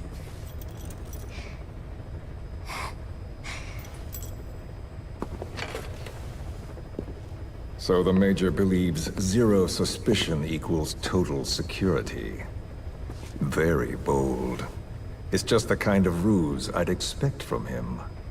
So long as no one's suspicions are aroused, you could hide there forever. On the other hand, if someone figures it out, there are dozens of ways in. And he's so paranoid about information slipping out, no one involved has the full picture. That ignorance is a weakness, the downfall of a need-to-know system. The pitfalls are clear. Circumventing them will be simplicity itself.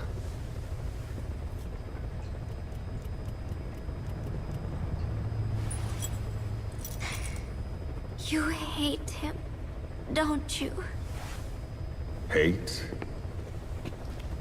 He never left me to die. I owe him my life. I'm bound to repay the favor. Any way I can. But that's not what you really want to know. What you want to know is, do I hate Big Boss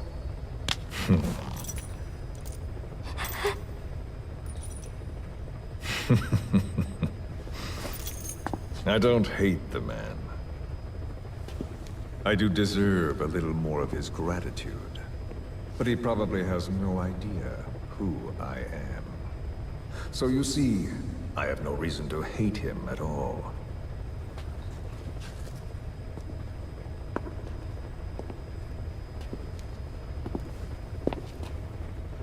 I mean to have my revenge against Zero. It's not petty hatred or resentment. Nothing so personal. Even the hottest lava eventually cools, becoming a mountain. And that mountain becomes the land. Scalding steam comes back down as rain, forming rivers, draining into the sea. It's then that nature's order sets in. Now I'm merely a part of that cycle. Just like Zero. And you.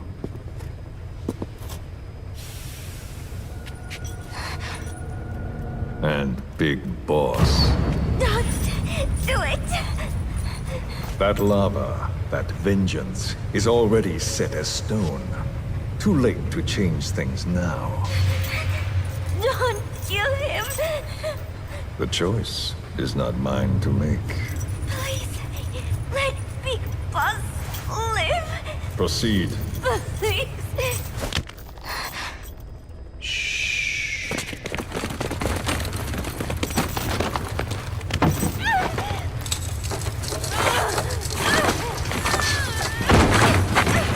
Give her the shot already!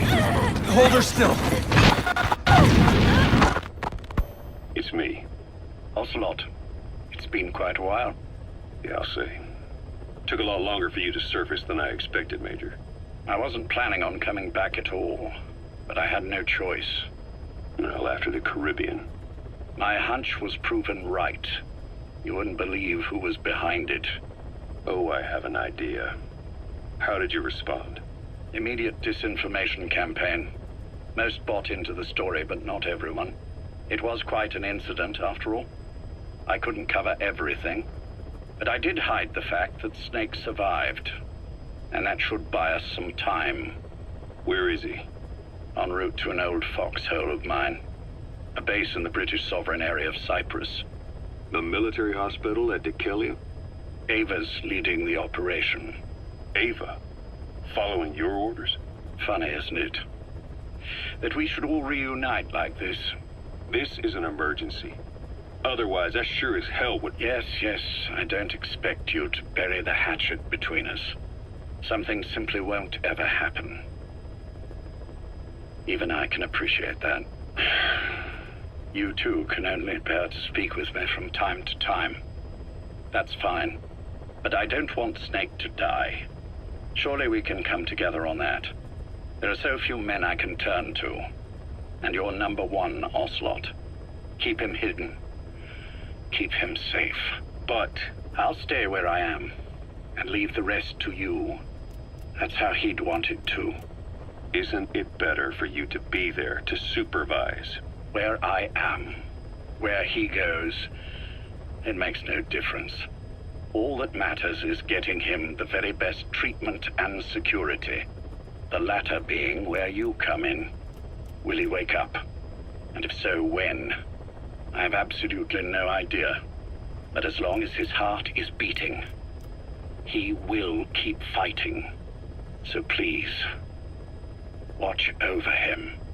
This location, it's safe? No one will find him. And if they try, I will deal with them. The information must be suppressed. Which is what you do best. Guess you're still at the top of your game, huh? Anything but. I'm sick, Ocelot. Donald's taken over a great deal. He'll be handling this situation from here on as well. Though I wish it weren't so. This will probably be the last time you and I speak. So, you won't say no, will you? I have no choice. Thank you. Save your thanks. One more thing. A proposition. Yes. I've prepared a ruse of sorts, one I imagine you'll quite like. What is it? You could say I've made another snake. Major? I'm not talking about the children. A mental copy. His phantom, if you like. I don't understand. You will when you get to Cyprus. I've set the ball in motion, but the rest is in your hands. You're good at this kind of thing. The best. I need you on this. If it's in his best interests. I assure you, it is. Look after Snake. He's the toughest son of a bitch I've ever known. Yes, it's me. You weren't in hospital long. I had trouble finding you. Where is he? Safe. But in the same state as when you last saw him. We've had our misunderstandings, you and I. But as you've made clear, our relationship is strictly business. Therefore, I will limit this conversation to the business at hand. Please understand that I don't dislike you. Not inherently. Where is Snake? Now. Settle down, or I'll have to hang up. And then you never hear from me again. Do you understand?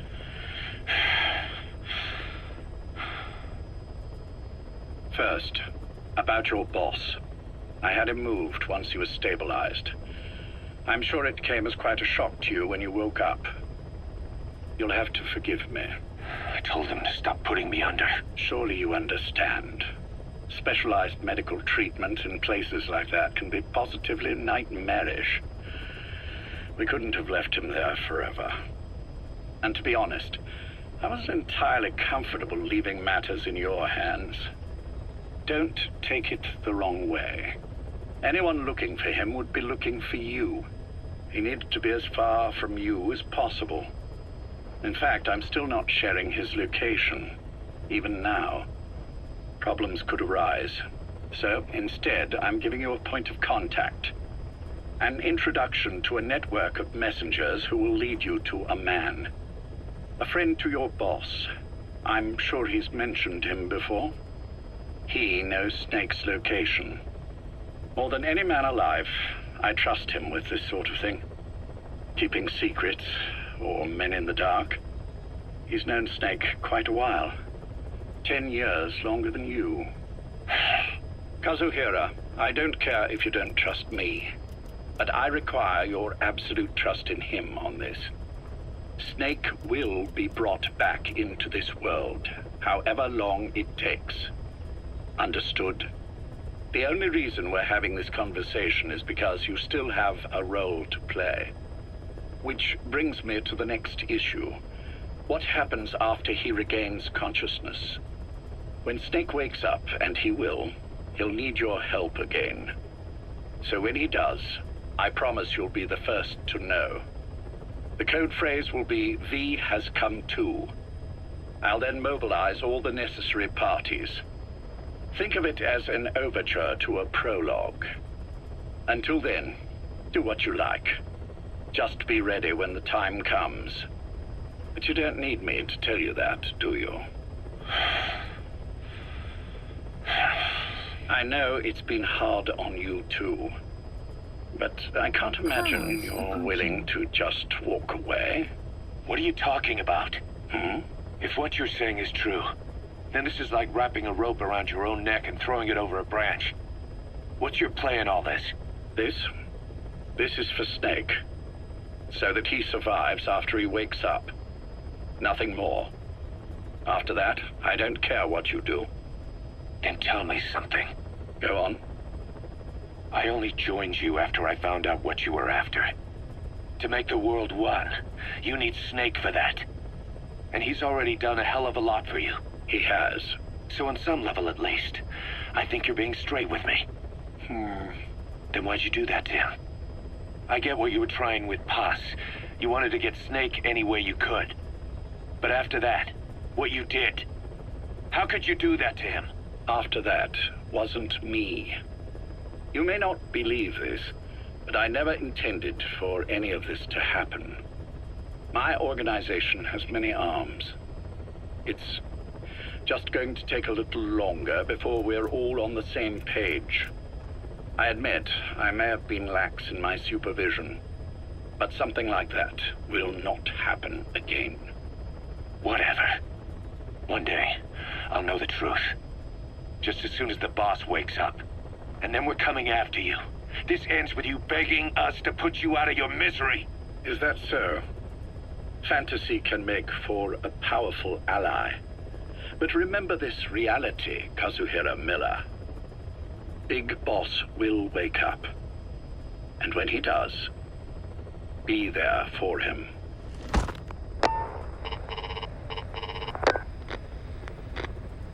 Major, I wondered whether you'd really call. Exer, I presume this was your doing? Do you like my gift? I've been searching a long time for this. It is what you were looking for, yes. The winged dagger of a comrade lost to the sands of Egypt. He served under the boss back in Rayforce. I delivered this pin to her after his death. We were both so very young. From that moment on, she never let it leave her side. She was still carrying it in Selinoyarsk. How about the back?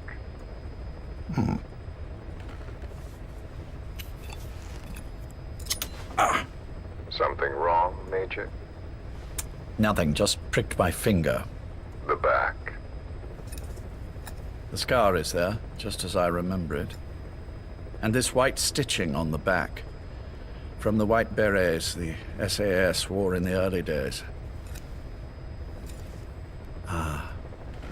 Major? 30th of December, 1941.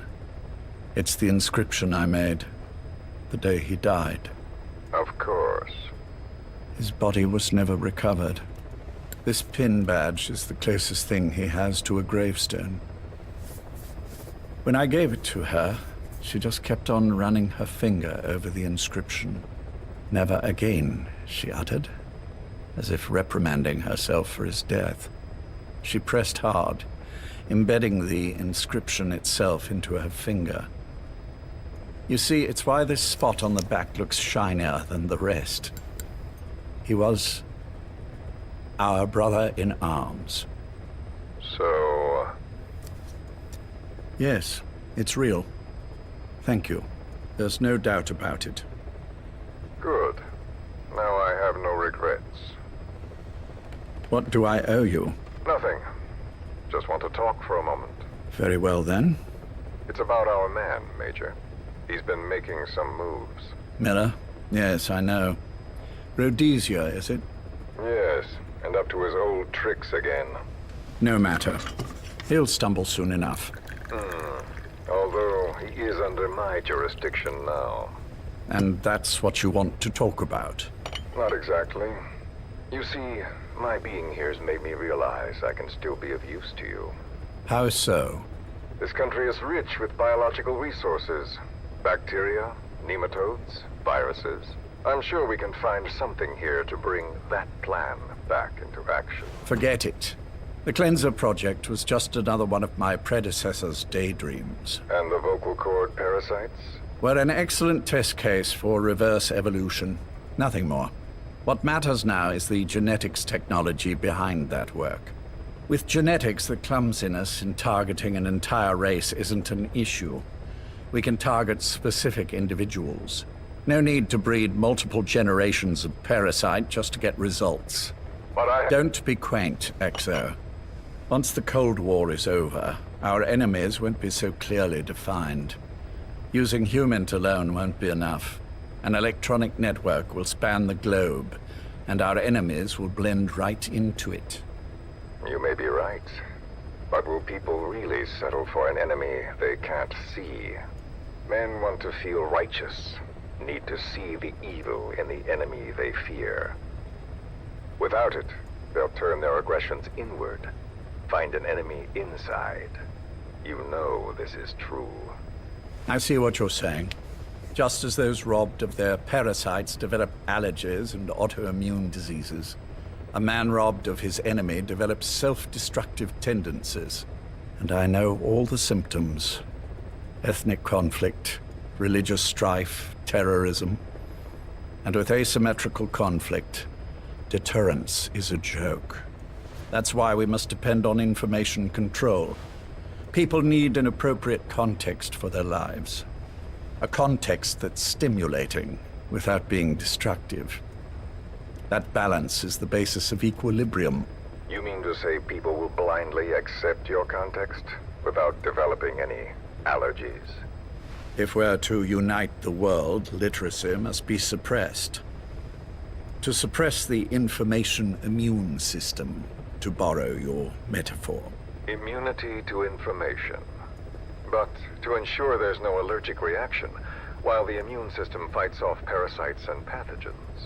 It's done, Exo. This world will become one. I have found the way.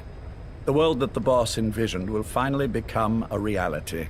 Race, tribal affiliations, national borders, even our faces will be irrelevant.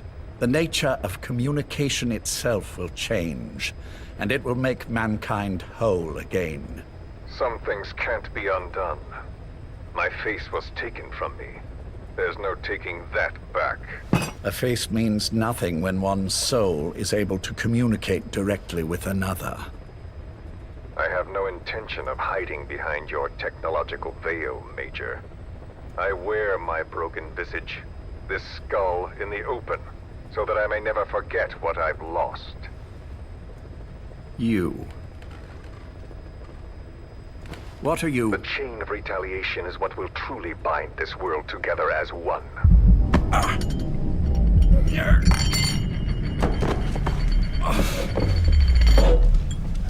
Major. You son of a...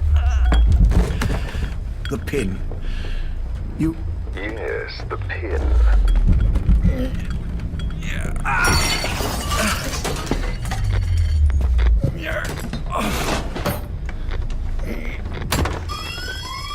It's too late. They can't extract it. You see, Major, some things can't be undone. How did you find me? The girl. You made her talk. I'm sorry I couldn't visit or thank you in person, but it has been lovely chatting. And now that I know you're no longer interested in the garden, it's time for you to step aside. You're a busy man, lots to do, so I've left you a little time. Go to hell! How dare you? You planned this all along. Had your own agenda. All these years. Now you see, the world can never truly become one. But the boss... You've been wrong.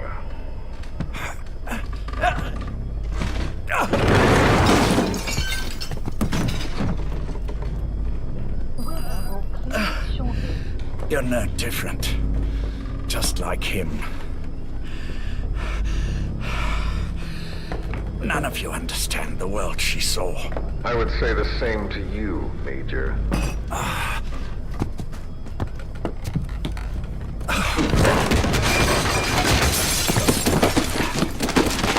You steal it all away. Everything. The boss said the same thing. Only I understood what she meant. Major, I'll handle the rest. Oh, and one more thing. That pin badge, it was a fake. I held on to the real one. I'll take good care of it. And continue the boss's work.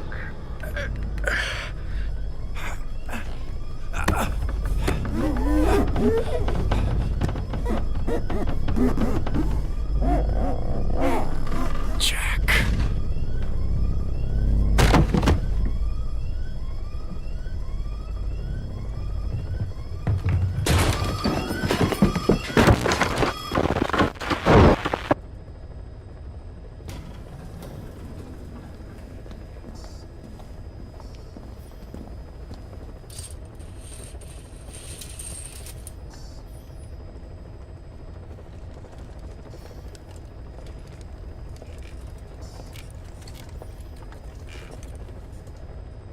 go.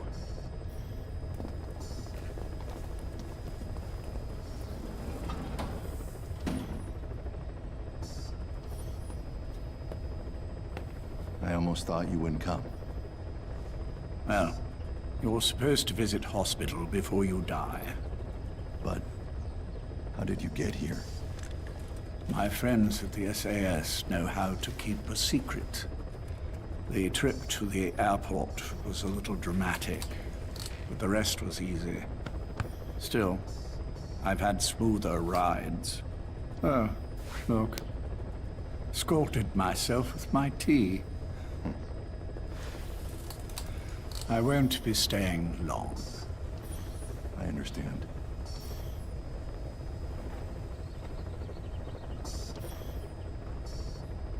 Which one is he? On the right. And the left? We did just as you instructed. Has either of them woken? Neither of them, no. Not once? Not in 2 years. Their weekly EEGs show stable activity levels. There's been practically no change.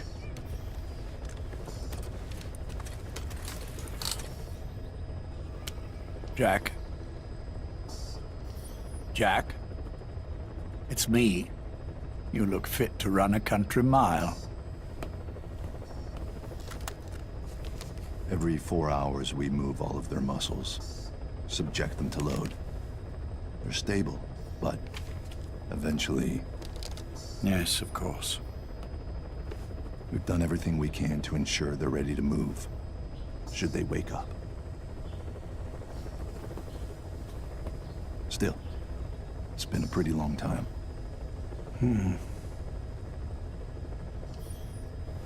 How long will they be here? Indefinitely. It's too dangerous to move them. And so far, no one knows they're here. I see. I am most grateful to you. And I need you to keep it up. We'll do everything we can. Can you give us a moment? Of course.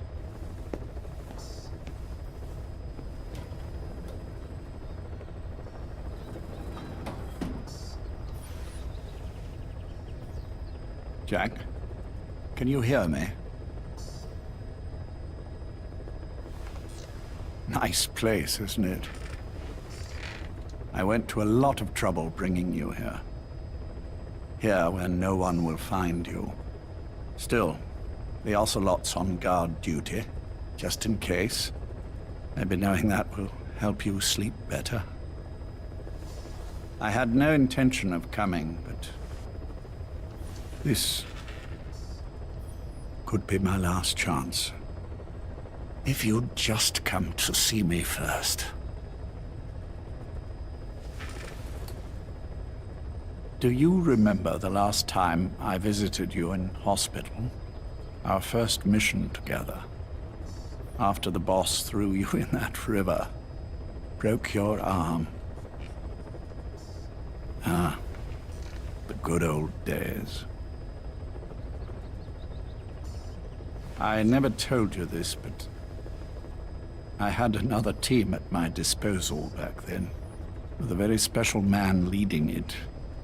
Maybe he didn't like the arrangement. In any case, this man, he seems to have done something to me. Which is why I'm quite sick myself. Up here. There's nothing they can do. I always was the forgetful type, as you know. I'm all right for now, but they say it's a one-way street. If you don't wake up soon, I won't remember you when you do.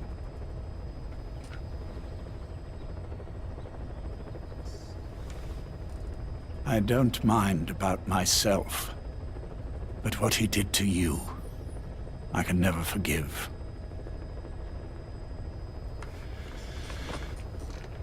I've sent him to Africa, and I doubt he's coming back.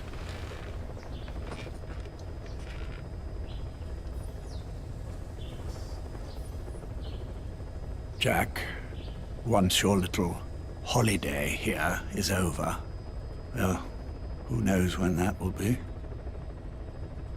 But anyway, I probably won't be around. I'll be somewhere even you can't find me. A tombstone chiseled into the code of a machine. That is all I leave to mark my existence.